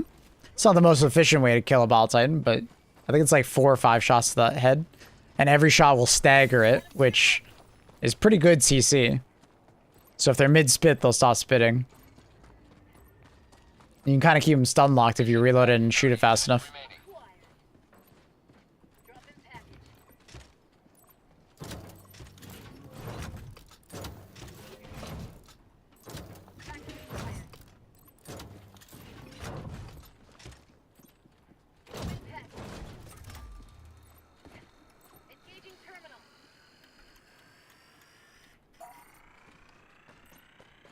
New DLC released in a rough state. Damn. Just like the last one. I feel like the last DLC was also in a rough state.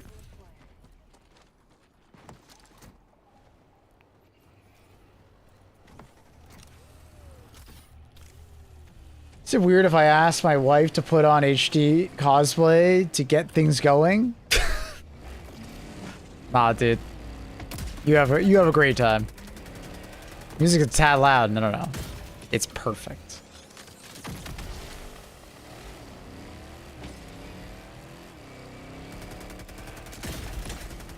Don't worry, we'll turn it down in a second.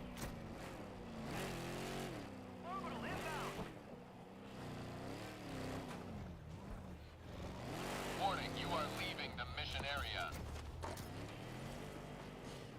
Any word on those like complex missions Peelstat said were coming ages ago? Not sure.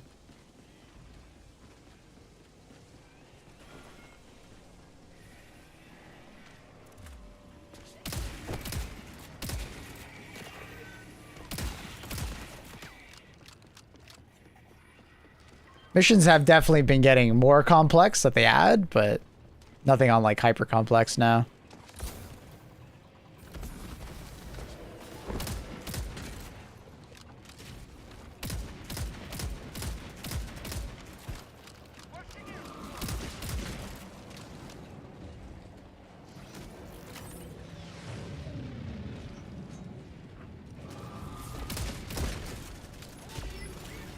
Pillsat only said that they were exploring the idea of 8-man missions. Oh, is that the context?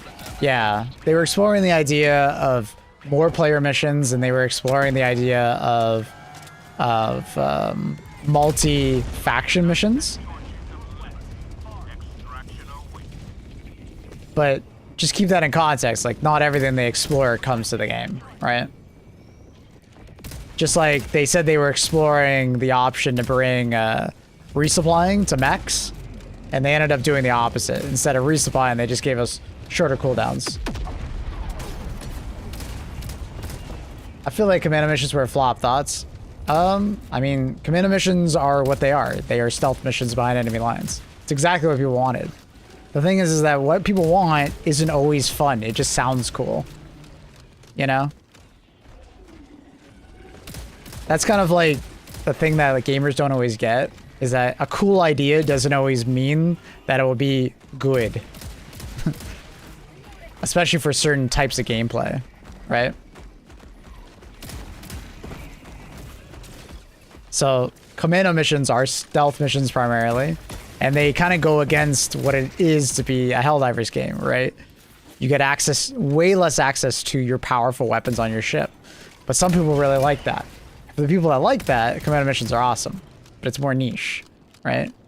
Not everybody likes to play the game solo or stealth, right?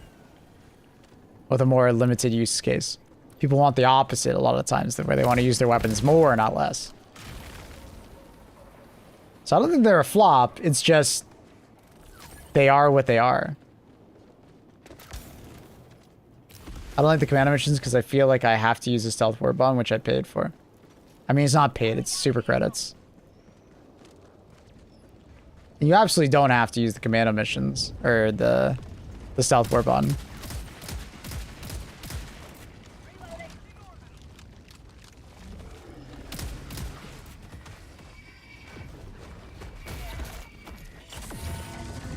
There's a lot of silent or near silent weapons in this game that are not in the redacted. Outpost cleared. Warbond, but also it's super credits.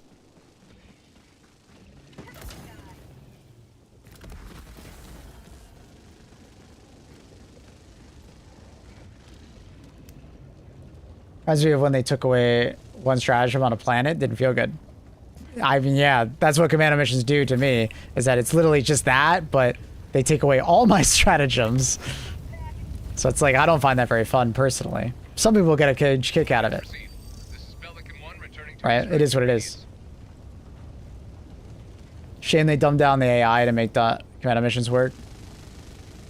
I mean, that's how stealth games work. Stealth game enjoyers don't want to admit that, but in order for a stealth game to feel good, you have to make the AI dumber. It is what it is.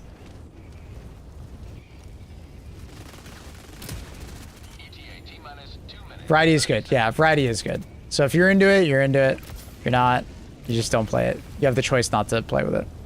So I haven't done a commando mission in like 3 months. But I don't think I was ever gonna like commando missions, right? Like, I don't like stealth.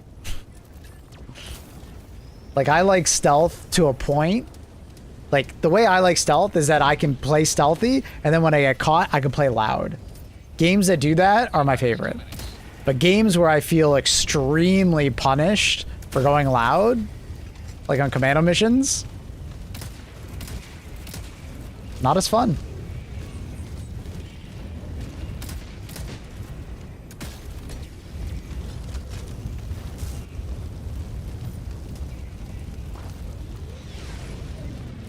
So the game just wasn't designed around stealth. It had common sense stealth at the game's launch. That's why there was an audience that liked stealth, right? Right? So that's why you had so many players that at the beginning of the game actually were playing stealth. And that's why they were always begging for, you know, silence weapons and to play stealthy and stuff like that. You can do stealth in this game. You can do stealth in Helldivers before this. But it was always niche. It was always a very vocal minority of people that really like that kind of stuff. The vast majority of people that play Helldivers don't play Helldivers that way.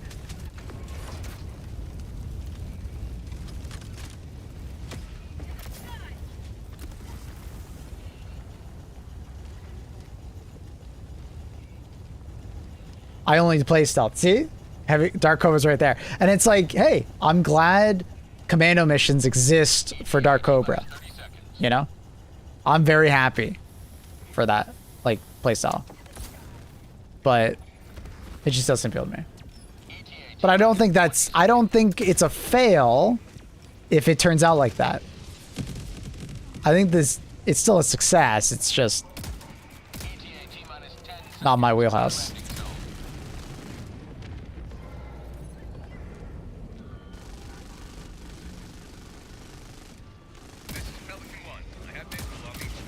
What people want is always fun, very true, brilliant. It can be said in a couple different ways. What people want isn't always feasible. What people always want isn't always fun. What people want sometimes goes against the ethos of a game, right? We've had this conversation before when it comes to quality of life. Sometimes people want certain levels of quality of life in a game, but adding that quality of life would deteriorate what it means to play the game. The friction the game gives, right? Because games are essentially a form of like managed friction. And if you remove too much friction in the game, it can easily deteriorate what it feels to play the game, right? Like, imagine Tarkov. If they added a lot of quality of life to Tarkov, it wouldn't feel like Tarkov anymore, right? It would feel like a dumbed down version of Tarkov, right? So quality of life isn't always a good thing. You have to do it in the right places.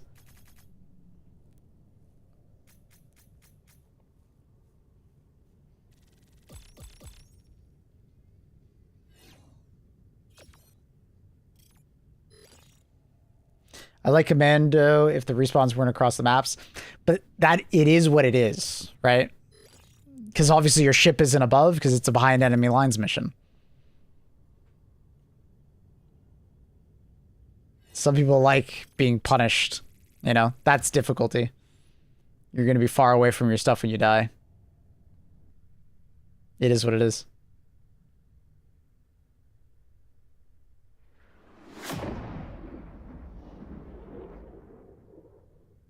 No. Heavy stealth, go as loud you can. Oh. When you said heavy stealth, I thought you were just saying you wear heavy armor while using stealth.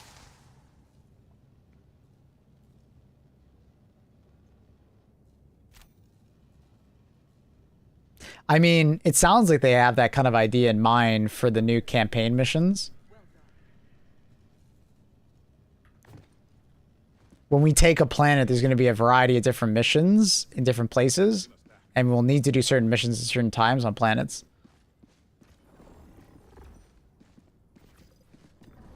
Allied destroyer has left squadron. Hey, Margot. How are you, buddy?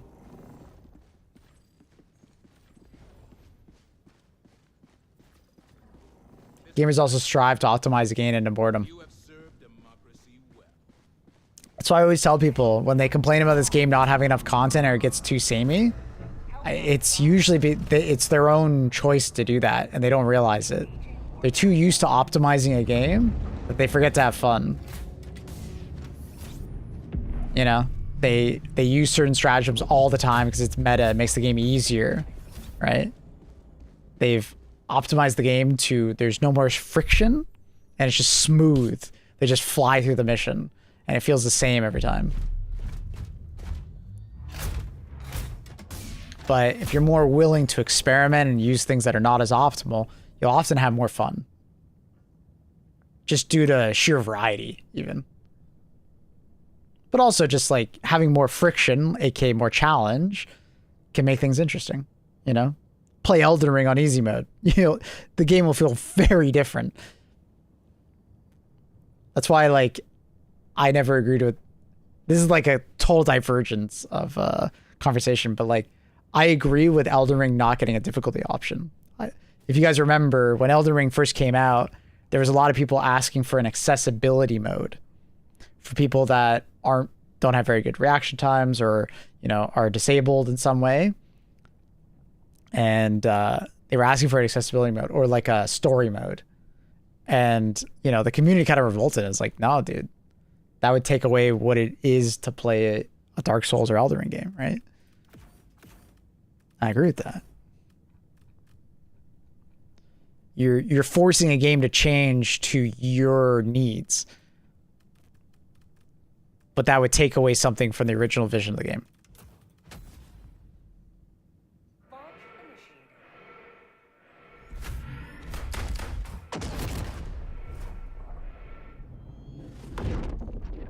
I could really use the same loadout for 2 missions in a row. Dude, I never use the same loadout 2 missions in a row. Like, I literally never. I'll use the same, like, primary weapon, but even then I'll swap that. I'm constantly swapping it up.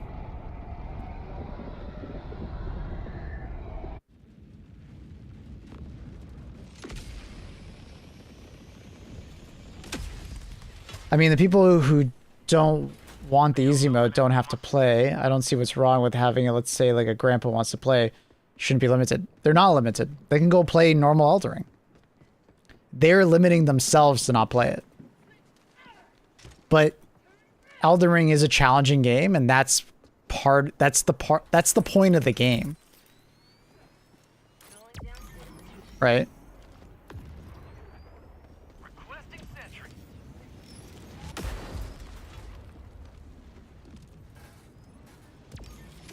But also, it's not stopping anyone from modding the game.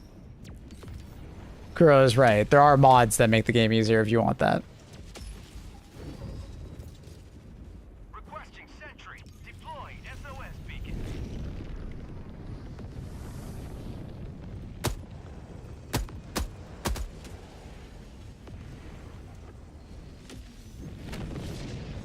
Calling down a vehicle. Elden Ring does a great job at making itself very accessible if you look for it. It doesn't need that option. Like most Dark Souls games, you can make the game as easy or as hard as you want, depending on what you choose to use and not use. Like if you decide to use summons and use certain, you know, arts and certain bleed builds and shit like that, especially at launch, Elden Ring was trivialized big time.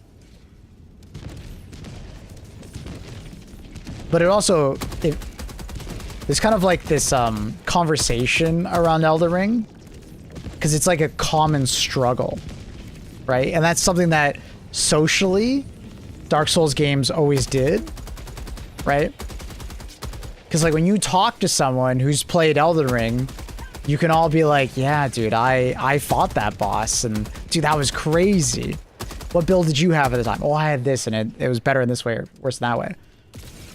But like if you start adding difficulty options, that basically goes away, and then you start asking, oh, did you play on the hard mode? Oh, no, you play on the easy mode? Oh, okay. Gotcha. It just becomes every other game.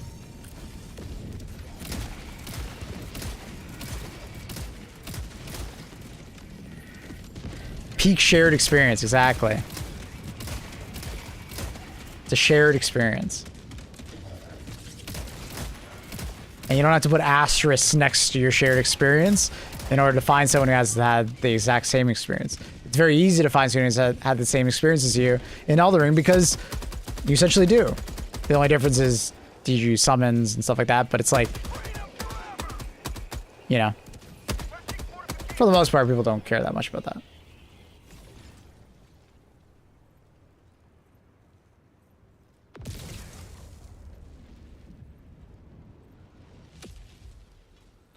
We technically still have that, Whiskers. If someone just donates money, I will use it to load out.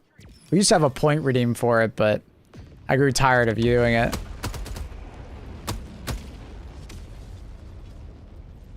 But if someone just donated money and said, hey, am I using this loadout? I'd do it.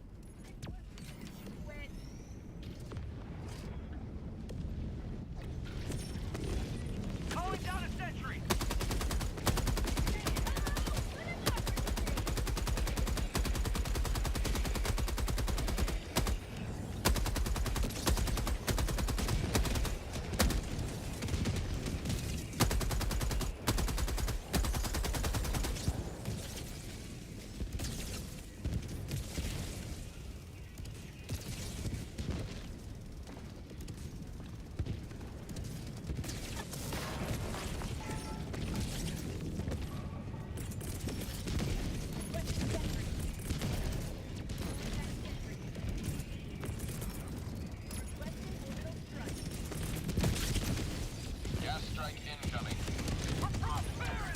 No, it's all good, Wizard. Yeah, we used to do randomized loadouts, and like people could request my loadouts a lot.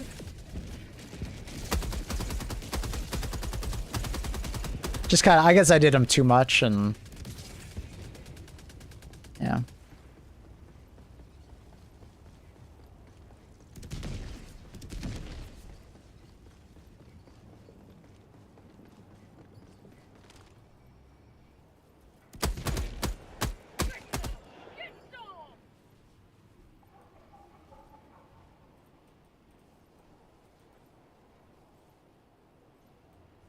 Another good shared experience that I can remember is like Lovelon Creek and the Helldivers. It's a shared experience. People remember what it was like. Because even if you were on level 7, that shit was hell. Because you're just getting one shot all the time. So there's a shared experience there.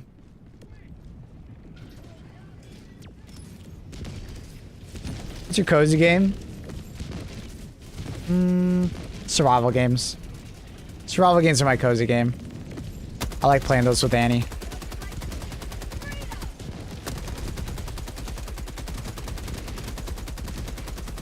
I love playing survival games. Those are my ultimate cozy game.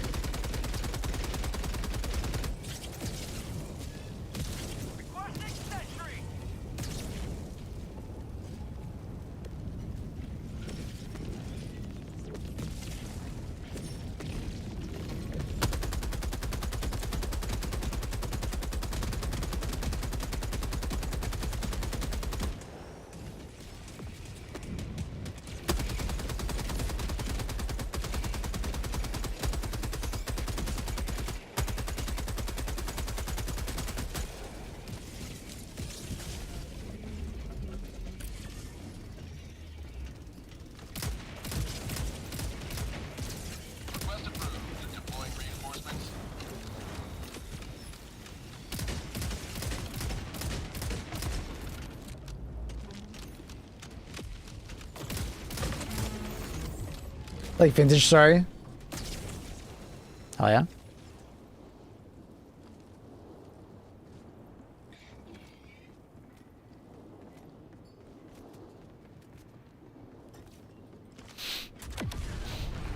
I agree, Peak. I understand that people just want to experience the game, but like at the same time, like you're taking away someone else's experience.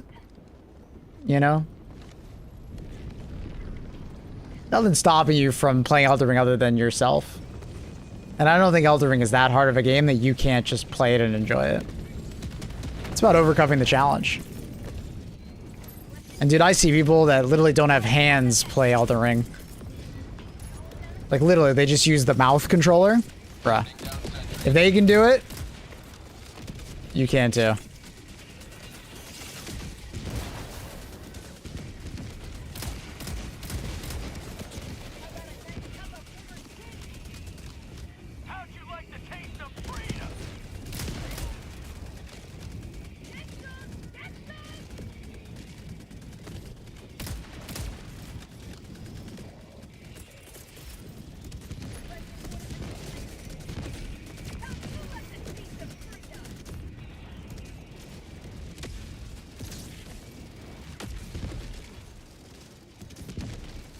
But like I use that same logic on like Tarkov, right? Like I'm not gonna expect Tarkov to like remove all the things that are what make Tarkov Tarkov, just because I want to play a game like Tarkov, but not with all the other stuff, you know?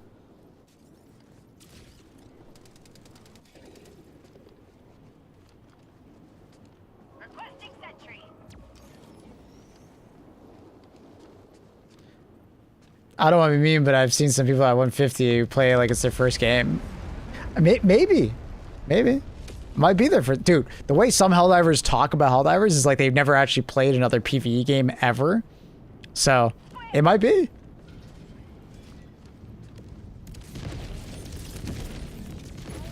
Sometimes the game isn't for you. Sometimes the game just isn't meant for you. You might want to like a game really bad, but the game just goes in a different direction or is intended for a different audience. And it would be nice if you fit into that audience, but forming the game around your needs. A little entitled.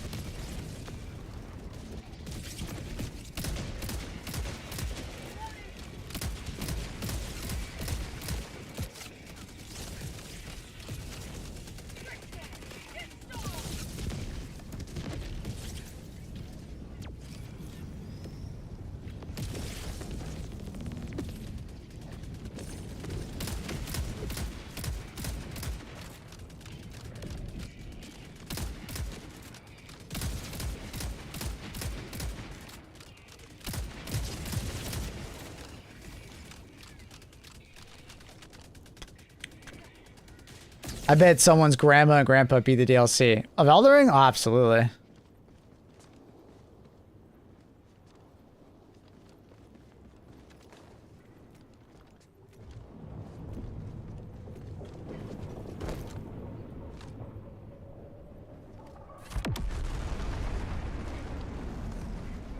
Calling down a sentry.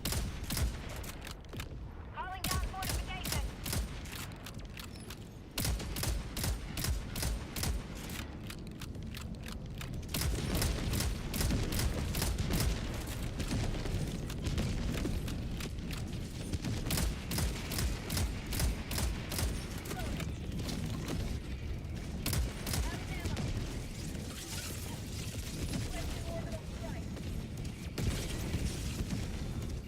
Have a taste of democracy.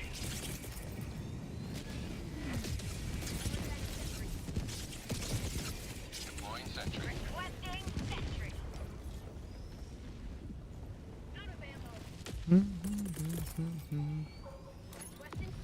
Most likely non-gamer crowd. I know a few people who have no idea what to do in a game.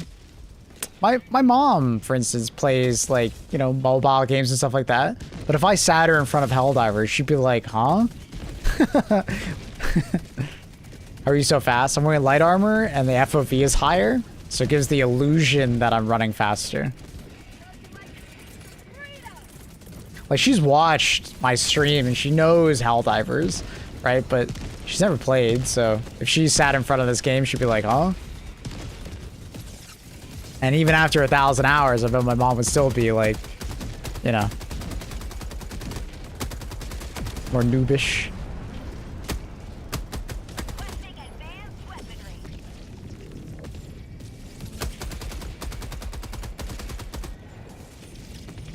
It's understandable.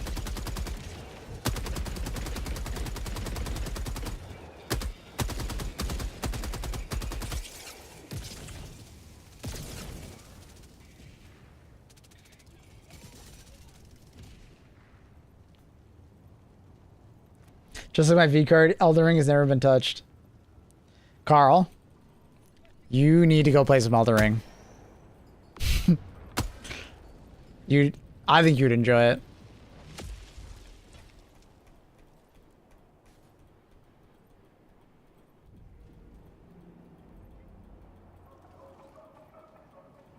I think you would enjoy it, Carl.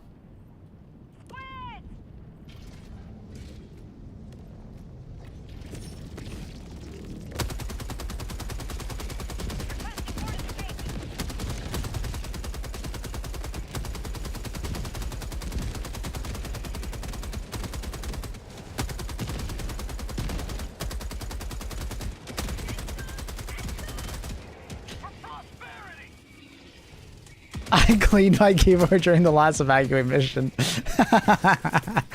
See? You're such an Elden Ring gamer. For sure. Radio. Yes. Yes. Absolutely. The idea that, like, a gamer just kind of understands the game better because they've played many other games is so true. Because there's certain, like, mechanics that are just universal. It's kind of like using a phone, right? A smartphone. All smartphones, even though they might have different UI, kind of all operate very similar to one another. It's like intuitive at that point.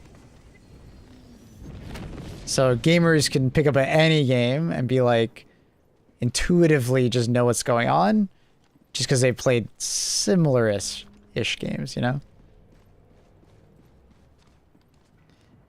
Ergo, big empty room. This feels like a boss room. Yeah, yeah, exactly.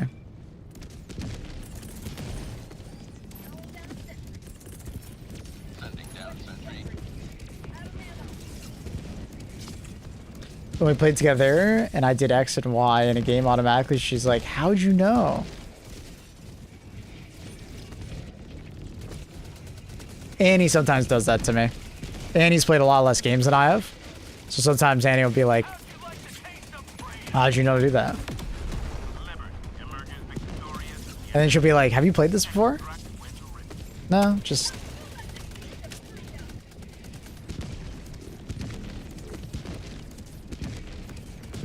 procrastinating to carry on my Elden Ring playthrough? Why? Maybe we can help you get through it. Annie's a fake gamer? No. She's not a fake gamer. She's just... It was basically like... She didn't play much games prior to COVID.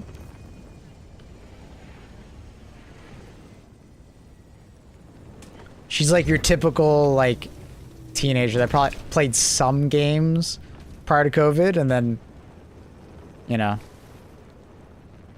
COVID happened, and she played a lot more games because she was locked up inside, and yeah. Extraction complete. Pelican 1 beginning ascent.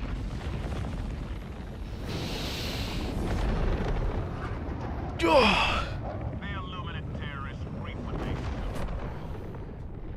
Candy Crush Gaming.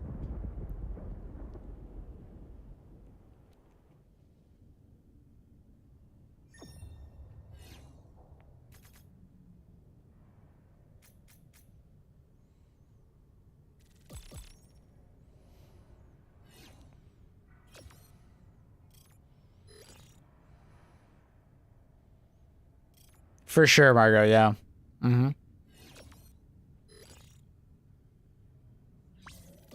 Good song choice, by the way. Metroid Prime... Metroid games in general always had really good music. Which missions were the most interesting to you? For me, the Vox appearance on Cyber Sand. I cried like a little girl, but I loved it. I have really fond memories of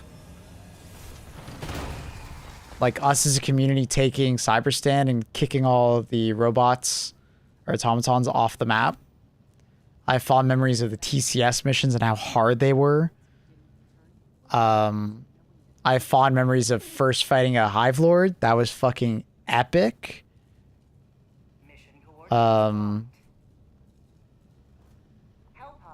Cyberstand Vox, for sure. That was really cool, fighting those guys for the first time. Running into a flesh mob for the first time was really cool.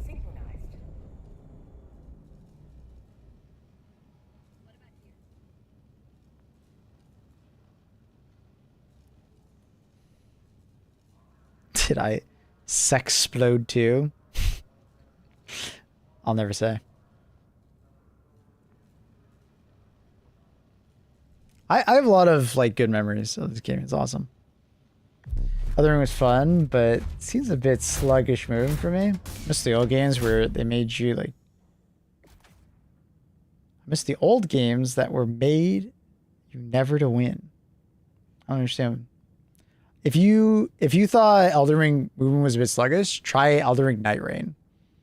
Elden Ring Night Rain is like the rogue-like version of Elden Ring, but with like enhanced movement, more or less. Like way more movement. I really liked Night Rain. Personally, it was a lot of fun for me.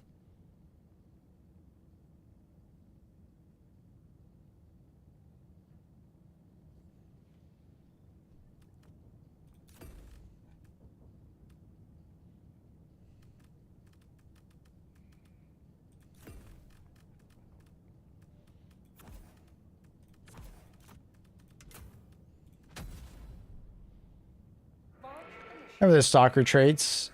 Just to get everyone having to lock in.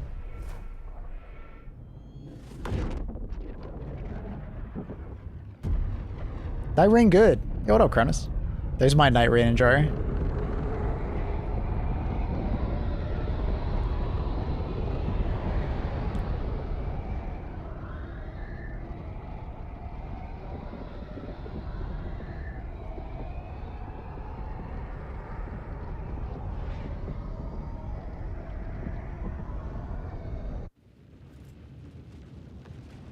Trigger Swarms on Meridia. Yeah, that was really cool.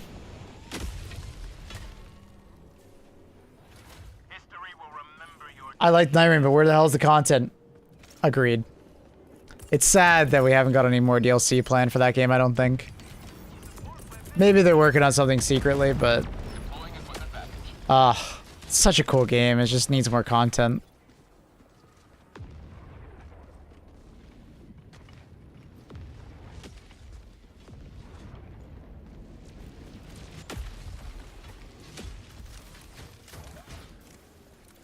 More maps and stuff would go so hard.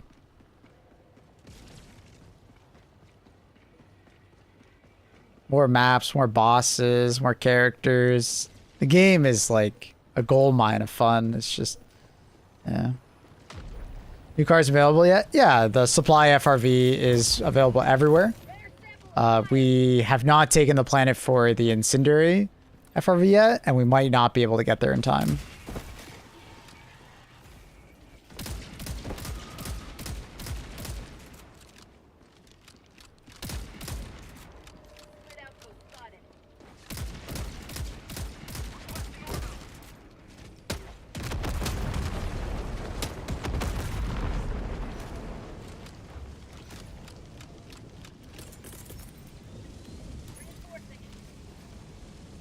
Is that up north?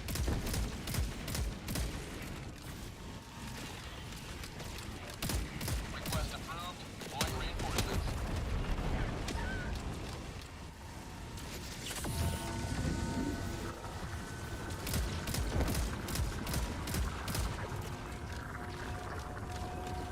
calling down a sentry. Too warm, sorry. Oh. I was gonna say, we haven't had Carl comment about how hot it was today yet.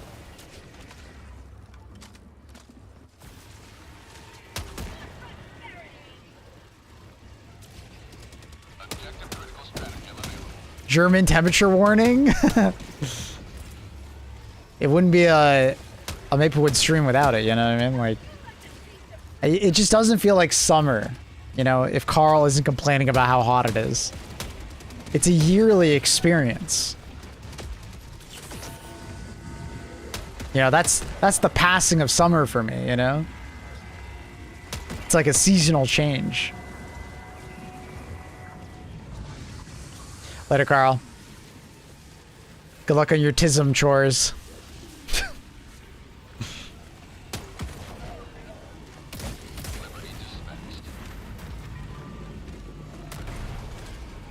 Friend lives there and he's had his like wisdom tooth removed now. I feel bad. Damn. Not a great time for that. That sucks.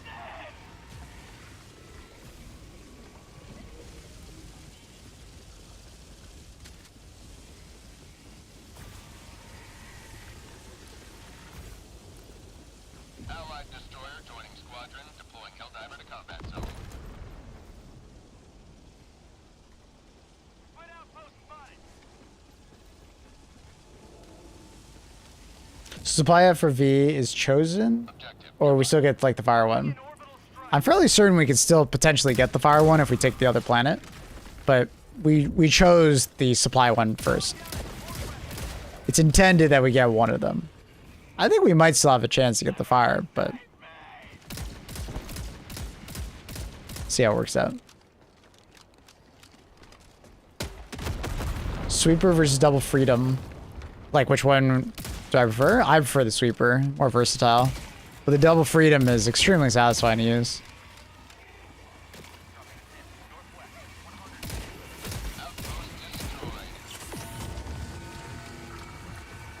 I'm a big versatility gamer.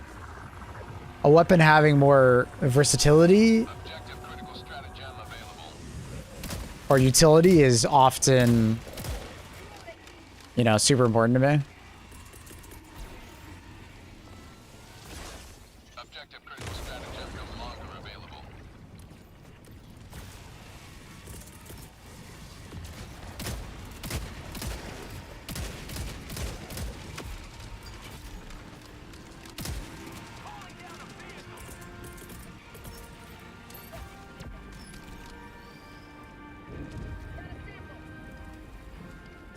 Double freedom wins purely on design. Fair enough. Based.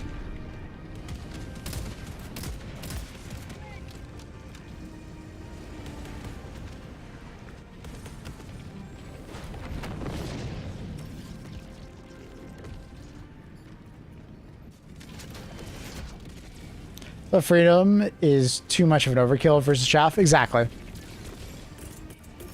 But it's obviously it's better versus certain enemies because it literally just one taps them, right?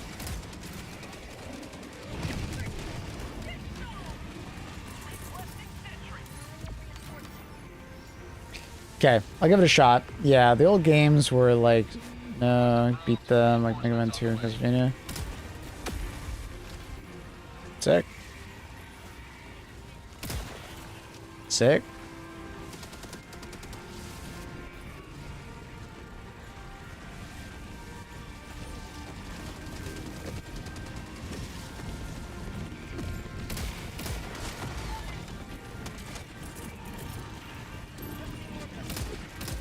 Orbital barrage incoming. Stand clear. What else, Wiz? Did you enjoy the Swiss game versus Canada? Freedom marches on. Thanks to you. You may proceed to extraction.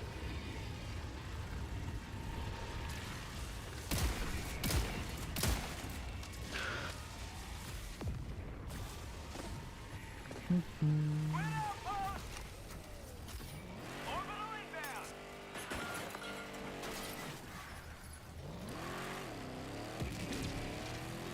It was good, but apparently I looked at the wrong date. Outpost cleared. Well, a match starting next week. Oh. Oh. So it's metric versus imperial calendars, huh?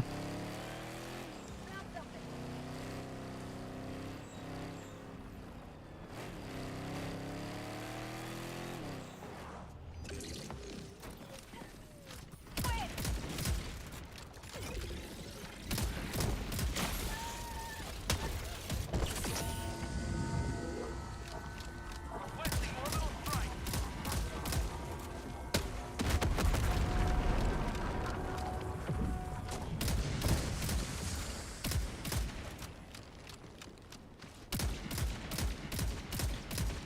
Bye, Margo. Hope you can get some cool weather sometime soon.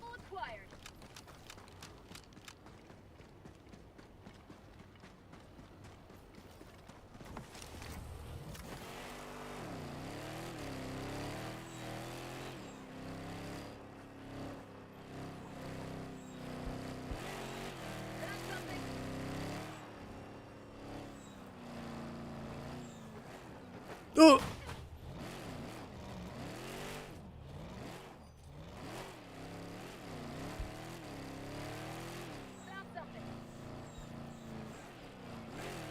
Calling down a sentry.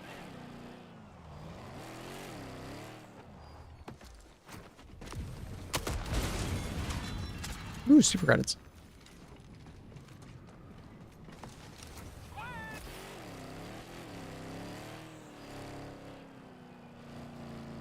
I'm helping a buddy do Ninja Gaiden Sigma stuff. Oh yeah?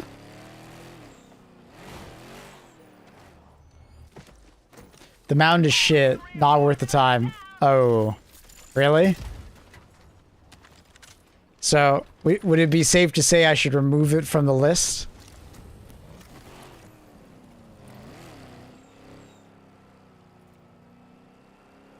So I wish you all democracy. Yeah.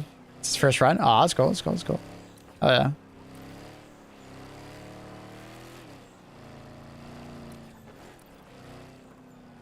Nothing of value would be lost. I trust your judgment, sir. Nah, you've convinced me. You've done a fine job convincing me. I wasn't super interested in the game in the first place. It looks kind of interesting.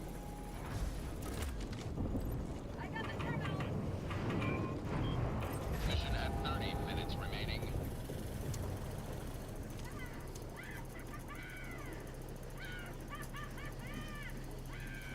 about the Mortis game? I saw Drac Frags put out a video on it. I haven't watched it yet. I should probably add that to the list. I'm just gonna play that game.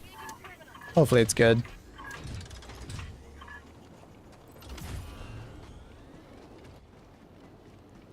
I'm interested in Dust Bloods. We'll see if it's good. I don't know what Switch 2, so I have to make a decision if I'm gonna buy a Switch 2 for it. I need to see gameplay. I need to understand Valor Mortis, yeah. I need to see if it's like... I just need to see more from Dust Bloods. I still have no idea what the game is.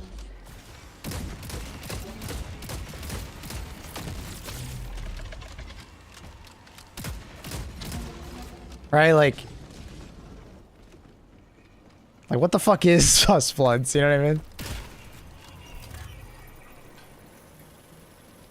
So, we'll see.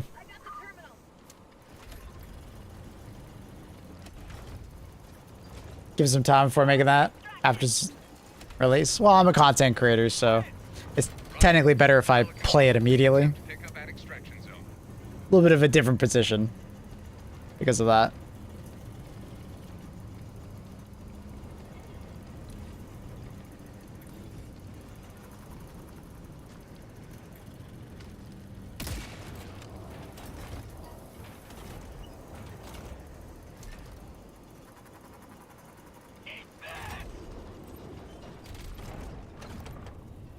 I'm just convinced the Souls like, but it's like the way they described it almost sounds like a battle royale. Like they're really leaning into the PvP side.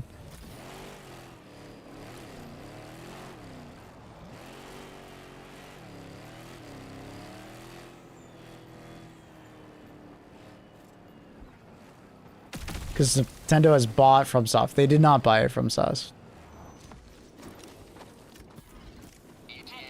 They just paid FromSoft to play a, or to make a exclusive title. Technically, Sony owns the most of FromSoft. No. No. Sony bought a bunch of shares of FromSoft's parent company. But other than that, like, nobody owns FromSoft.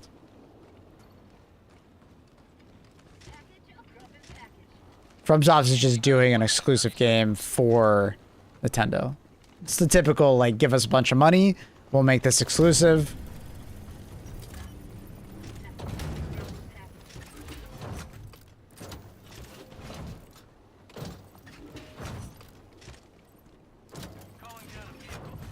No, it's kind of like Bloodborne, Sleepy. It's an exclusive, and I don't think it's a timed exclusive. They haven't said anything about it being a timed exclusive. So, I wouldn't get your hopes up on it coming to PC. Now, hey, never say never, I guess. It could change, but...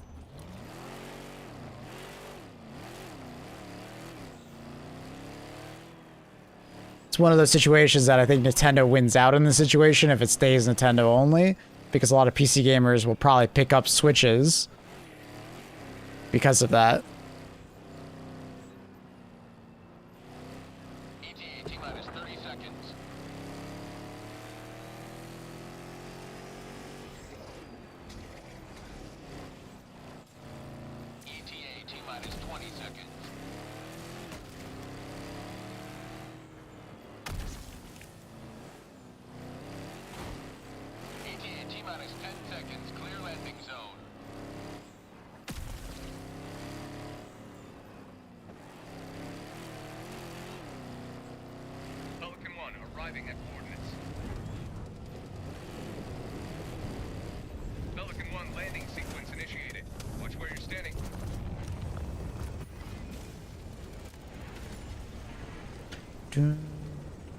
Yeah, Dustblood's weird, man. It sounds like it's so many different games all in one, from every way they've described it. You see the biggest news in the world? Yeah, the pre-orders are the 25th too. Is that a business strategy? Paying a developer that's well known on one platform to make an exclusive on your platform? In this case, FromSoft isn't well known on one platform. They're well known on basically all platforms. But yeah, it is a business strategy. Quite a few game developers have done that. FromSoft, I think, is just like the best, most well known. Technically, it happened with Borderlands 3 and it being exclusive to Epic as well. Right, it didn't go to Steam for a while. But PlayStation and Xbox both do it, right? They don't always buy the studio. They sometimes just contractually, you know, want the studio to make it for their system. Have you ever played Warframe? Yep. And are there any games from the Xbox Showcase you're interested in? I gotta remember what was in the Xbox Showcase. Fable immediately comes ahead.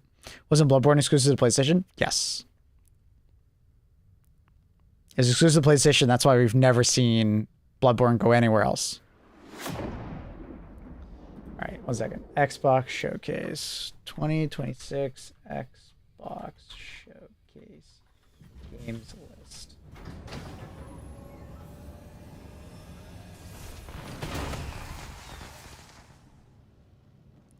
Valor Mortis is another one that I'm kind of interested in. Obviously Metro, but that's not necessarily Xbox.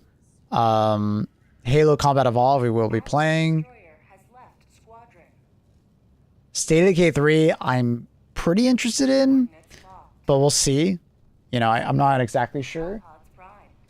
Because I'll be honest, the trailer did not amaze me.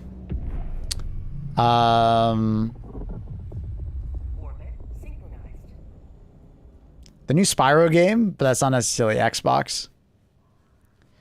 A lot of these are not actually Xbox games. They just paid to have them showcased here. It's Campaign Evolved. I'm going to keep calling it Combat Evolved, and you can't stop me. So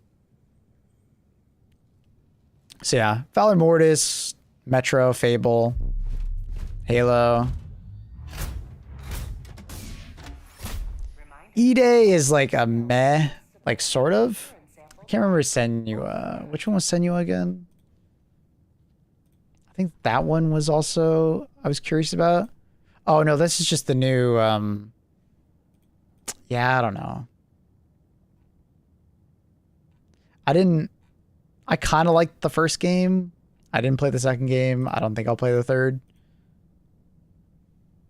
Yeah. The Xbox Showcase to me was kind of bleh.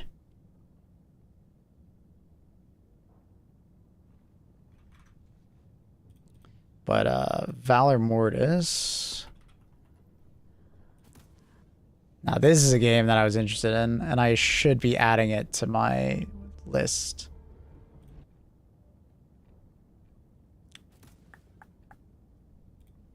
Oh shit, they're like, oh my god, these guys are speed running. No.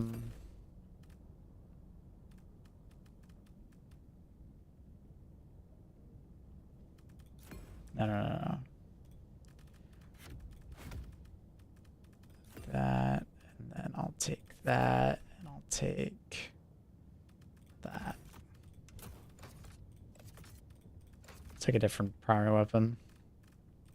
Cookout? Why not? Yeah, Valor Mortis, October 13th. Unfortunately, it comes out the exact same day as Planet Zoo.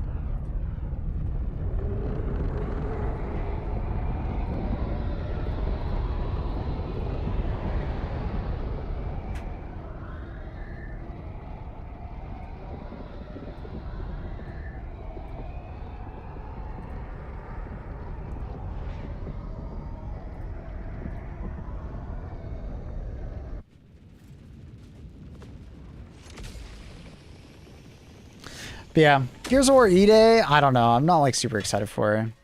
We've had this conversation a lot, so I'm not going to like go over it again, but it's like, it just looks like another Gears of War game. It feels like it's more nostalgia than anything.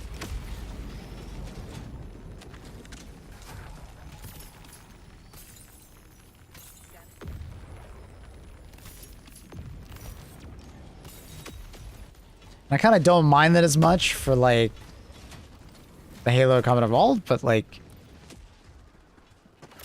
I don't know. When it comes to Gears of War, like, I don't know. I expect more. I want more. Objective nearby. Location, west. Never mind. Objective located, west. I don't want it to just be another Gears game with a lack of a number.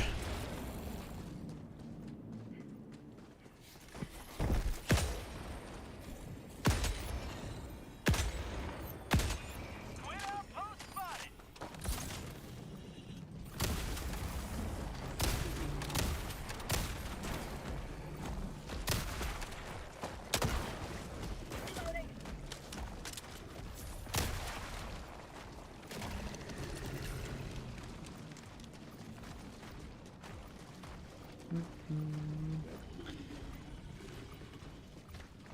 Oh yeah, it's gonna have a huge development cost for the new Gears of War game.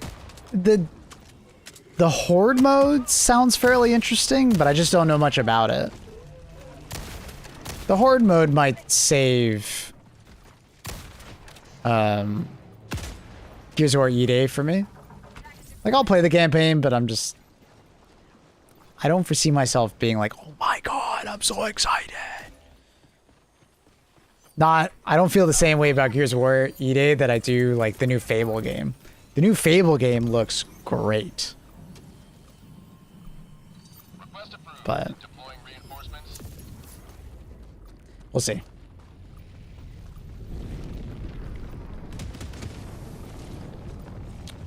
But yeah, to answer your question, Victim, I have played Warframe. I have like 200 hours in the game or so. Never got super into the late game. I just didn't like all the monetization at the end game.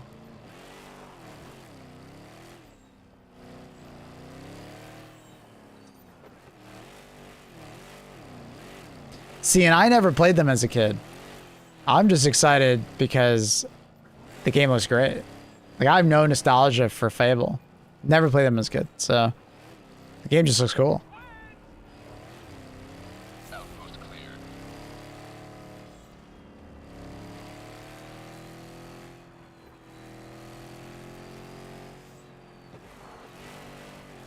Main objective nearby.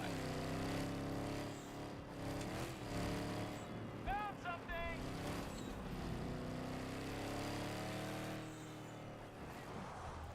I'm not driving there.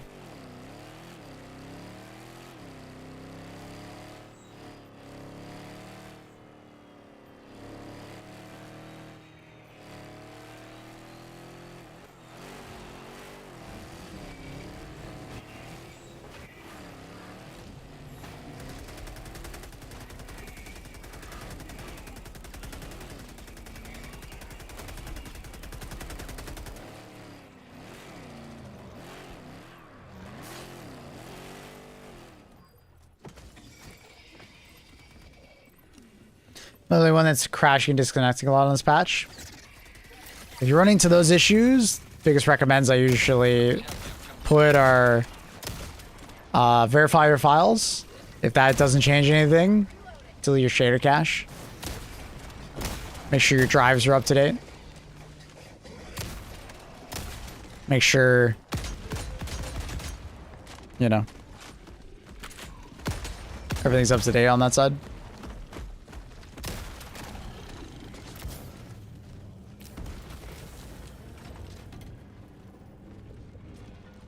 I've crashed a few times, but not enough to really mention. And I've played this update a lot so far this week.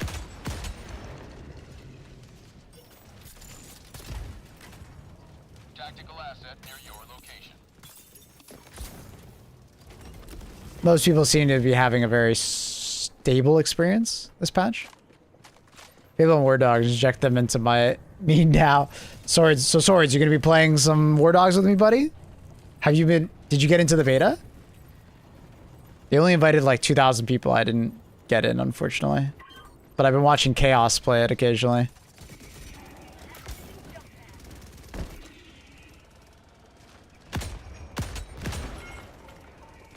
Oh, I'm kind of stuck. Of course. Oh, come on. That didn't get me free? That's crazy. There we go. All right. What a fly. I will live and breathe war dogs. And no, I'm waiting for an invite. Fair enough. I couldn't use the jetpack. I was trying. You can't use it while you're prone. Or not normally. Like, your character actually stands up when you use it. You know what I mean? Like, you see that? Like, your character stands up. So, I couldn't stand up, basically.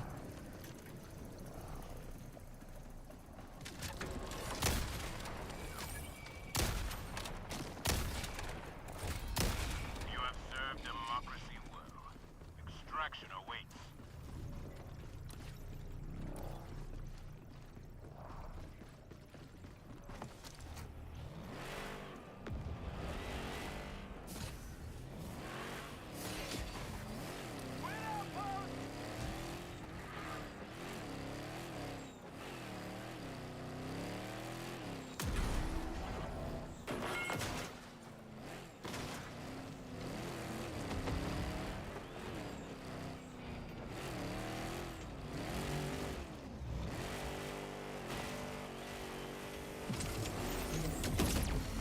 Jesus.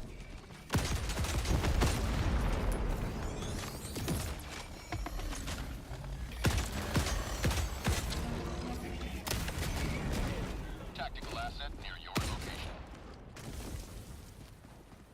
Orbital inbound. Illuminate outpost erased.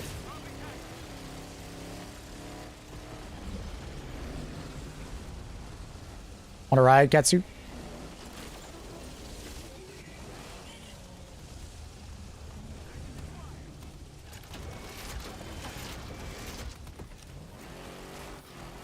Man just spammed my resupply. You just took 3, I think.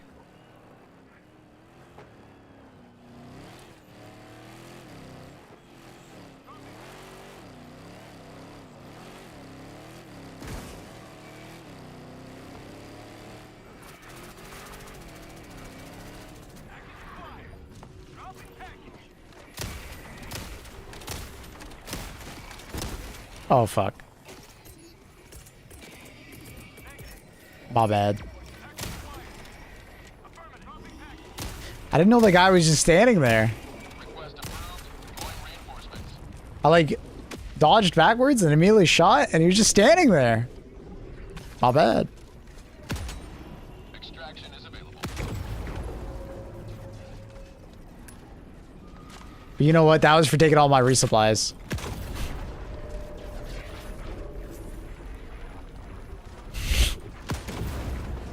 Not actually, but you know what? We'll just go with that.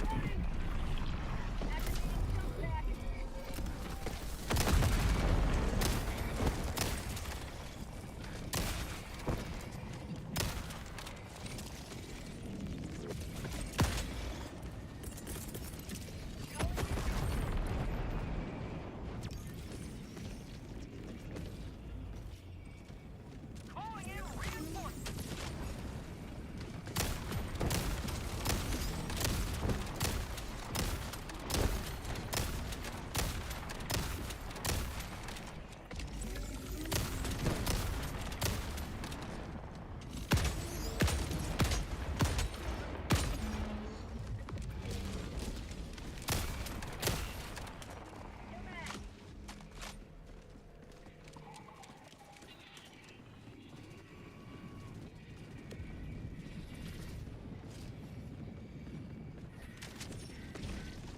Hello? Shoot.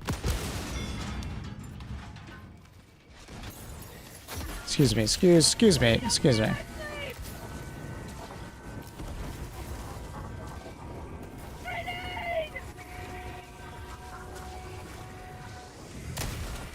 1 returning to extraction point. Please ensure you're inside the extraction radius. Oh man, he's using the chainsword. Love that. Requesting sentry.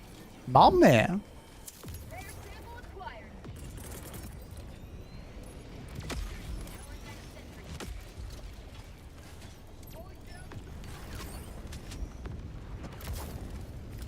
ETA T-minus 2 minutes and 30 seconds.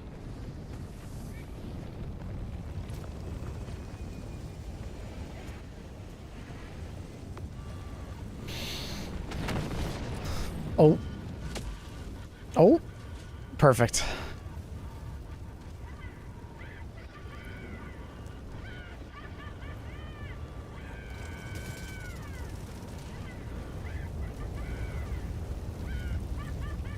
ETA T-minus 2 minutes.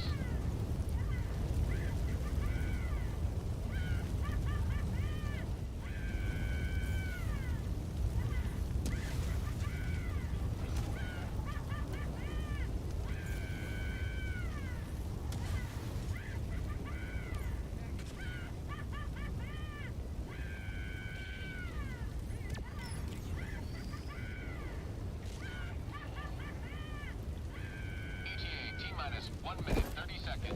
Oop. Must approve. I don't know where all the enemies are, but pfft, pretty extract. I think my Tesla tower is killing them over there. Following since Battlefront 2 days. Yo, what up, Joshy? Welcome back. How are you? Long time no see, bud. How you doing? Hope you're well.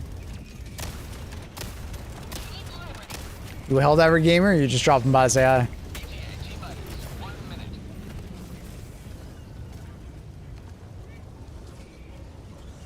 Oh, I'm slipping. I'm slipping.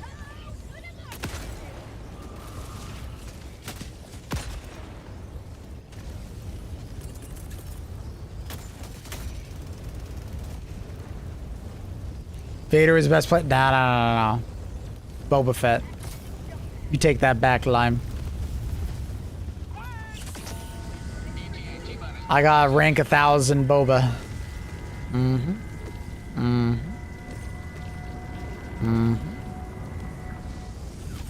T-minus 20 seconds. Blaster is so civilized. What are you talking about? ETA T-minus 10 seconds. Nah, Ben Lim, I wouldn't get your hopes up on that, dude. Don't do it to yourself, man. Pelican 1 arriving at coordinates. This is Pelican 1 preparing for touchdown. Don't do it to yourself. Do we all get the FRV? Yep. We've already captured the planet, so we get the FRV if we win the MO or not. Pelican 1 preparing to depart. Shuttle launch in 20 seconds. Reinforcement budget depleted. Extraction complete. Pelican 1 beginning ascent.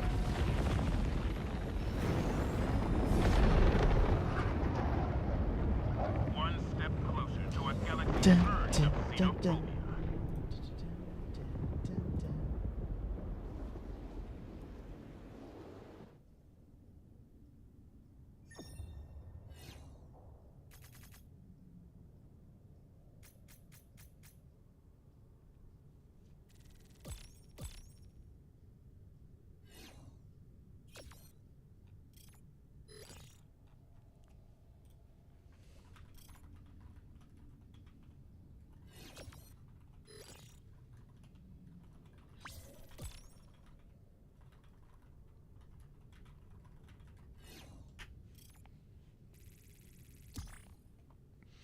Hey, man. Great content. Thank you. Watched your video about the new image upscalers, and I was wondering what DLSS render scale would you recommend at 1080p 60 hertz? Well, if all you're trying to do is get to 60 FPS, it would kind of depend on what your current FPS is like. Because you use the upscaler to give you more FPS or to give you better image quality. If you're already getting like more than 60 FPS, put on native and just enjoy the image quality, right? But if you're like 40 to 50 FPS, try dropping it to quality and see how it runs. And then if you want even more, you could drop it to balanced, but you might need to adjust the sharpness scaler depending on how it looks.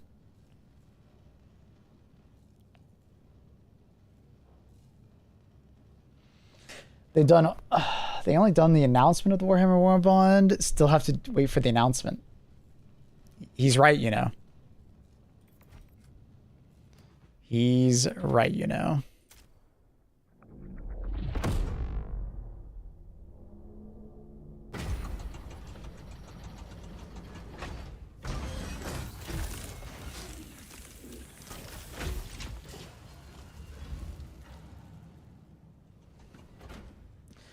basically in the announcement it said that we'll learn more about it later this year. And if I'm being honest, later this year probably means more than a month or two. It's pretty vague, and it being so vague kind of tells me it's probably going to be a bit. Maybe end of summer or fall.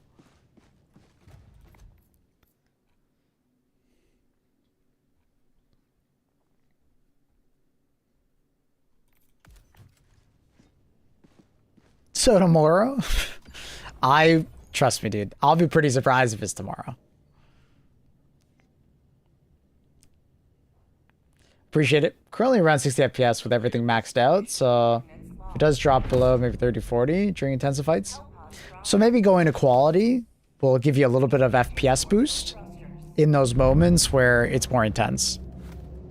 But just remember, if you're CPU limited, going to a lower quality anti-aliasing, like render scale, won't change anything.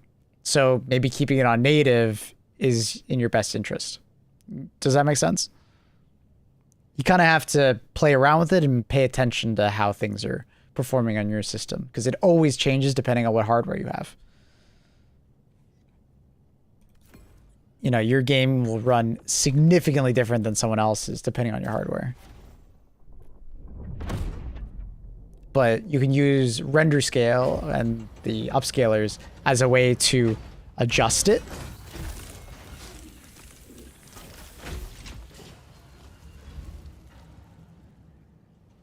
You just gotta kind of have to mess around with it. Try different options, see what works best for you. And also it's personal preference, right? Like you may like a certain setting more than another person.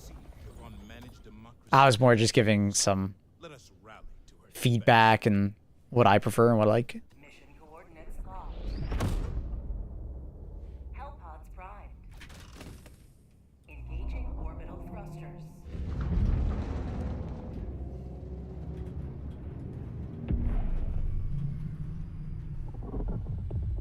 Orbit synchronized.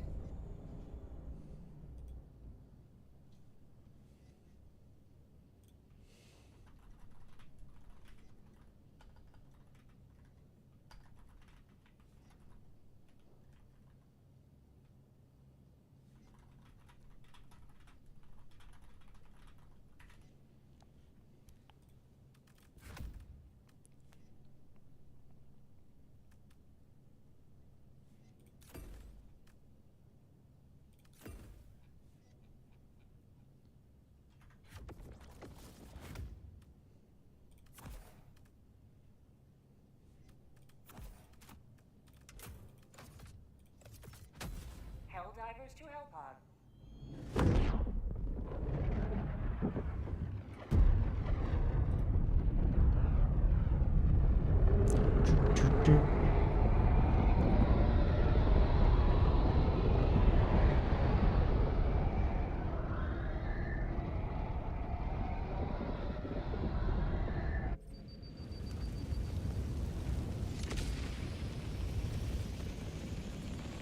ETA T-minus 10 seconds.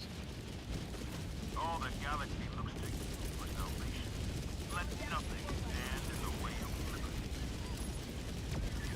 Pelican 1 approaching pickup. Pelican 1 landing in progress.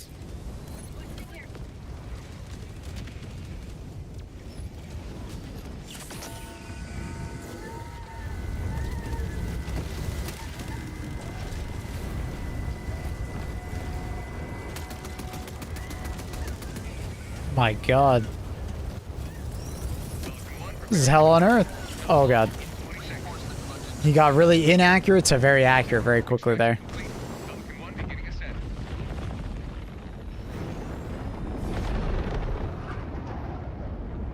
The squids will find no purchase here.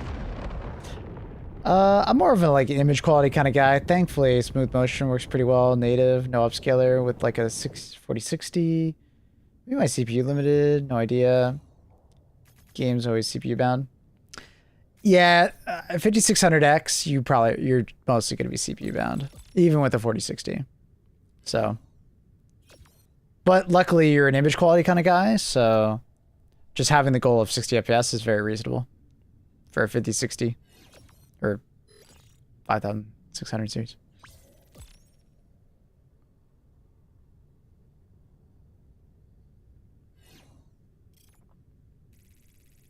Hopefully they add native frame gen to this game in the future.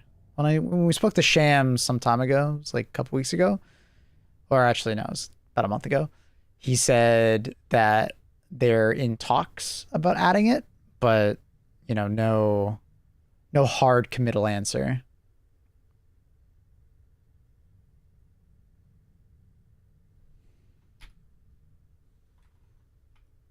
Oh, what the fuck's happening? Can't type. I can open the chat, but I can't type. It's weird. I'm assuming someone's quitting out.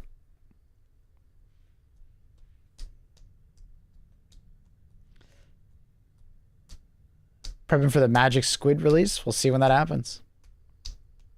I'm assuming it's when we get the next big major order, which is probably end of the summer. I went to school with the drummer of the Cooks. Really? That's cool. World Cup matches to be held in Toronto? Some are. I'm not sure which ones. I'm not a massive football fan.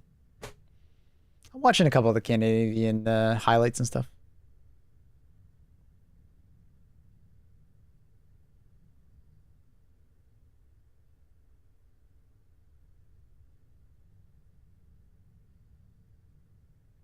June was meant to be Illuminate month, right? Based on roadmap? Yes, but I think some of that has probably gotten jumbled up with wanting to add new content or bug fixes and stuff like that that the community brought up. I gotta look at that roadmap again. It's been a while since I looked at it. I'm trying to do it off memory.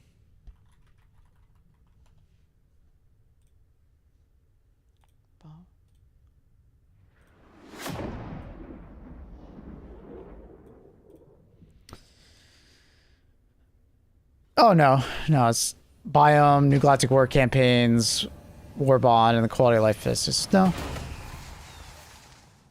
No. You're thinking of March. March was the Illuminate one. And that's when we got the mechs, the new enemies. But I would assume the next big...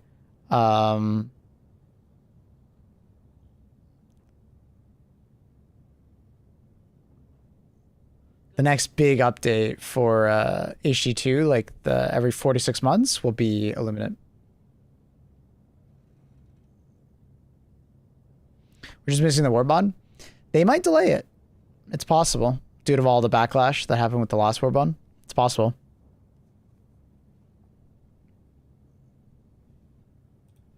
Hard to say.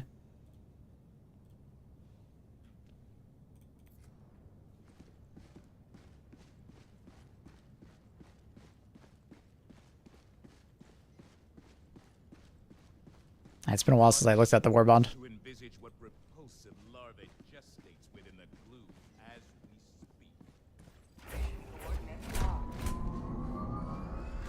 Hellpods prime. Engaging orbit thrusters.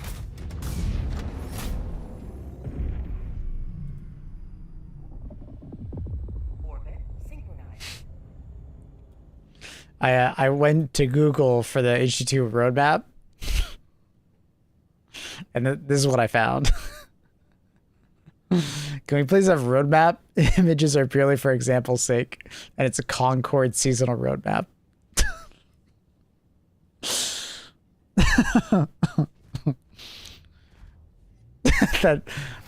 That's pretty funny. That's pretty funny. That's got me giggling. That's got me giggling.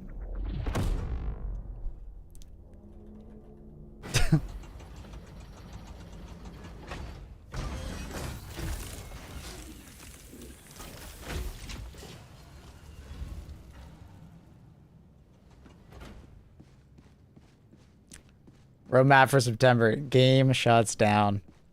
Oof. Innocents perish with every Oof.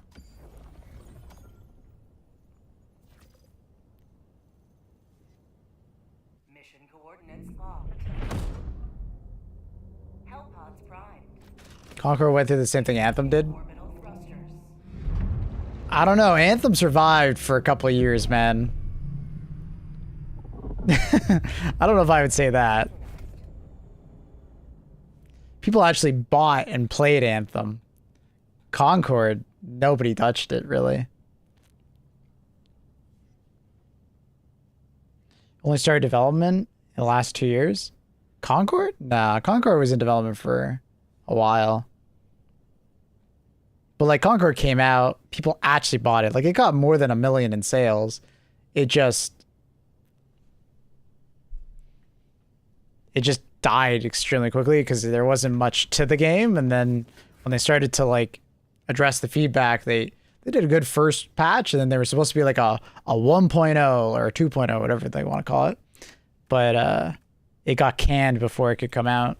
Helldivers to Hellpods. Which, Repeat. rip. Helldivers to Hellpods. Anthem had a chance. Concord never even had a chance. It was donezo before it was it even started. When I saw the beta numbers were that low, I knew things were not going to go well for the game.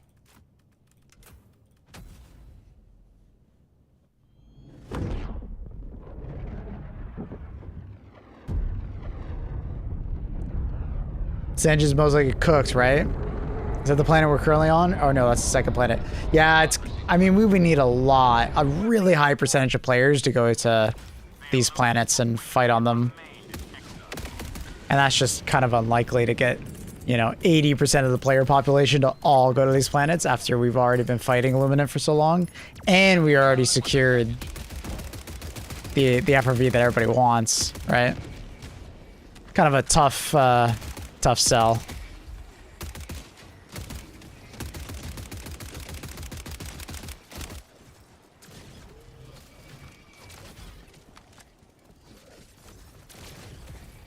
Yeah, if we get the heavy ordnance distribution online, it definitely becomes more of a likelihood, for sure. Concord had those like 1 and 2 beta tests, and they were barren. Yep. Yeah.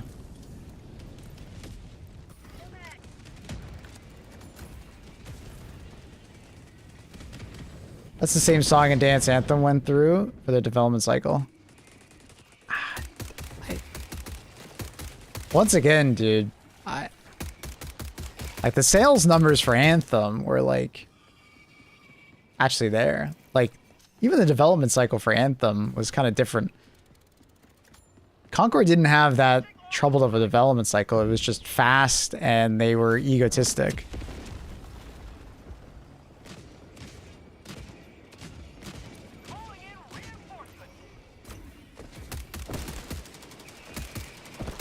I don't remember reading anything about a troubled development cycle for Concord.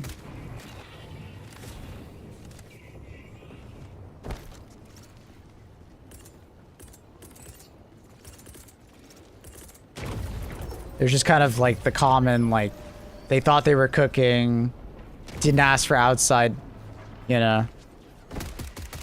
feedback enough, and then died within a month or less than that. Anthem, I mean, Anthem was actually fun. They just failed to make the second half of the game. Like, Anthem just failed to have an end game or a mid game, which is the problem it had, right? Like, it had a troubled development cycle because, like, it only really started development, like, a year before a relaunch or so, right? Because it changed hands and changed direction.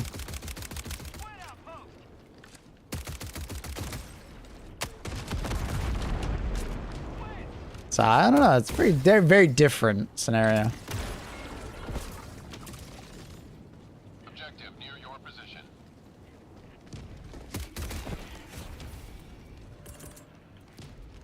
Anthem had a chance, though. Objective critical stratagem available. it got a year and a half or so to develop something for it, but it never went anywhere. Well, not fast enough, I guess. It took too long for them to update the game, and then by then, the dev team was cut.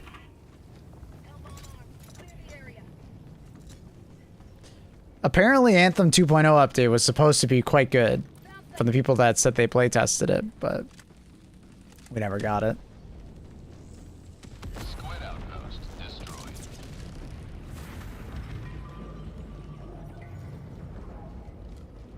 Objective critical stratagem available. Conquer was a shiny turd overall. I think the idea of Concord is kind of cool. I do like that kind of combat. Hero-based, Destiny-esque. It's just... It looked terrible. I think the gameplay was pretty bland, and yeah. And they charged money for it. If it was free to play, maybe they could have done a little bit more with it. The fact that they charged $40, eesh. Yikes. Seem really uninspired, yeah.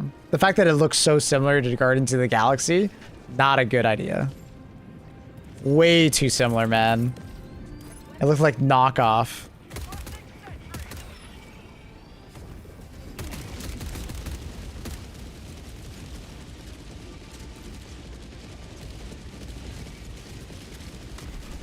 The art director failed that game. Yeah. Like, the gameplay didn't look that bad. Like, it looked pretty good at times. I would play it. But the art direction really did not help at all. So I would agree. I think Lieutenant Smash is dead on. Like, if anyone is to be blamed for that game, probably the art director. It looked very ugly. It was a very ugly game.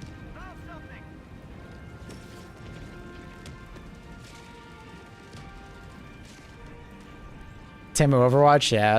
It was trying to be Overwatch and Destiny at the same time. It was trying to do a little bit of the space magic vibe of Destiny, while also being a hero shooter like Overwatch. Which is cool in concept, but they just didn't nail it. Freedom has prevailed. Now head to the extraction point.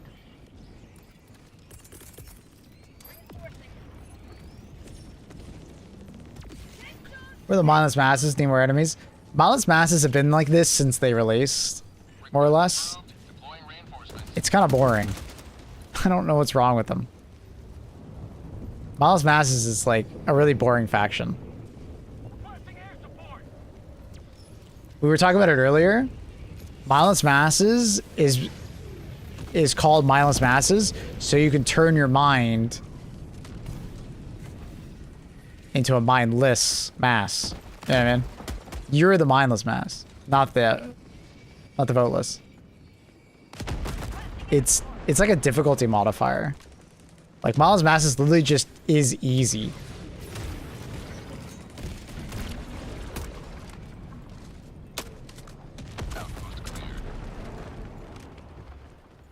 I hope they fix it though. Like, I don't think mindless masses is supposed to be like this. I think mindless masses is actually supposed to be a fuckload of voteless, but the numbers are off. Like, it's very rare to see this many voteless in one spot.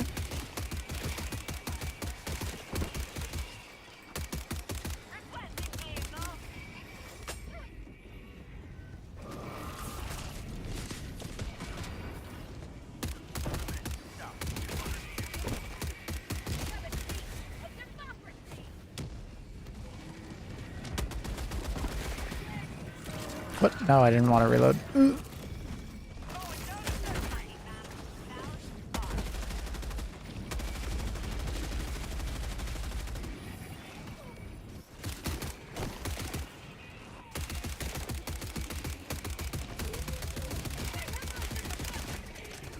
You've become the modifier. Yeah.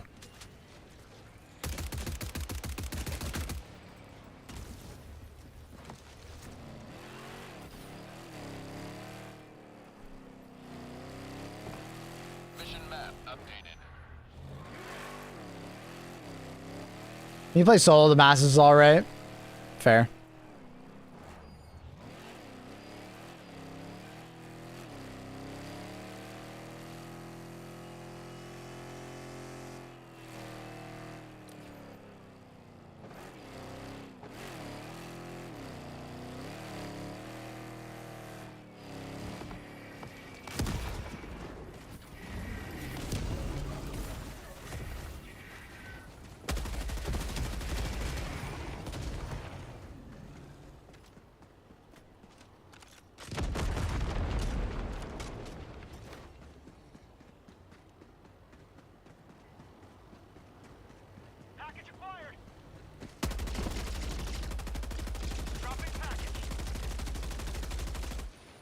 Hello? That was weird. A little bit of desync there or something. My HMG shots were just like not doing any damage to the shield. Extraction is available. But it's like in general, there's just like less enemies spawned. It's weird. Like if you go play the mech faction for Limited, there's way more enemies everywhere.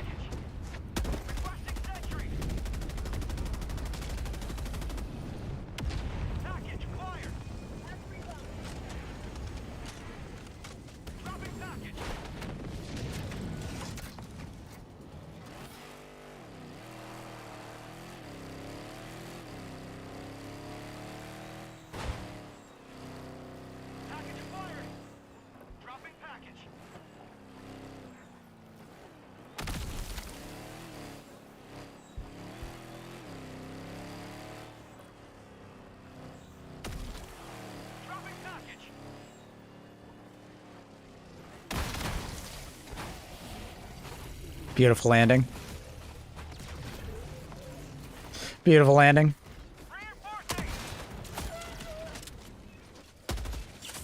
Just got a headshot.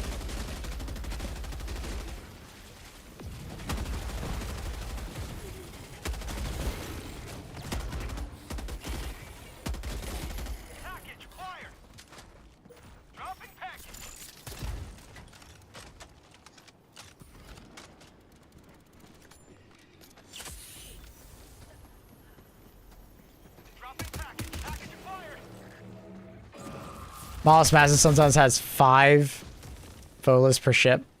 That happens in normal Illuminate sometimes, but yeah, it feels like it happens more often on Mindless. It's weird.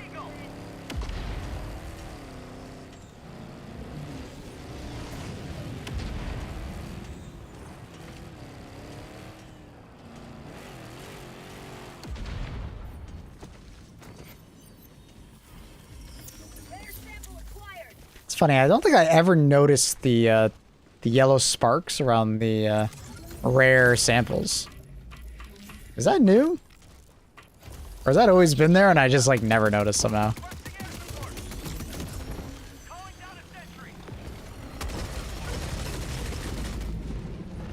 What do you think is the most OP weapon? Are we talking primary weapon or support weapon?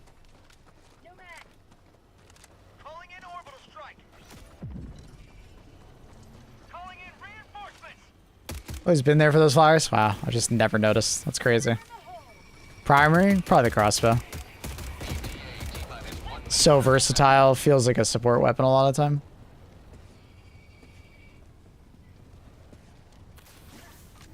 Yeah,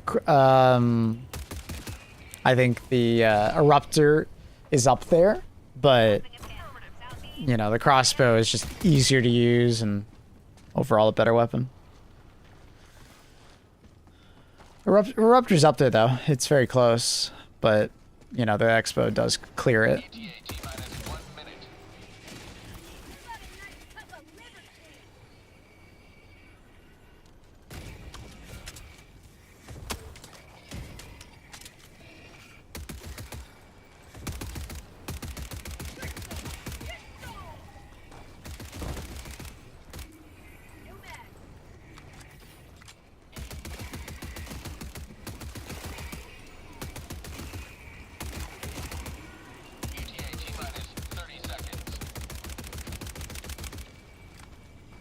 Coyote is really good, but it's more of a standard weapon. It doesn't have that OP factor that the other weapons have, because it doesn't have the versatility to blow up a bug hole, for instance. Or it doesn't have the explosive damage, which just makes the gun really easy to use. The Coyote is easily the best AR in the game. And fire damage is easily insanely good, so... It's very good. Yeah. If someone put it in S tier, I would be like, yeah, that's fair enough. But if I'm putting the Coyote in S tier, the crossbow deserves to be in S plus tier. You know what I mean?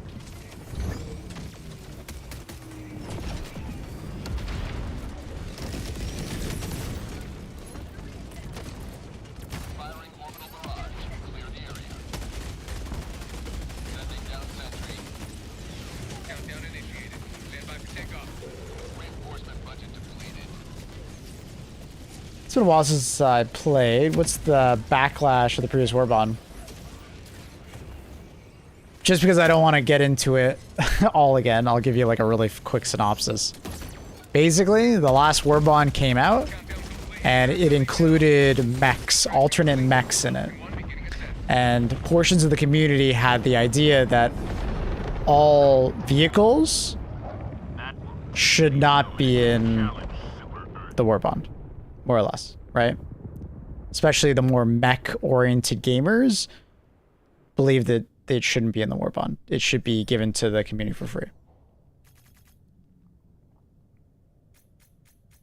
There was a kind of a side one where some people believe that they only buff or make adjustments to stratagems that are in Warbonds. There was also that narrative going on, but that one was more, I think, just people being angry and saying shit on the internet. Because there's very little evidence to that that's actually the case.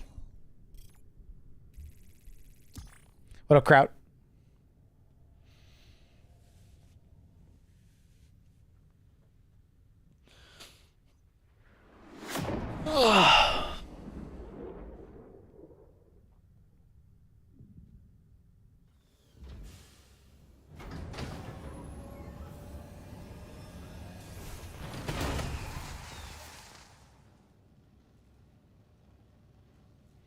But as far as my perception, nah, it was not a big deal that the mechs were in the Warbond.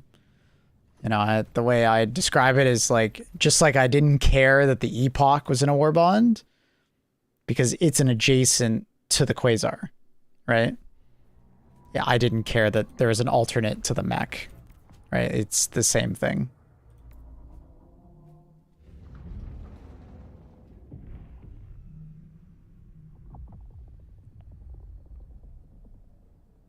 Sort of make your beers up, you're fine. Yeah, as you could probably imagine, I talk about it a lot. You're fine.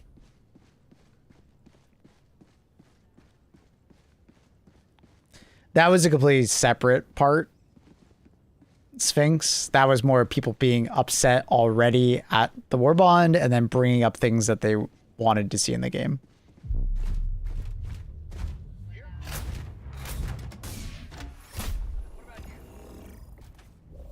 That was just like other stuff. Didn't necessarily have to do with the Warbond. That was just like, where's vehicle customization? Where's progression? They were already things.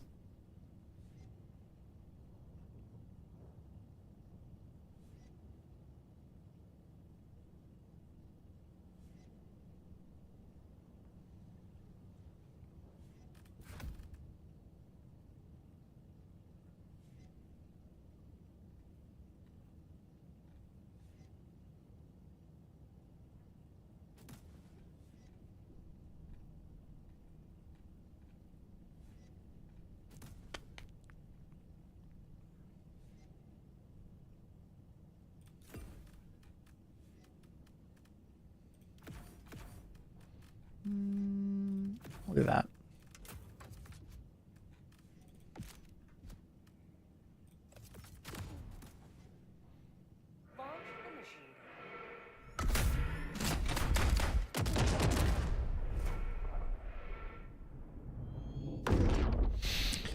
Thanks for seeing if I crash less. Had some NVIDIA driver update and one corrupt file. Okay.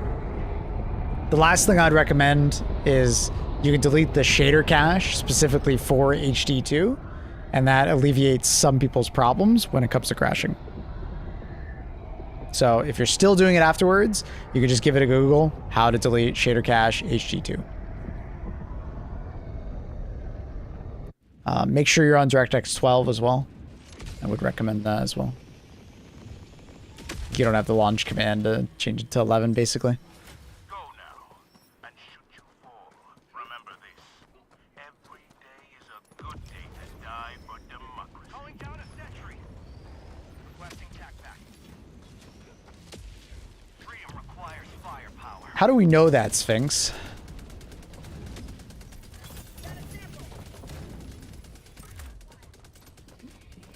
People keep asking if that was the case, but are these just like leaks or people's just thinking?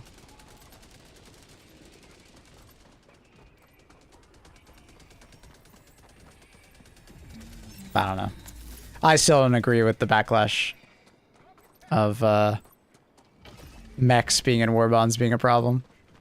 Because with that logic, we should be mad about the control group war bond. We should be mad about so many war bonds. Feels so forced.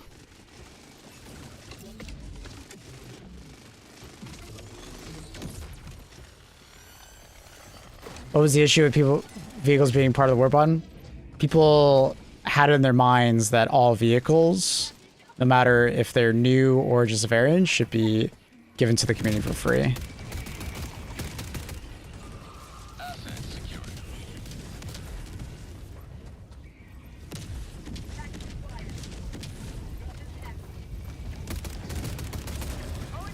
Yeah, I don't know how much I would trust the leaks.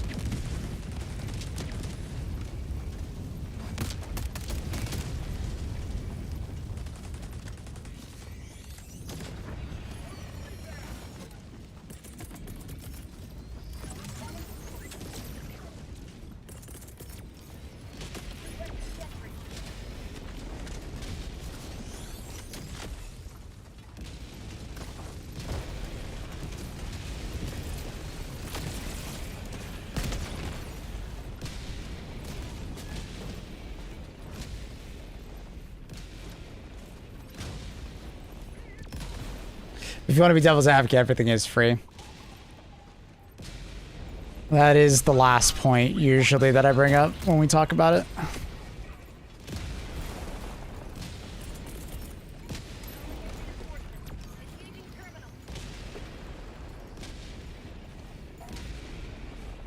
Request approved.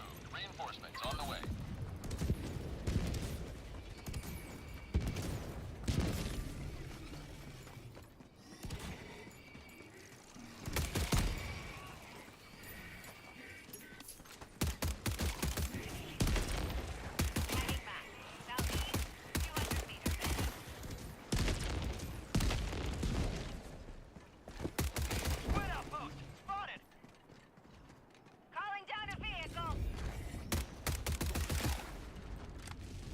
Custom Max was referred by the community. Well, a section of the community, right? Like,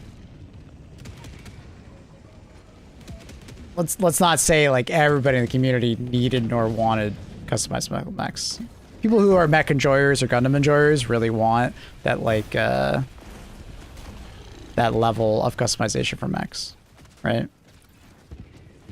They want a lot of things for mechs, right? Vehicle resupply and so on and so forth.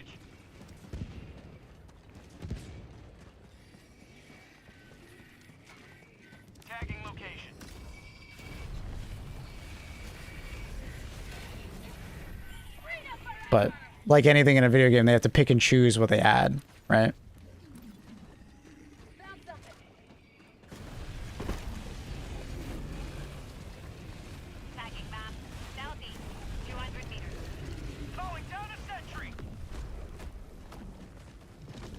Oh, I completely disagree. Something amazing. I completely disagree.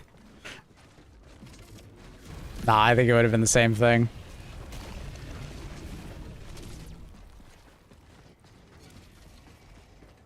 Them adding customization and selling the attachment? No. It'd be like a weapon attachments, but you only got the weapon attachments if you bought the war bond.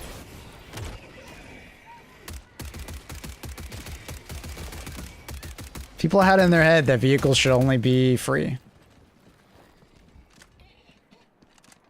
But it was one of those things that like Arrowhead didn't know that until they stepped on that landmine.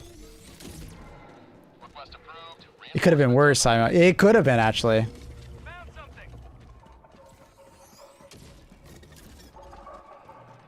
I've been told for multiple years the community that mechs were useless. Didn't help that Arrowhead makes them useless. They didn't. Arrowhead, the mechs were not useless. People just were very bad at using them. Like, I've been doing tier list the entire time. The Emancipator mech has stayed, like, A to S tier, depending on how good the driver has been, for a very long time.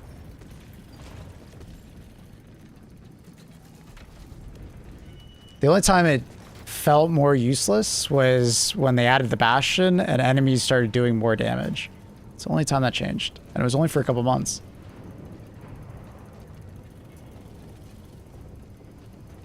Do you have a specific graphics configuration? No. Requesting sentry. Patriot rocket self-killing.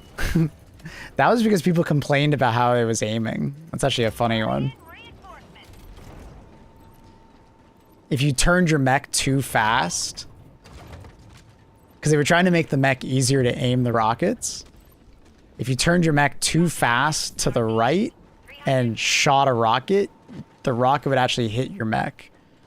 That was just funny. Requesting vehicle.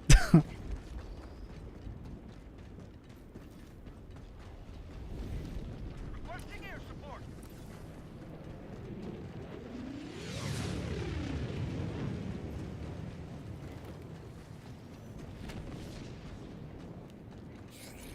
Yeah, it's like people forget that like mechs were so meta for certain points in the game's history, especially for Hive Worlds. Like mechs didn't like become great overnight or something like that. Mechs were like insane when they came out, and they've been insane all the way through. Like it just took someone not being a dummy and like actually being mindful of their surroundings.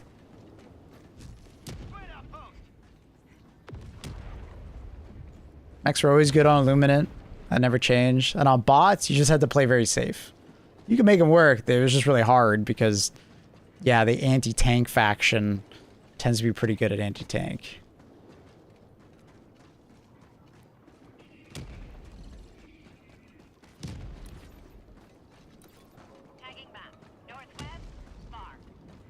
But mechs were like super meta when Illuminant came out, other than versus Leviathans. But even versus Leviathans, you could kill Leviathan. You can kill up to 3 Leviathans with 1 Emancipator mech if you aimed in the right spot.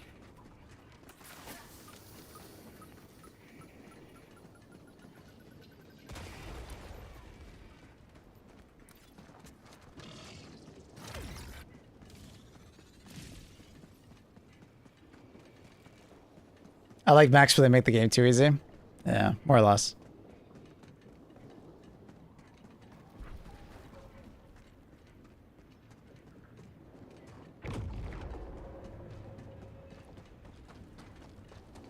You're participating in Commander Kai's charity event. I need to sign up for it.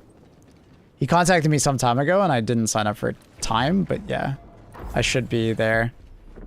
Unfortunately, it's at the same time as like the Darktide update and Impulse, which is a bit awkward. But I'll still be participating in the charity, I think, while I'm playing another game. I haven't checked with them to see if that's okay. But I imagine it's probably okay if I'm playing a different game at the time.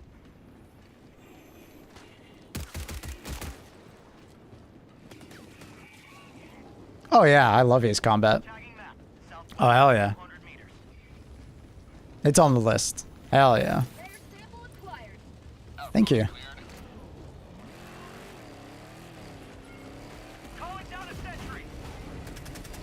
Did the mech update bring them better against bile explosions?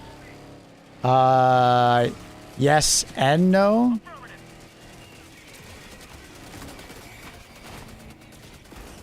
Because what they did was they made mechs way tankier, but they also at the same time made them more susceptible to bile at the same time. So it kind of is a neutral point. Bile is supposed to be acid and it's supposed to be very good against armor, I think. So I think that's why the thought process is.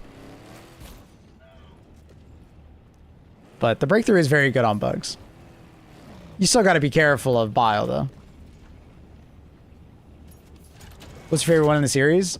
I'll be honest, I can't really remember the previous ones, but I really enjoyed 7. I don't know which one was my favorite. I played a lot of them as a kid. I missed a lot in the middle, but yeah. Just a nostalgic franchise, and they always tend to hit good. Hoping they spice some things up. The 5 and 0. Fair enough. Oh yeah. Yeah, I just liked 7. Good soundtrack, cool missions. Game looked beautiful.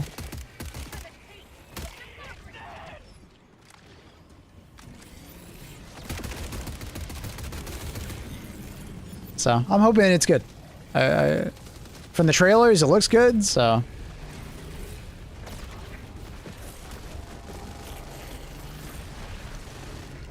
The story looks a bit samey, but we'll see. I got some Battlefield 3 vibes watching the story trailer, though. I don't know if anyone else did.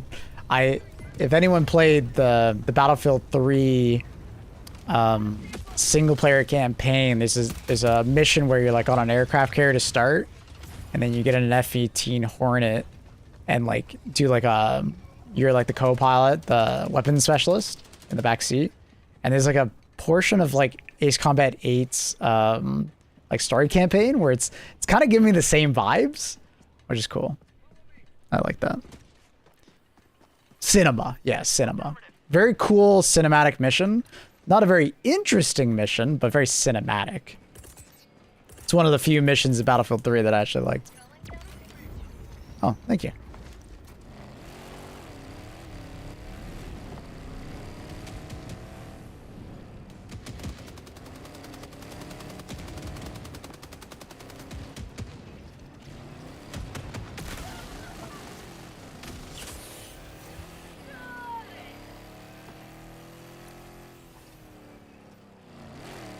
I'm gonna go.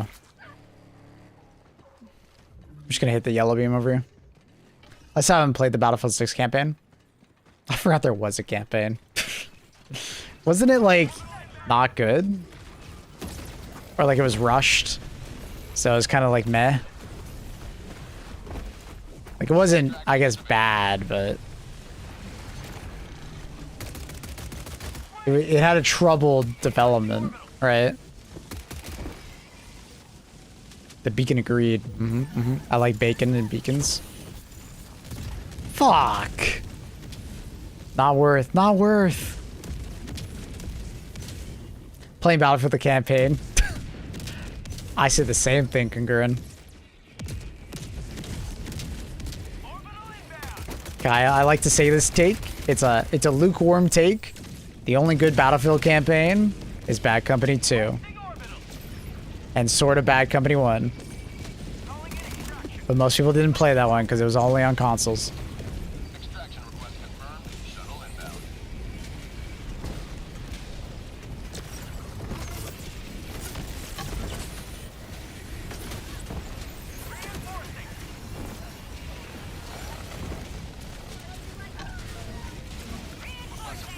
Reinforcements on the way. Would you die already? Jesus Christ. Not a bad take, good take. Alright, good. That's why I said lukewarm, because I know some people are going to agree with me.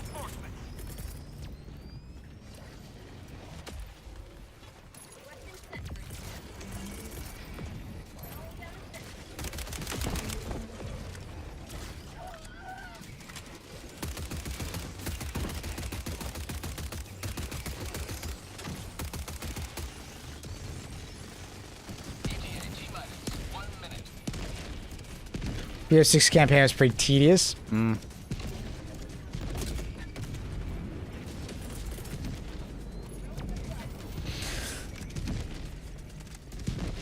But yeah, basically I should be participating in Commander Kai's thing every day. Like throughout the entire week. Well, I'll just do all the mornings, most likely.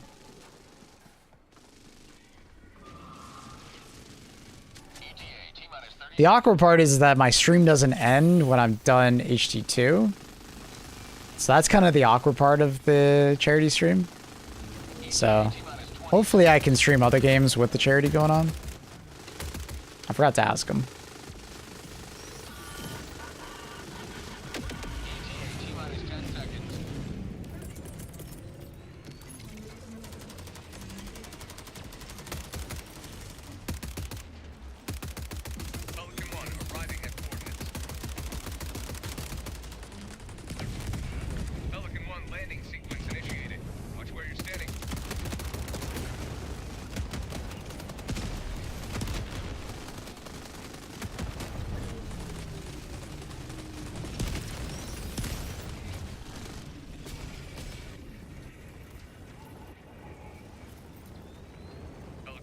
Preparing to depart. Shuttle launch in 20 seconds. Reinforcement Extraction complete. Pelican 1 beginning ascent. I've never even installed the campaign. Same. Campaign on Battlefield is like an add-on. Yeah, it's always a little bit of a whatever. The Battlefield 1 campaign was a little interesting because they did short stories and they were pretty interesting.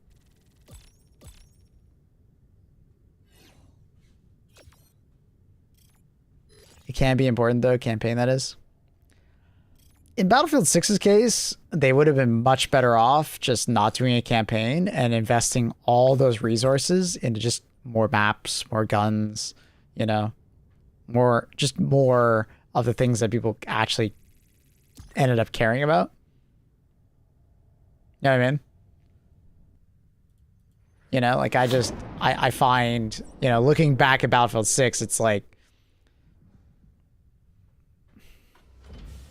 part of the reason why 1 is the most memorable Battlefield was the praise because of the good campaign.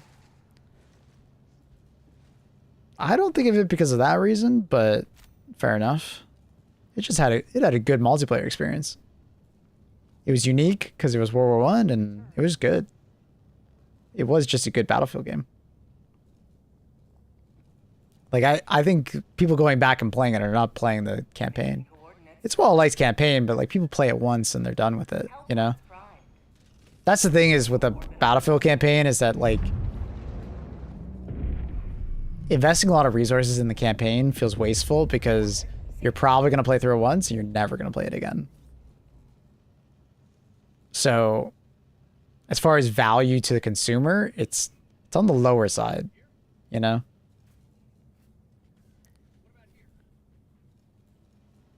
Hunger tech test on the 29th. No info about it. You can stream it and join Discord to get access. Benzie, send me the Discord. Good shit, dude.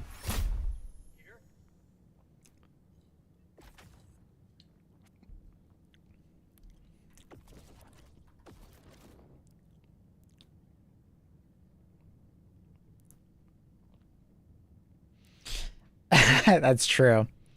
Battlefield 1 coming out at the same time as Infinite Warfare was quite funny.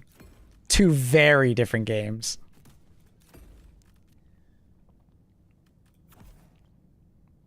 Very, very different games.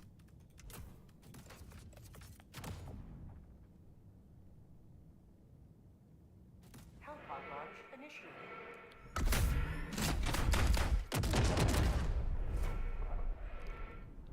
COD tends to have a good campaign that is even maybe good enough that you'd replay it.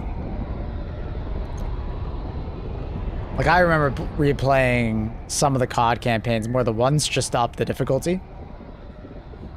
But I don't think I've ever done that in a Battlefield game outside of Bad Company 2.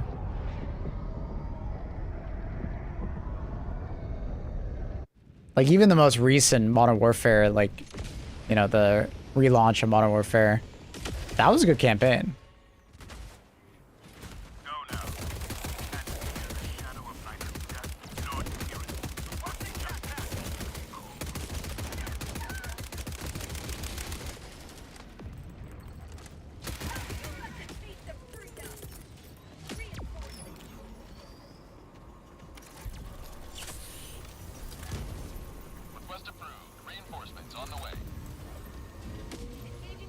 Oh yeah, the most recent Call of Duty Black Ops was not well received. Yeah, I remember that.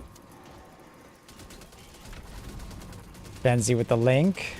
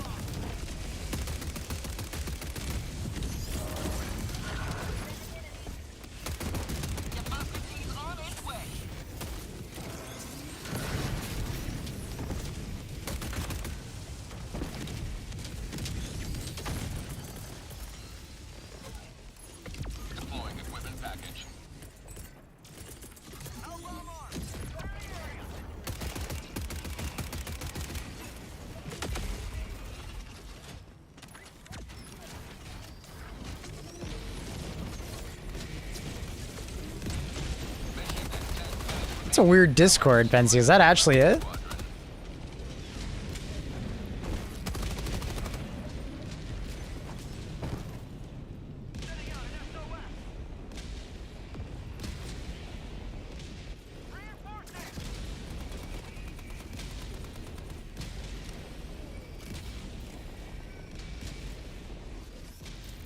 Request approved. Reinforcements have been launched.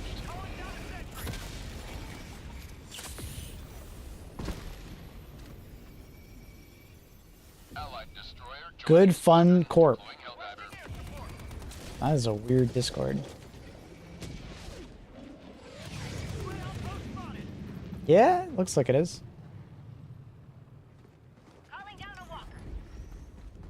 Do you need the Discord? It doesn't seem like you need the Discord to sign up. It says estimated runtime 7 days, hunger playtest, Steam app required. Maybe it does.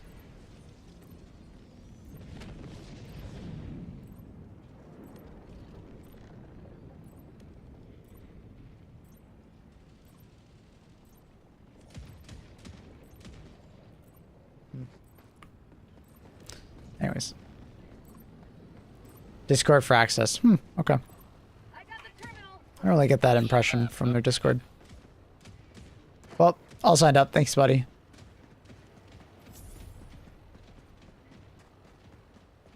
Hunger chat is the, it's kind of like Hun Showdown, but more extraction shooter than arena shooter. Like, obviously, Hun Showdown is arena or extraction shooter adjacent, but it's not really an extraction shooter. It's more like a game mode, like an arena, somewhere between a battle royale and extraction shooter. Hunger is definitely going more for like the extraction shooter vibe, but it has like that, you know, Hun Showdown, almost Vermintide-esque aesthetic to it. Very grotesque also. A little bit fantasy. It's cool. Looks cool. Looks like it could be a neat game. You have been a stalwart line of freedom. Extract when ready. Squid outpost destroyed. Package acquired. Dropping package.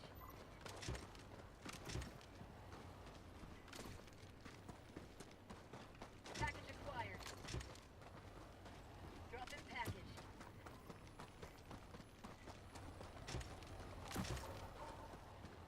Standing in an eagle. Requesting sentry. Dropping package.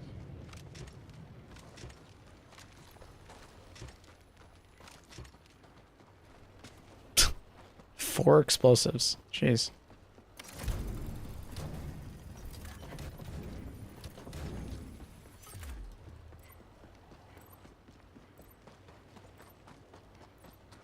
Can we get the all explosive loadout? Package acquired. Dropping package.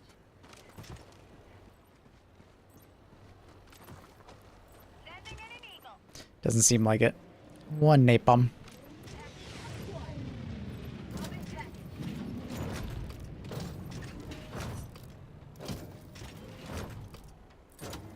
Extraction is available. Because I've Requesting air support. seen 3 secondaries distance wise.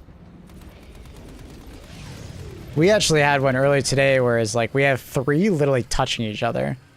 They were like walking distance from each other. Cap 2. It was kind of weird. And it was the same kind of thing. They were in a triangle like this.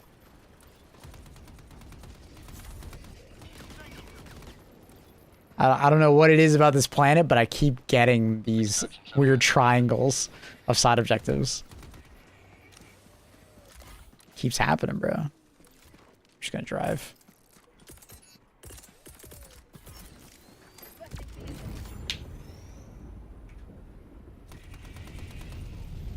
Standing in an eagle. Orbital inbound. Quit. ETA T-minus 1 minute and 30 seconds. Requesting orbital. destroyed.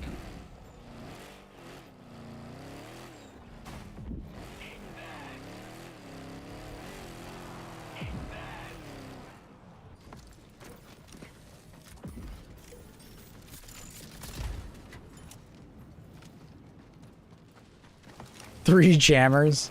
Those are the fun ones. And the ones where you wish you brought a help on backpack.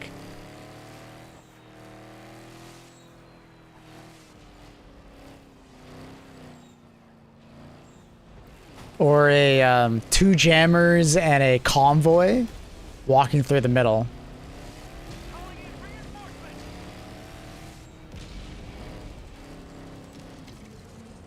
Request approved. Reinforcements have been launched. ETA T-minus 30 seconds.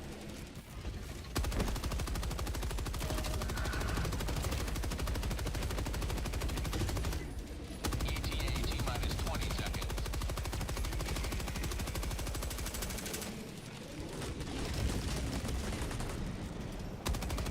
ETA T-minus 10 seconds. Clear landing zone.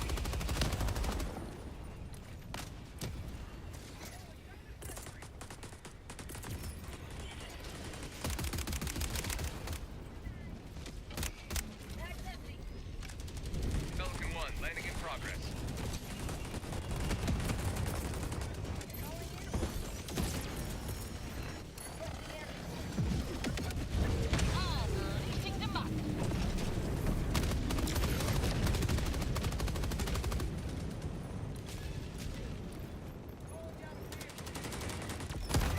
Oh! Did that guy just shoot an eruptor in someone's face? Countdown initiated. Stand by for takeoff. God damn. Budget depleted.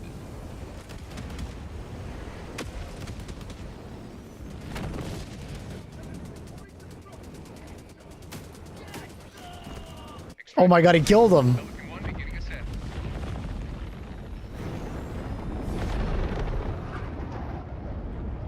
One step closer to a galaxy purged of xenophobia.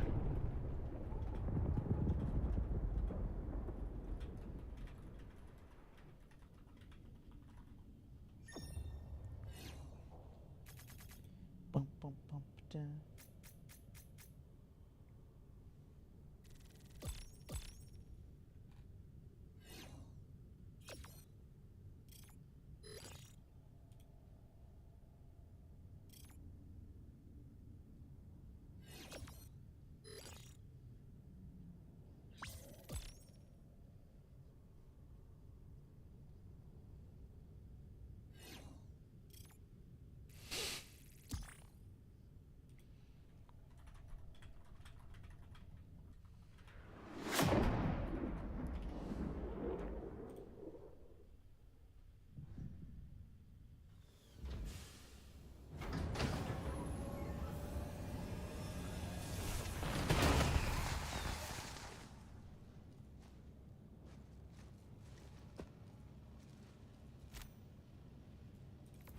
Mission accomplished, Helldiver. One small step for democracy. Alright, chat. I will be right back. I'm just gonna go to the washroom. And then more gaming. Repeat. Repeat.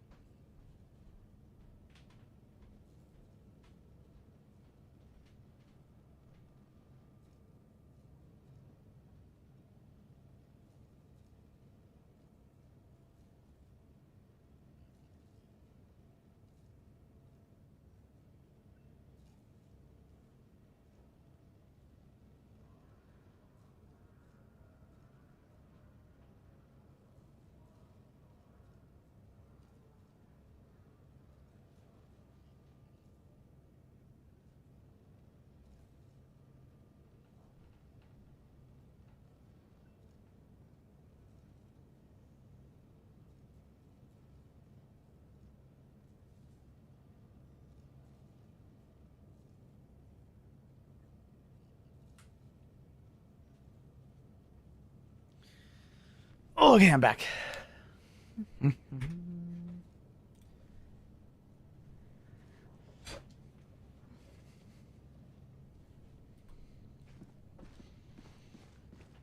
How are we doing on the planet Liberation? Oh my god, we're like so close. Like one more mission. And then we head back to the brilliant looking planet. The fall colors.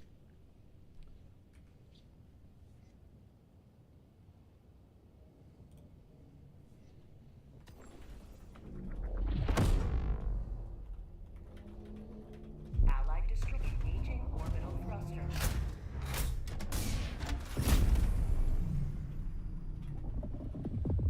Orbit synchronized.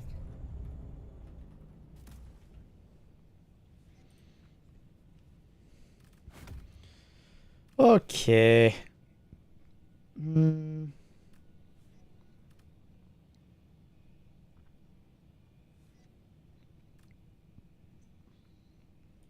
Autocannon. Autocannon mech. Autocannon sentry. Gatling brush. Thematic.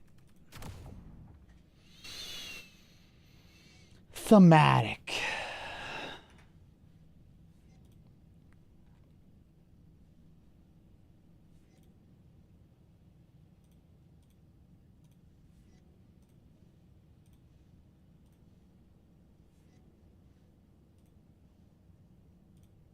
Hellfire launch initiated.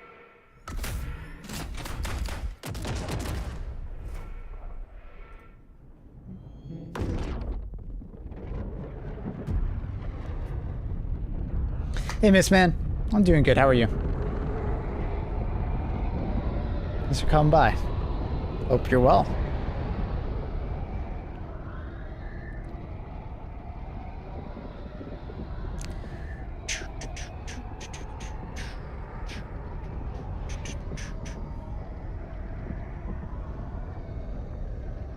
Doing great. Thanks for asking. Hey, happy to hear it.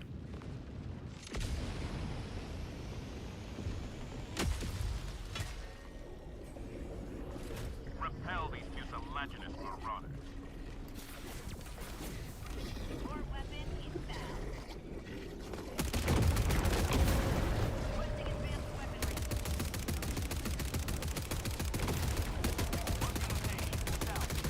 This guy's AFK.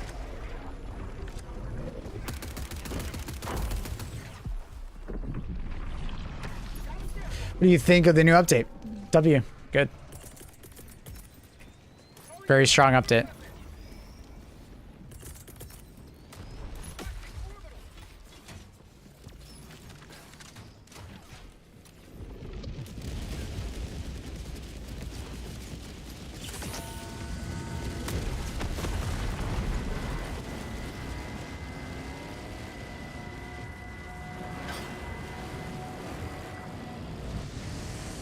Does the Extra still work on bunkers? Yep. Yeah, and it works with FRVs.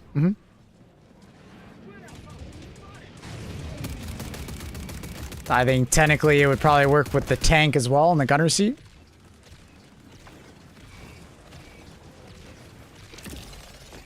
Why is it a double U when it should be a double V? Sorry, my bad. It was a WV update. It is weird, huh? I gotta try that somehow now with the tank. I bet it would work. You just have to have a driver back you in. It should work. Because it work like the driver's seats all work the exact same way, right? Would you just fall over, please?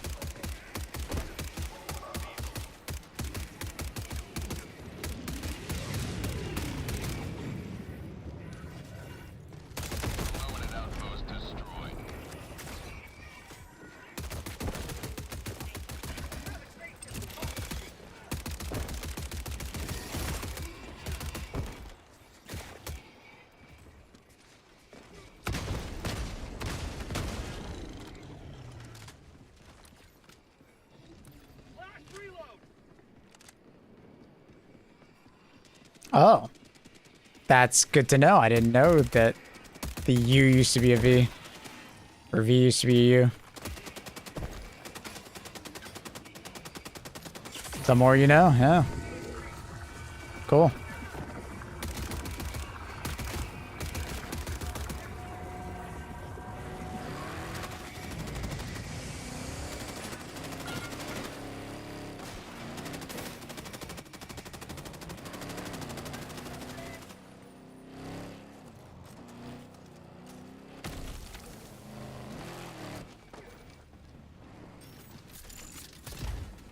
Super credits.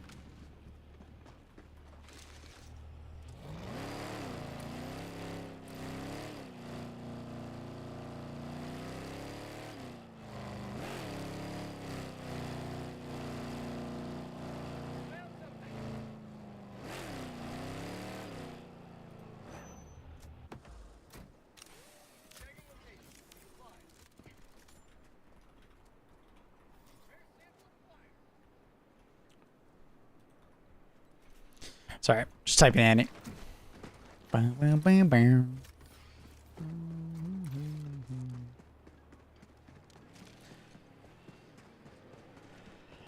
You should, because in French, it's a WV. Oh, I should? You think I know French? Hell no. My high school education of French was forgotten the day I exited that class in grade 10. Or I guess it was grade 9.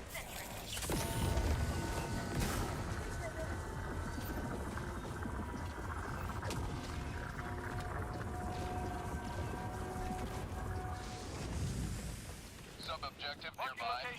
Southeast.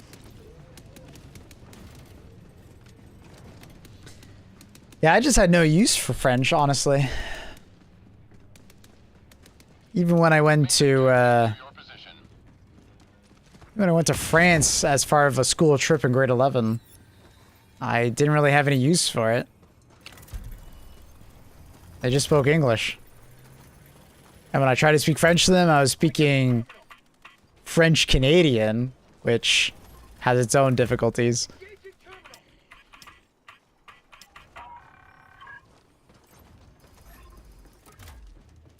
Let's see you. What's doing with the game, lads? Well, recently we got the new FRV MO. It's just finishing up now. Got the supply FRV. We should be getting a new war bond fairly soonish.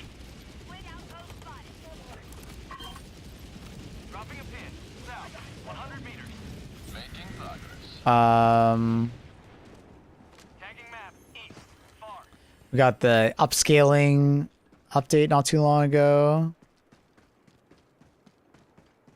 I took French in high school. Did just well enough to pass. Same.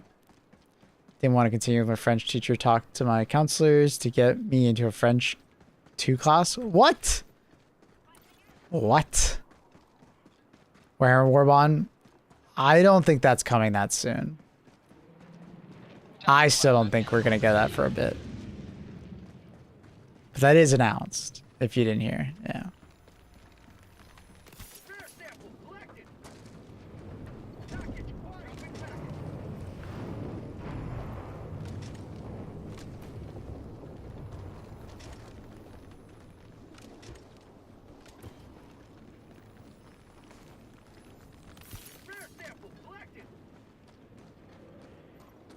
Man can hope. Fair enough. Fair enough. She was the type of person that thought they knew best for everyone else. Really tedious. Gotcha. I had a really bad relationship with my French teacher.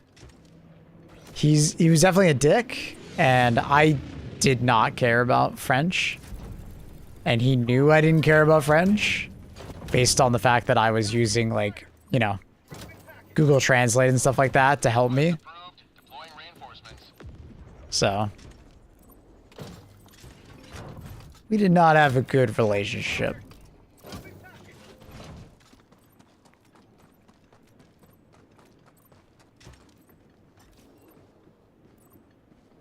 It's a new artillery layout. Came with this last update.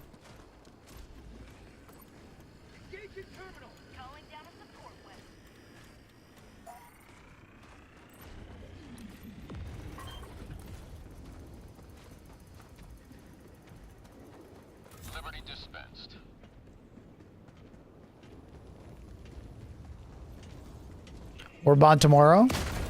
Orban tomorrow, bronze. If we say it enough, maybe it'll actually happen.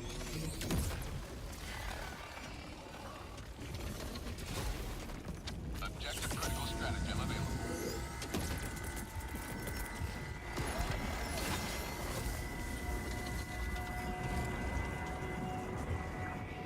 French girls have the cutest accent when they try to speak English. Requesting advanced weaponry.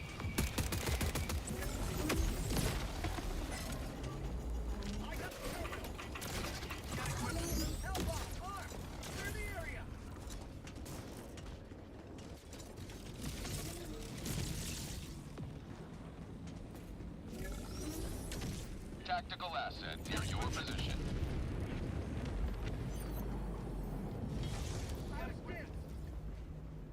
Still waiting on the pre-order armor for PC and PS5. Oh, that's right, yeah. It's probably like a 1-year exclusive or something like that. So, I would probably see it sometime around like Xbox release time this year.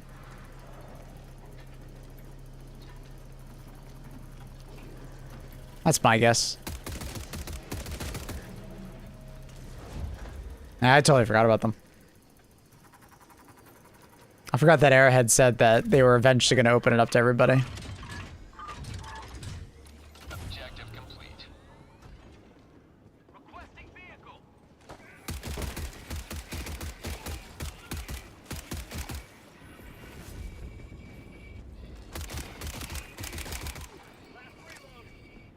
Review law lets them give away stuff that's promised to only be exclusive. Mission at 30 minutes Lets them give away stuff that was promised to be exclusive pre-order only. Dropping a pin. Southeast. I mean, they're doing it everywhere, so it's probably not just EU law. I get why people pick the supply FRV, but the flamer one was fun. It was. I'm hoping that because we were getting the supply one now, it means that the flamer one will receive some tuning. I've already given some feedback to the devs saying that I thought the flamer FRV needed better armor protection. And what I mean by that is that I want the heavy armor to actually block melee attacks when enemies are meleeing you in the FRV.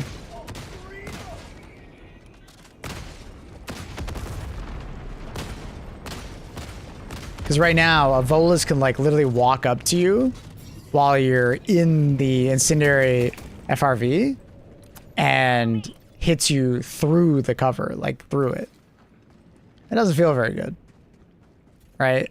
You're like in basically like a zombie killing vehicle, and yet it doesn't feel much like a zombie killing vehicle when you take the same amount of damage from melee as the normal FRV. Could use some flame resistance on it. That would be nice also, yeah, if it just couldn't be lit on fire. Maybe the people inside can still be lit on fire, but the vehicle itself has like a fire immunity. Kind of like how a mech works. Yeah, I didn't give that feedback, but that's some really good feedback actually. What is happening? Am I going insane? I am going insane. Look at it, it's like Pete. You see that? It's like there, but not there. Some weird desync.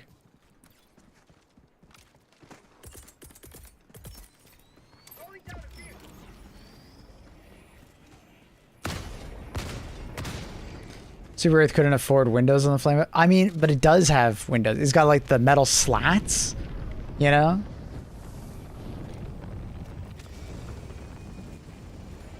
So I feel like it should be like melee resistant, you know?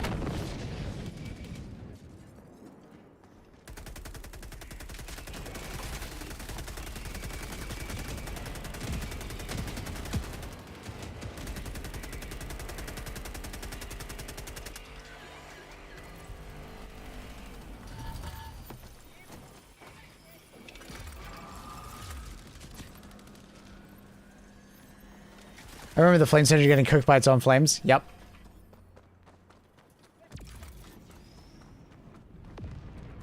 The FRV does have heavier armor, So it can bounce light armor, whereas the normal FRV can't bounce. A lot of it, right? Like there are some parts of it that will bounce, but most of it takes light pen as light armor, but the other one is medium, which is good, but it's like, why is melee hitting players inside? You know what I mean? That's my critique.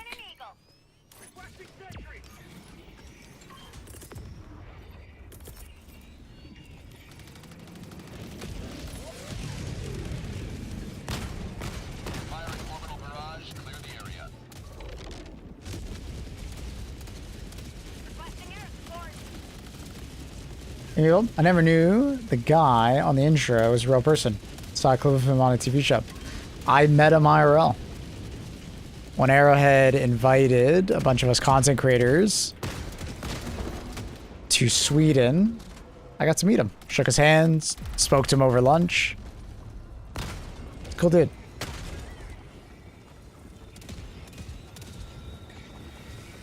Cool dude.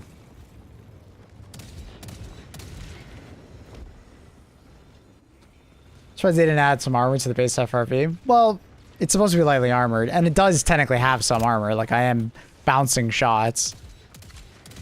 And it does have light armor, right? So there is some spots where it bounces. But for the most part, it's light armor protected. Not medium. So there's just a couple spots where it's medium, but for the most part, light.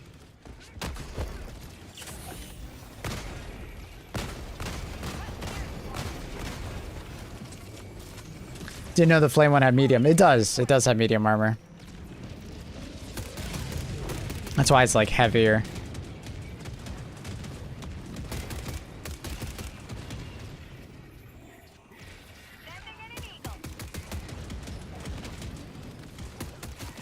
But like obviously the melee damage of enemies should like be able to break the doors eventually. And then you start taking melee damage. I think that makes a lot of sense.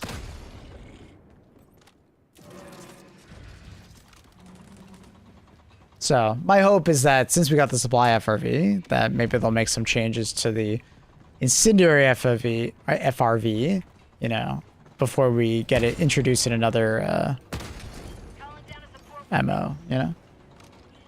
We'll see.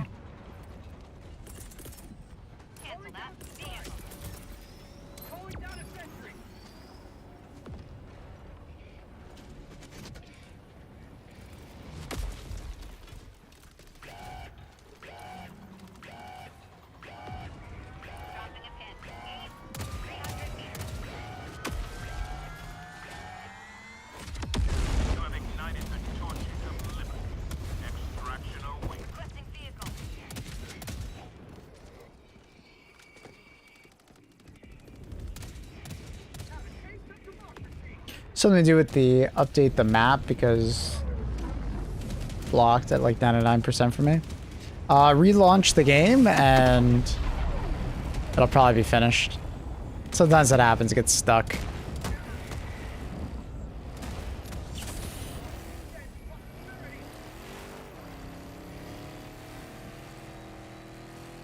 Well, since they're doing that, I'll do this.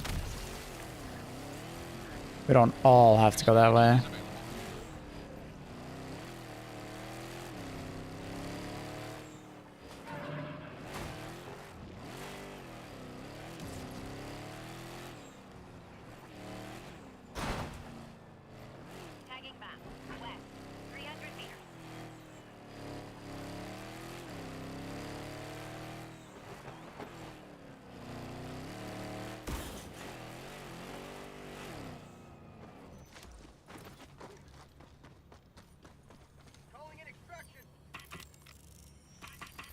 Double FRV in about 15 minutes? Hell yeah. Do a primer for the Illuminate. Scythe? I like using the Scythe. Lately, the Scythe has been a go-to for me. Like, it doesn't do anything against the Harvester, really, but it feels great against everything else.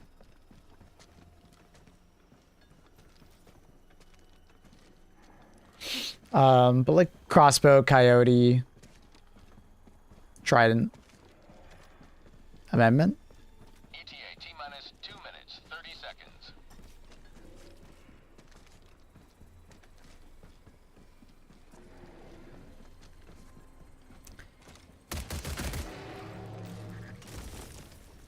You should be able to get triple FRV because they're two of them are going to be galactic campaign rewards, like so you get them no matter what, and then the last FRV you're able to take.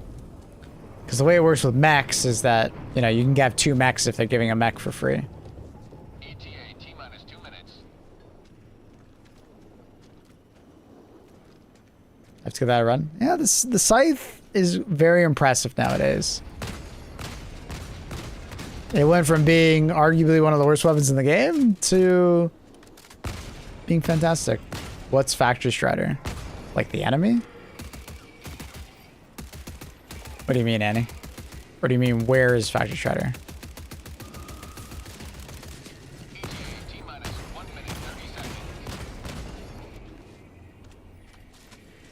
What's up, Annie?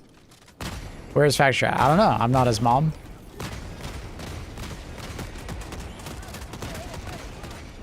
When's Factory Strider? You'd ask about a show. Which show? From? Have you Netflixed me, Annie? Be honest.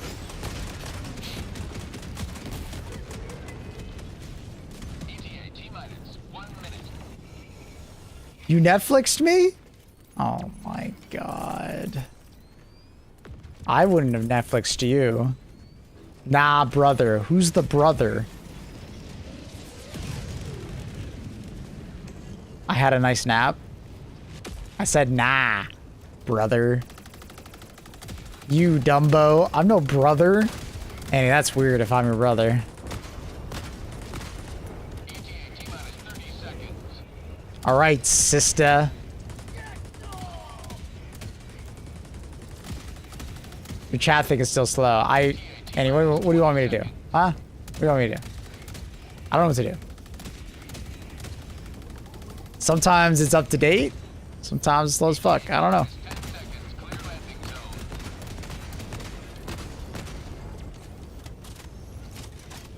Wish that the scythe had a variant with like the double-edged sickle. Oh, that'd be cool. When Factory Strider comes back, let me know. Well, he might not come back today. He typically doesn't always come back because he goes to work or does work stuff, right?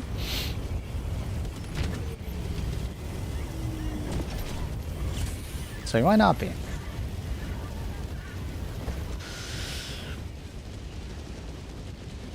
I haven't seen Margot. Margot was here today. Countdown initiated. Stand by for takeoff. Reinforcement budget depleted. Extraction complete. Pelican 1 beginning ascent.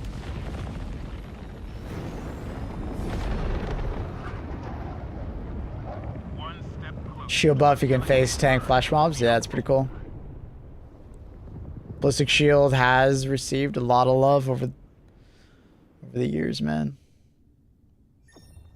I remember when it first came out, there was like literally very little point to using it. Very little. But it's gotten a lot better.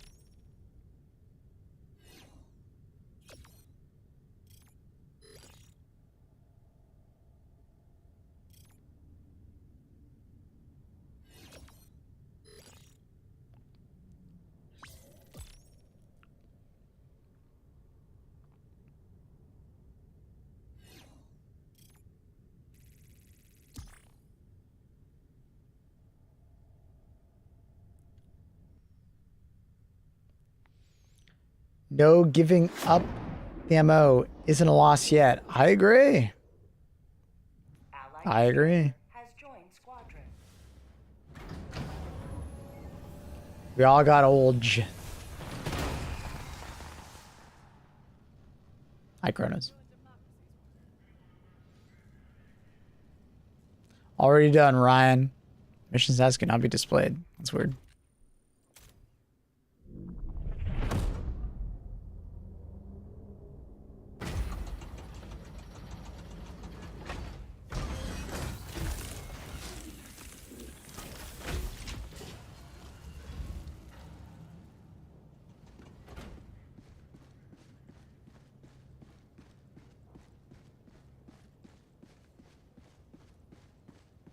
here. The galaxy awaits your salvation. Mission coordinates locked. Hellpods prime. Ba-da. Engaging orbital thrusters. Da-da. Wait a minute. Have we taken the planet yet?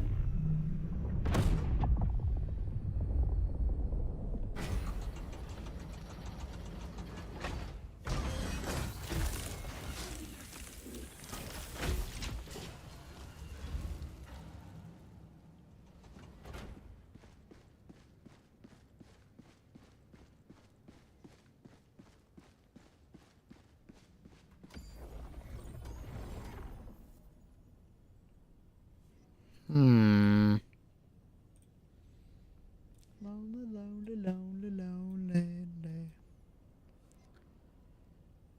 6 minutes 35 seconds. My God. And then how close are we on? Very close on orbital distribution. Hopefully we can get that done ASAP. And then we do like a final mad dash for Zangis. It's possible. It's still possible. What up, Midnight? All right. Good to see you, dude. How are things? What you been up to, Midnight? You still playing Arc Raiders?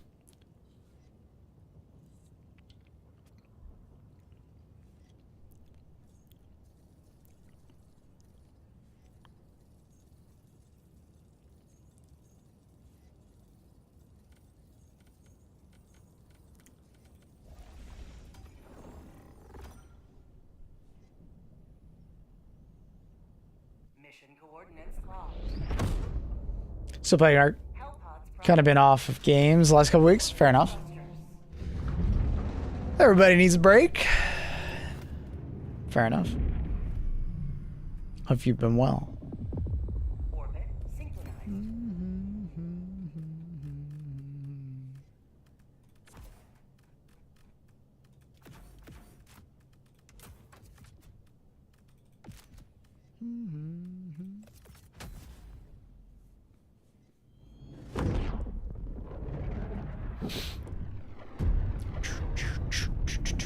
Allied destroyer joining squadron. Deploying Helldiver to combat zone.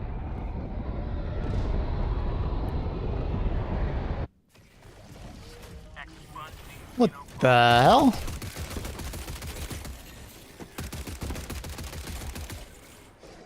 My finger is itchy for some reason.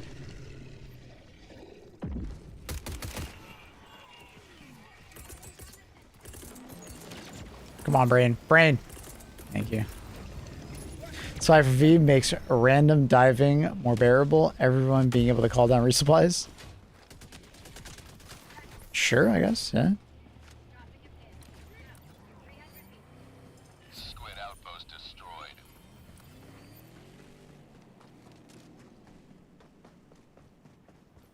Can't say if I've ever had a real big issue with supplies though. When random diving. Asset near your position.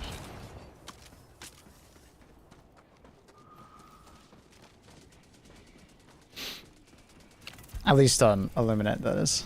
Package acquired. Engaging terminal. Squid. Dropping a pin. Southwest. Far. I always get people who call them in on the other side of the map. Fair. That happens.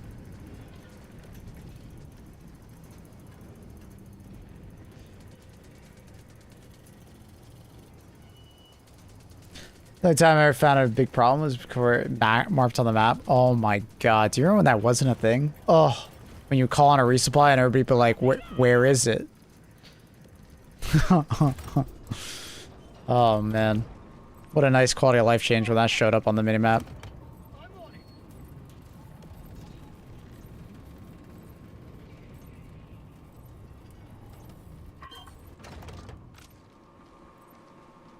We have definitely come a long way. Yeah.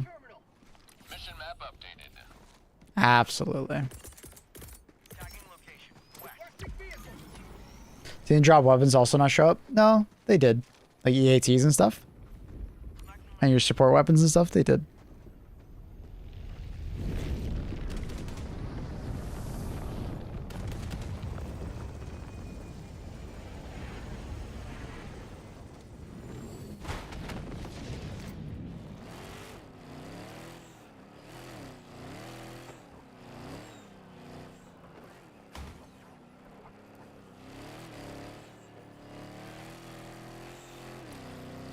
Tactical asset near your location.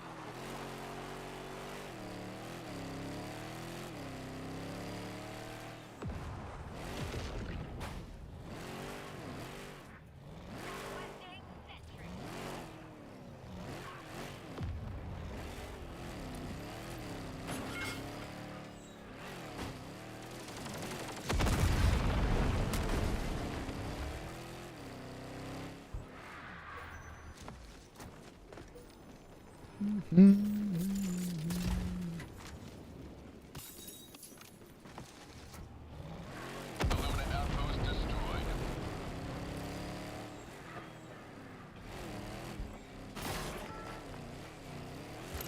Oh. Another triumph for managed democracy. May liberty guide your destruction.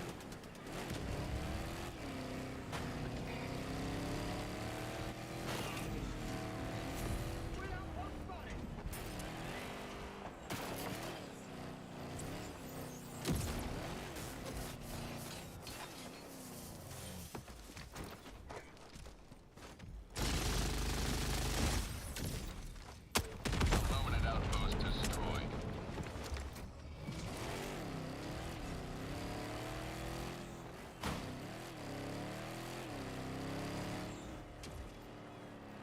One minute till victory, eh?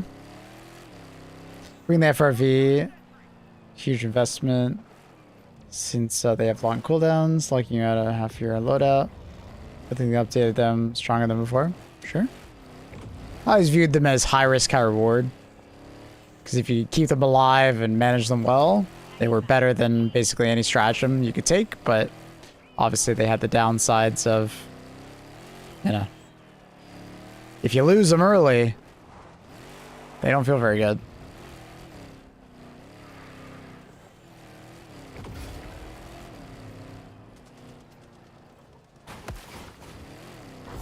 Big Microsoft outage this morning? Oh, really?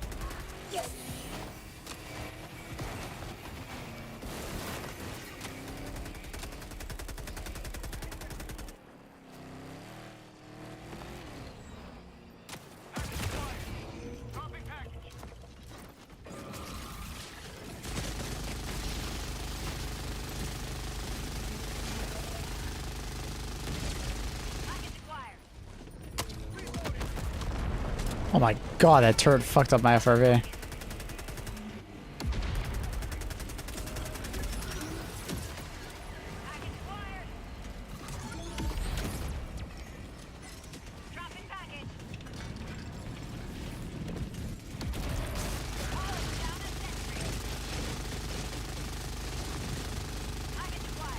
Why is he spinning, bro? I can't kill him. He's doing everything in his power to not look at me.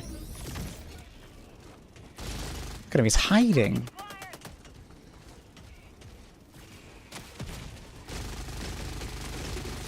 There we go.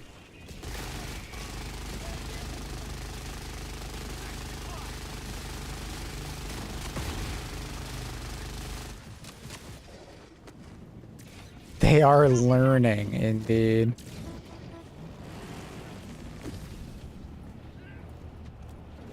This guy's got auto mantle on. Are you not going in?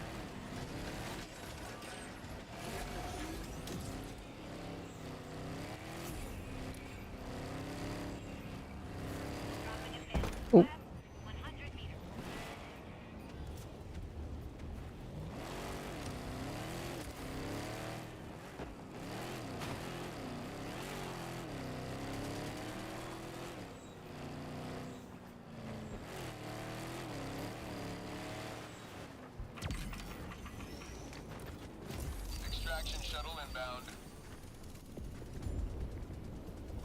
Welcome back, Carl. I smell fantastic. I bathed in the river and shaved my head and cut my beard where the lady sat. Carl, that is the most, like, medieval German thing you've ever done.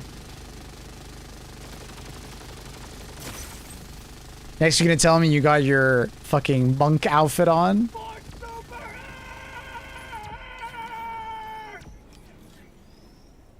And you just used your scythe to gather some wheat for your bread tomorrow.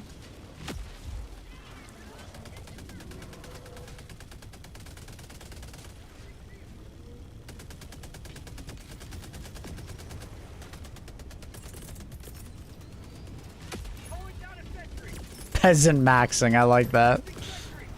I like that a lot.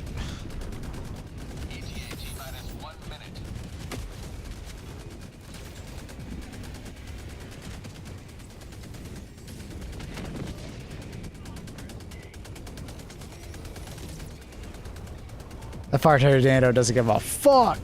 Right through the point.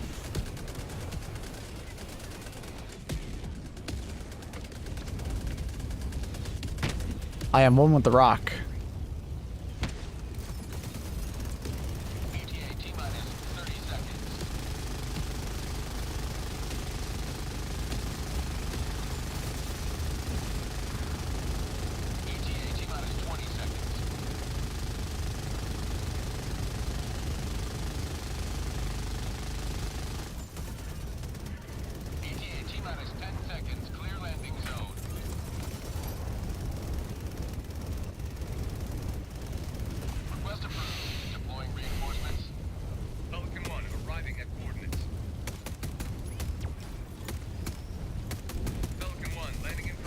A man does not shave, Madge embrace it. Says the guy who just shaved his head. What? Question mark?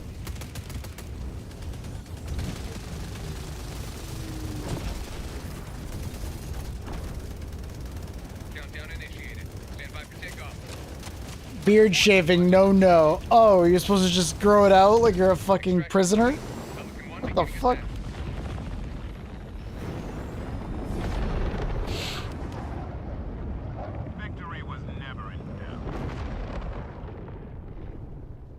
That sounds ridiculous. You sound ridiculous, Carl.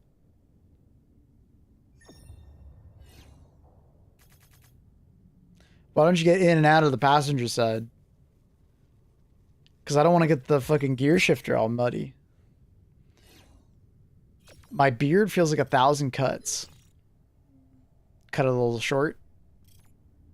Mine does that when I cut it too short. First you look like a baby, then homeless, then you start to look majestic. Peasant maxing.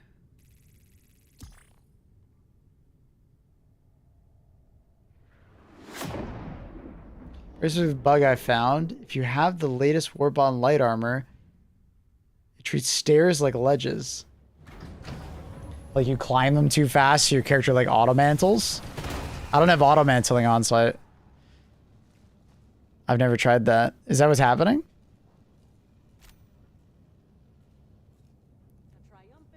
Fucking irritating. That's why I don't trim my beard that short.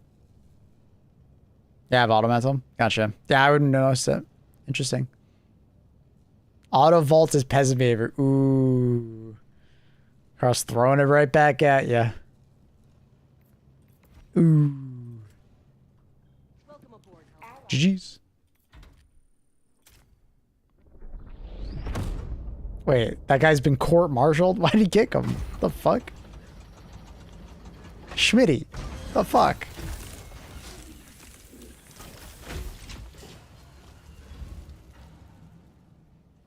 The eater guy yeeted. He did. Kind of fucked up, honestly. I wasn't expecting that. Did I never put on the pattern? Oh my god, I never bought the night pattern for it. How dare I? Did I miss any other ones? I don't know if I ever bought it for this one either.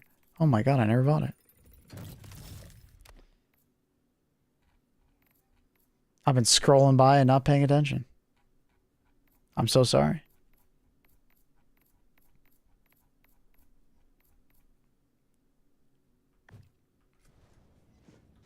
Don't you dare say again, I don't know what to do with my... Another mission, Helldiver?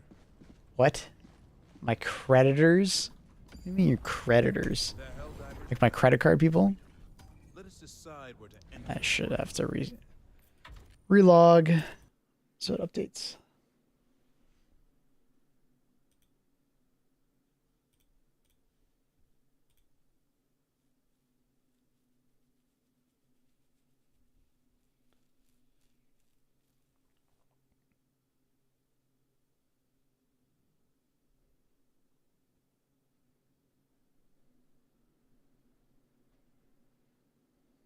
Mush them, smash them, put them in a stew.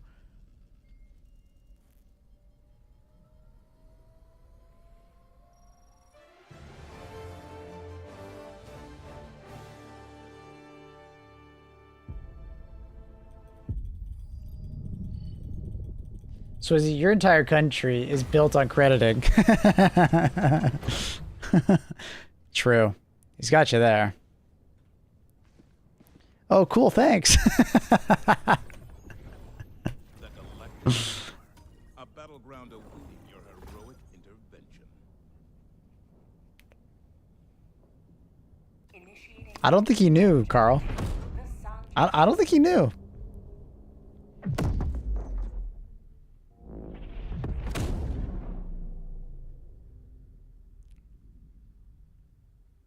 FTL jump successful. Coordinates lost. Hellpods primed.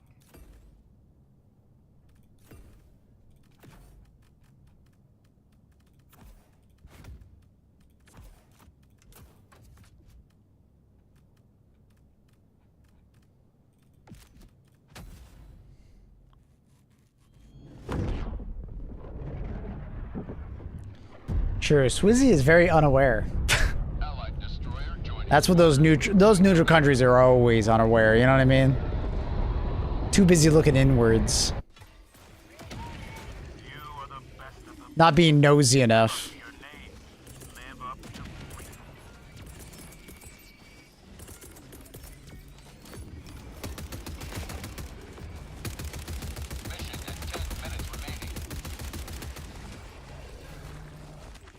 So we don't have the Flame FRV available to us. That's kind of unfortunate, not gonna lie. I feel like that's a mistake.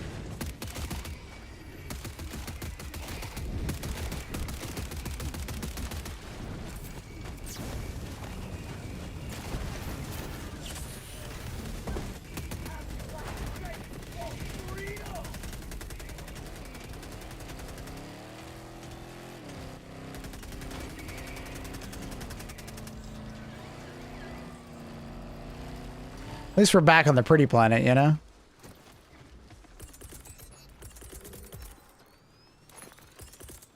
Allied destroyer joining squadron. Deploying Helldiver.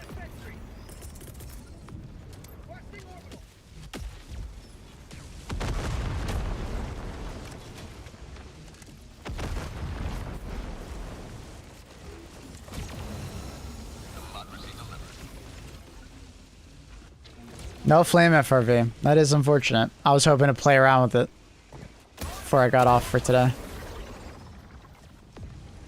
I found a new Number Go Bigger game slop. Oh, really, Carl? You love Number Go Bigger.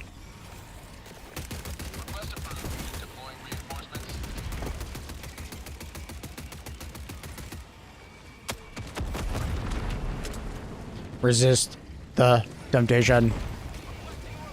My friends lately have been playing Shaper of Dreams, I think. They've been really liking it. It's kind of like a mixture of like Slay the Spire, Path of Exile.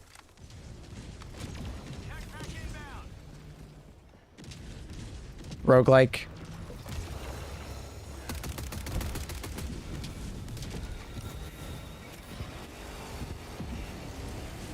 Apparently, they like it a lot.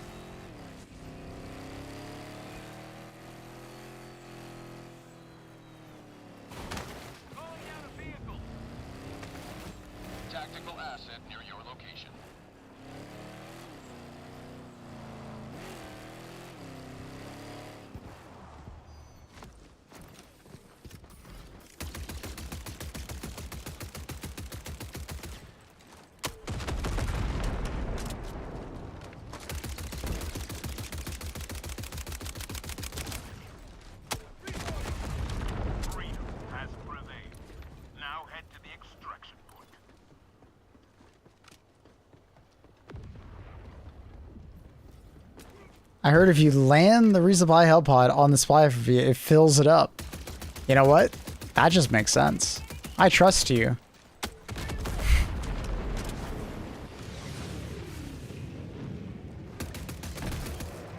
I don't see why you would lie to me.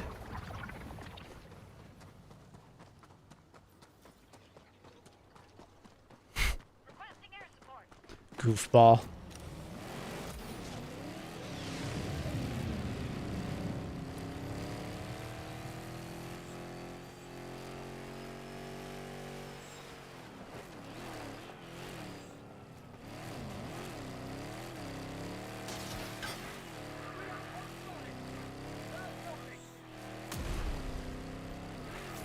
Mission map updated.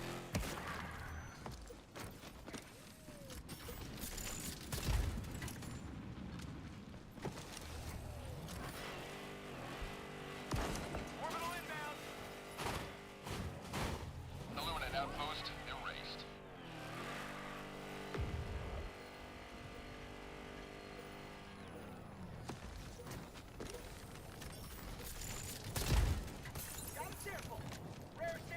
Damn, double pod next to each other? Sheesh.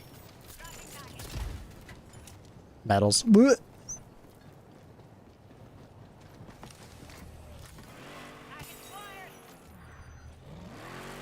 Yabba dabba doo.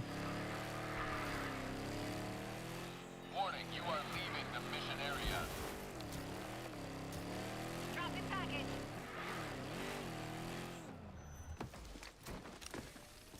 Yabba. Yabba dabba doo. Extraction is available. I think it was like a couple weeks ago I saw a bunch of shorts on like the Flintstones live action movie. I don't remember, was that any good? Probably not, right?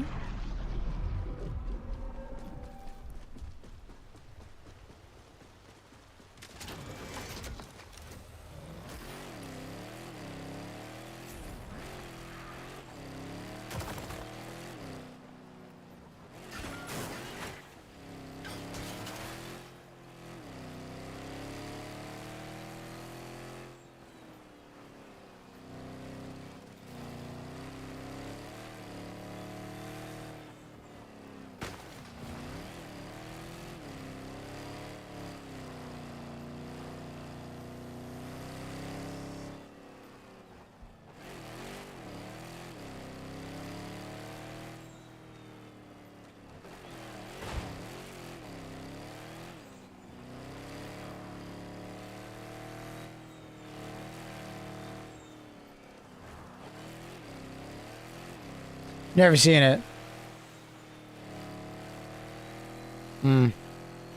Yeah, I don't remember if I watched it as a kid or not.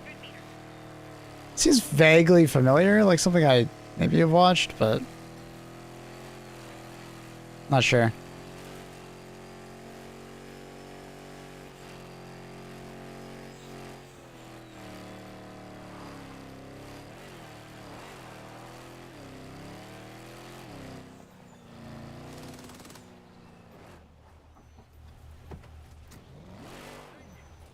No worries, bud.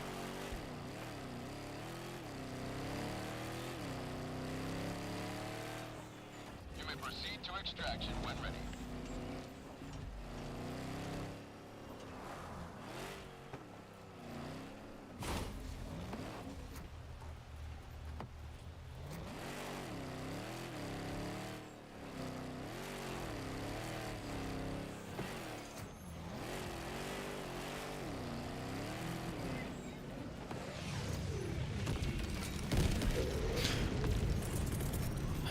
Dun, dun, dun, dun. Super Hell Dive has been way too easy on these planets. It's mindless masses, dude. There's something wrong with it. But it's been like this I don't know. Mindless masses has always been really easy ever since it was introduced. If you go play like any other faction, it doesn't feel like this. There's just something wrong with it.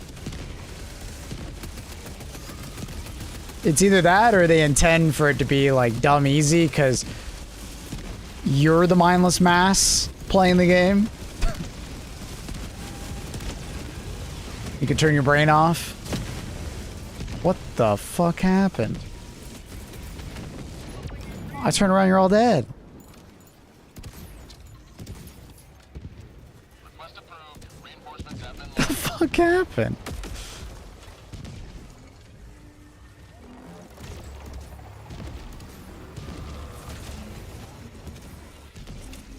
This feels very massy. I mean, it feels like I have a mass in my head when I play this. I'm very mindless.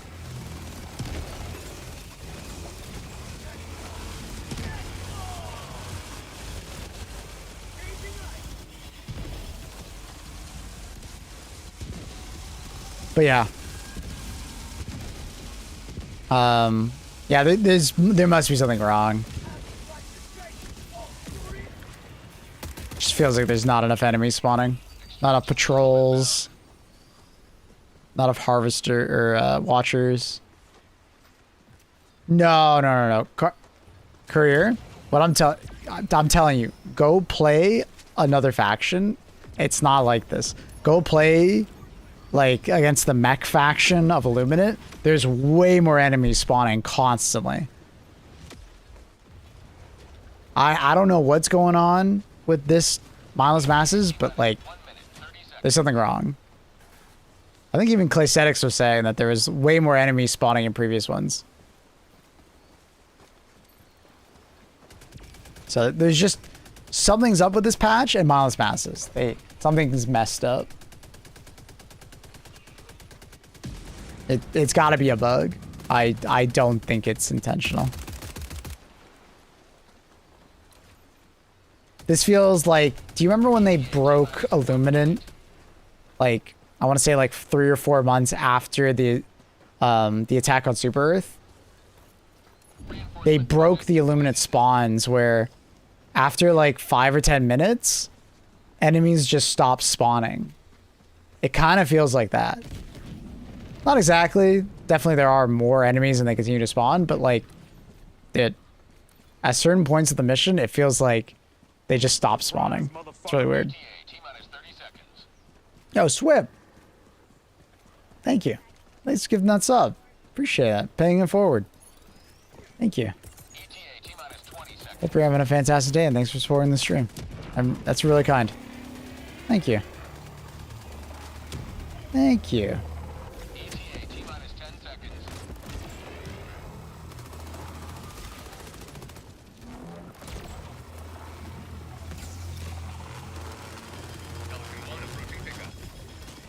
Thank you.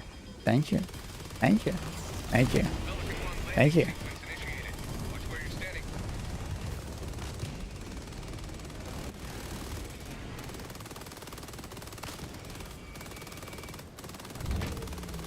Pelican 1 preparing to depart. Shuttle launch in 20 seconds.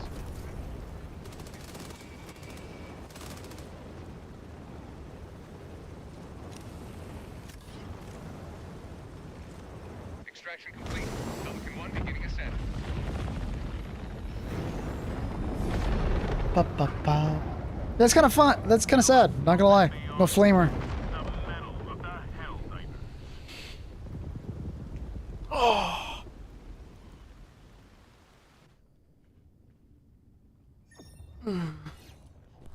Hell, I think even if you go to like a normal Illuminate planet, you're gonna notice way more enemies spawning. There's just something wrong with mindless masses. I don't know what they've done, but they touch something. Something's up.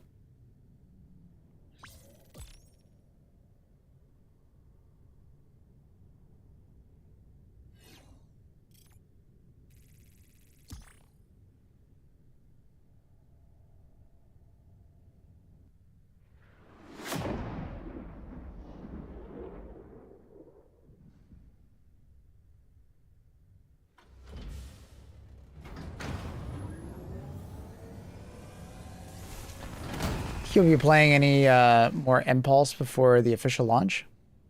How long is the demo for? Maybe I'll play some more tomorrow. I'm definitely interested to go back and 20 seconds. Oh, like it's going for longer. Okay. Yeah, maybe we'll play tomorrow.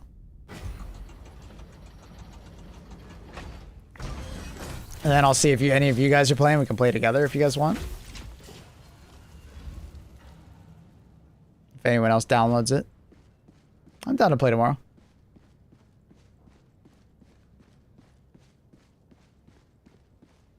Such a pretty planet.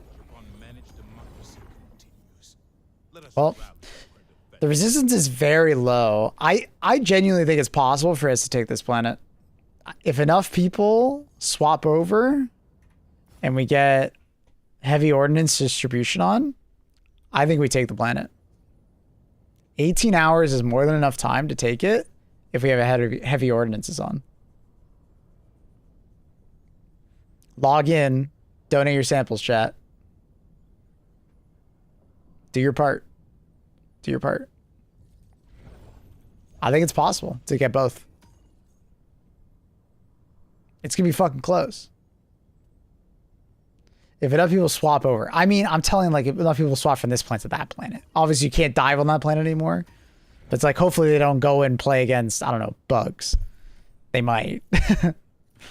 But like, as far as percentages go right now, there's 51k people on. Not like barely anyone is playing bots right now. There's a decent amount of people playing bugs, but it's like not that much. The majority of people right now are on Illuminate. So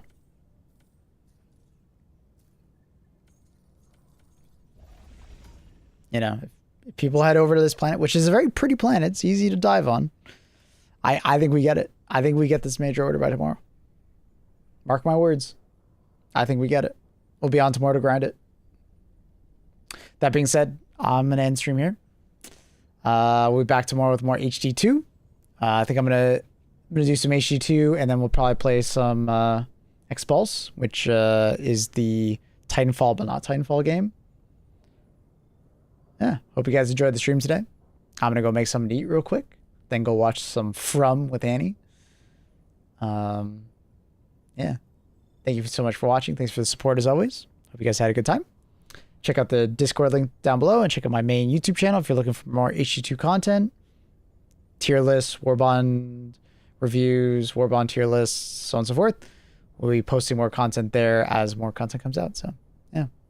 Thanks so much for watching. And, yeah, I like From. I'll be honest, I didn't like it the first time I watched it, but me and Annie came back to it, and I've been liking it a lot. It's like Lost, but more horror. So just be ready for that. It's got a little bit of a horror element. It's not like super scary, but it's creepy at times. But anyways, peace out. Much love. Bye, everybody. See you guys tomorrow.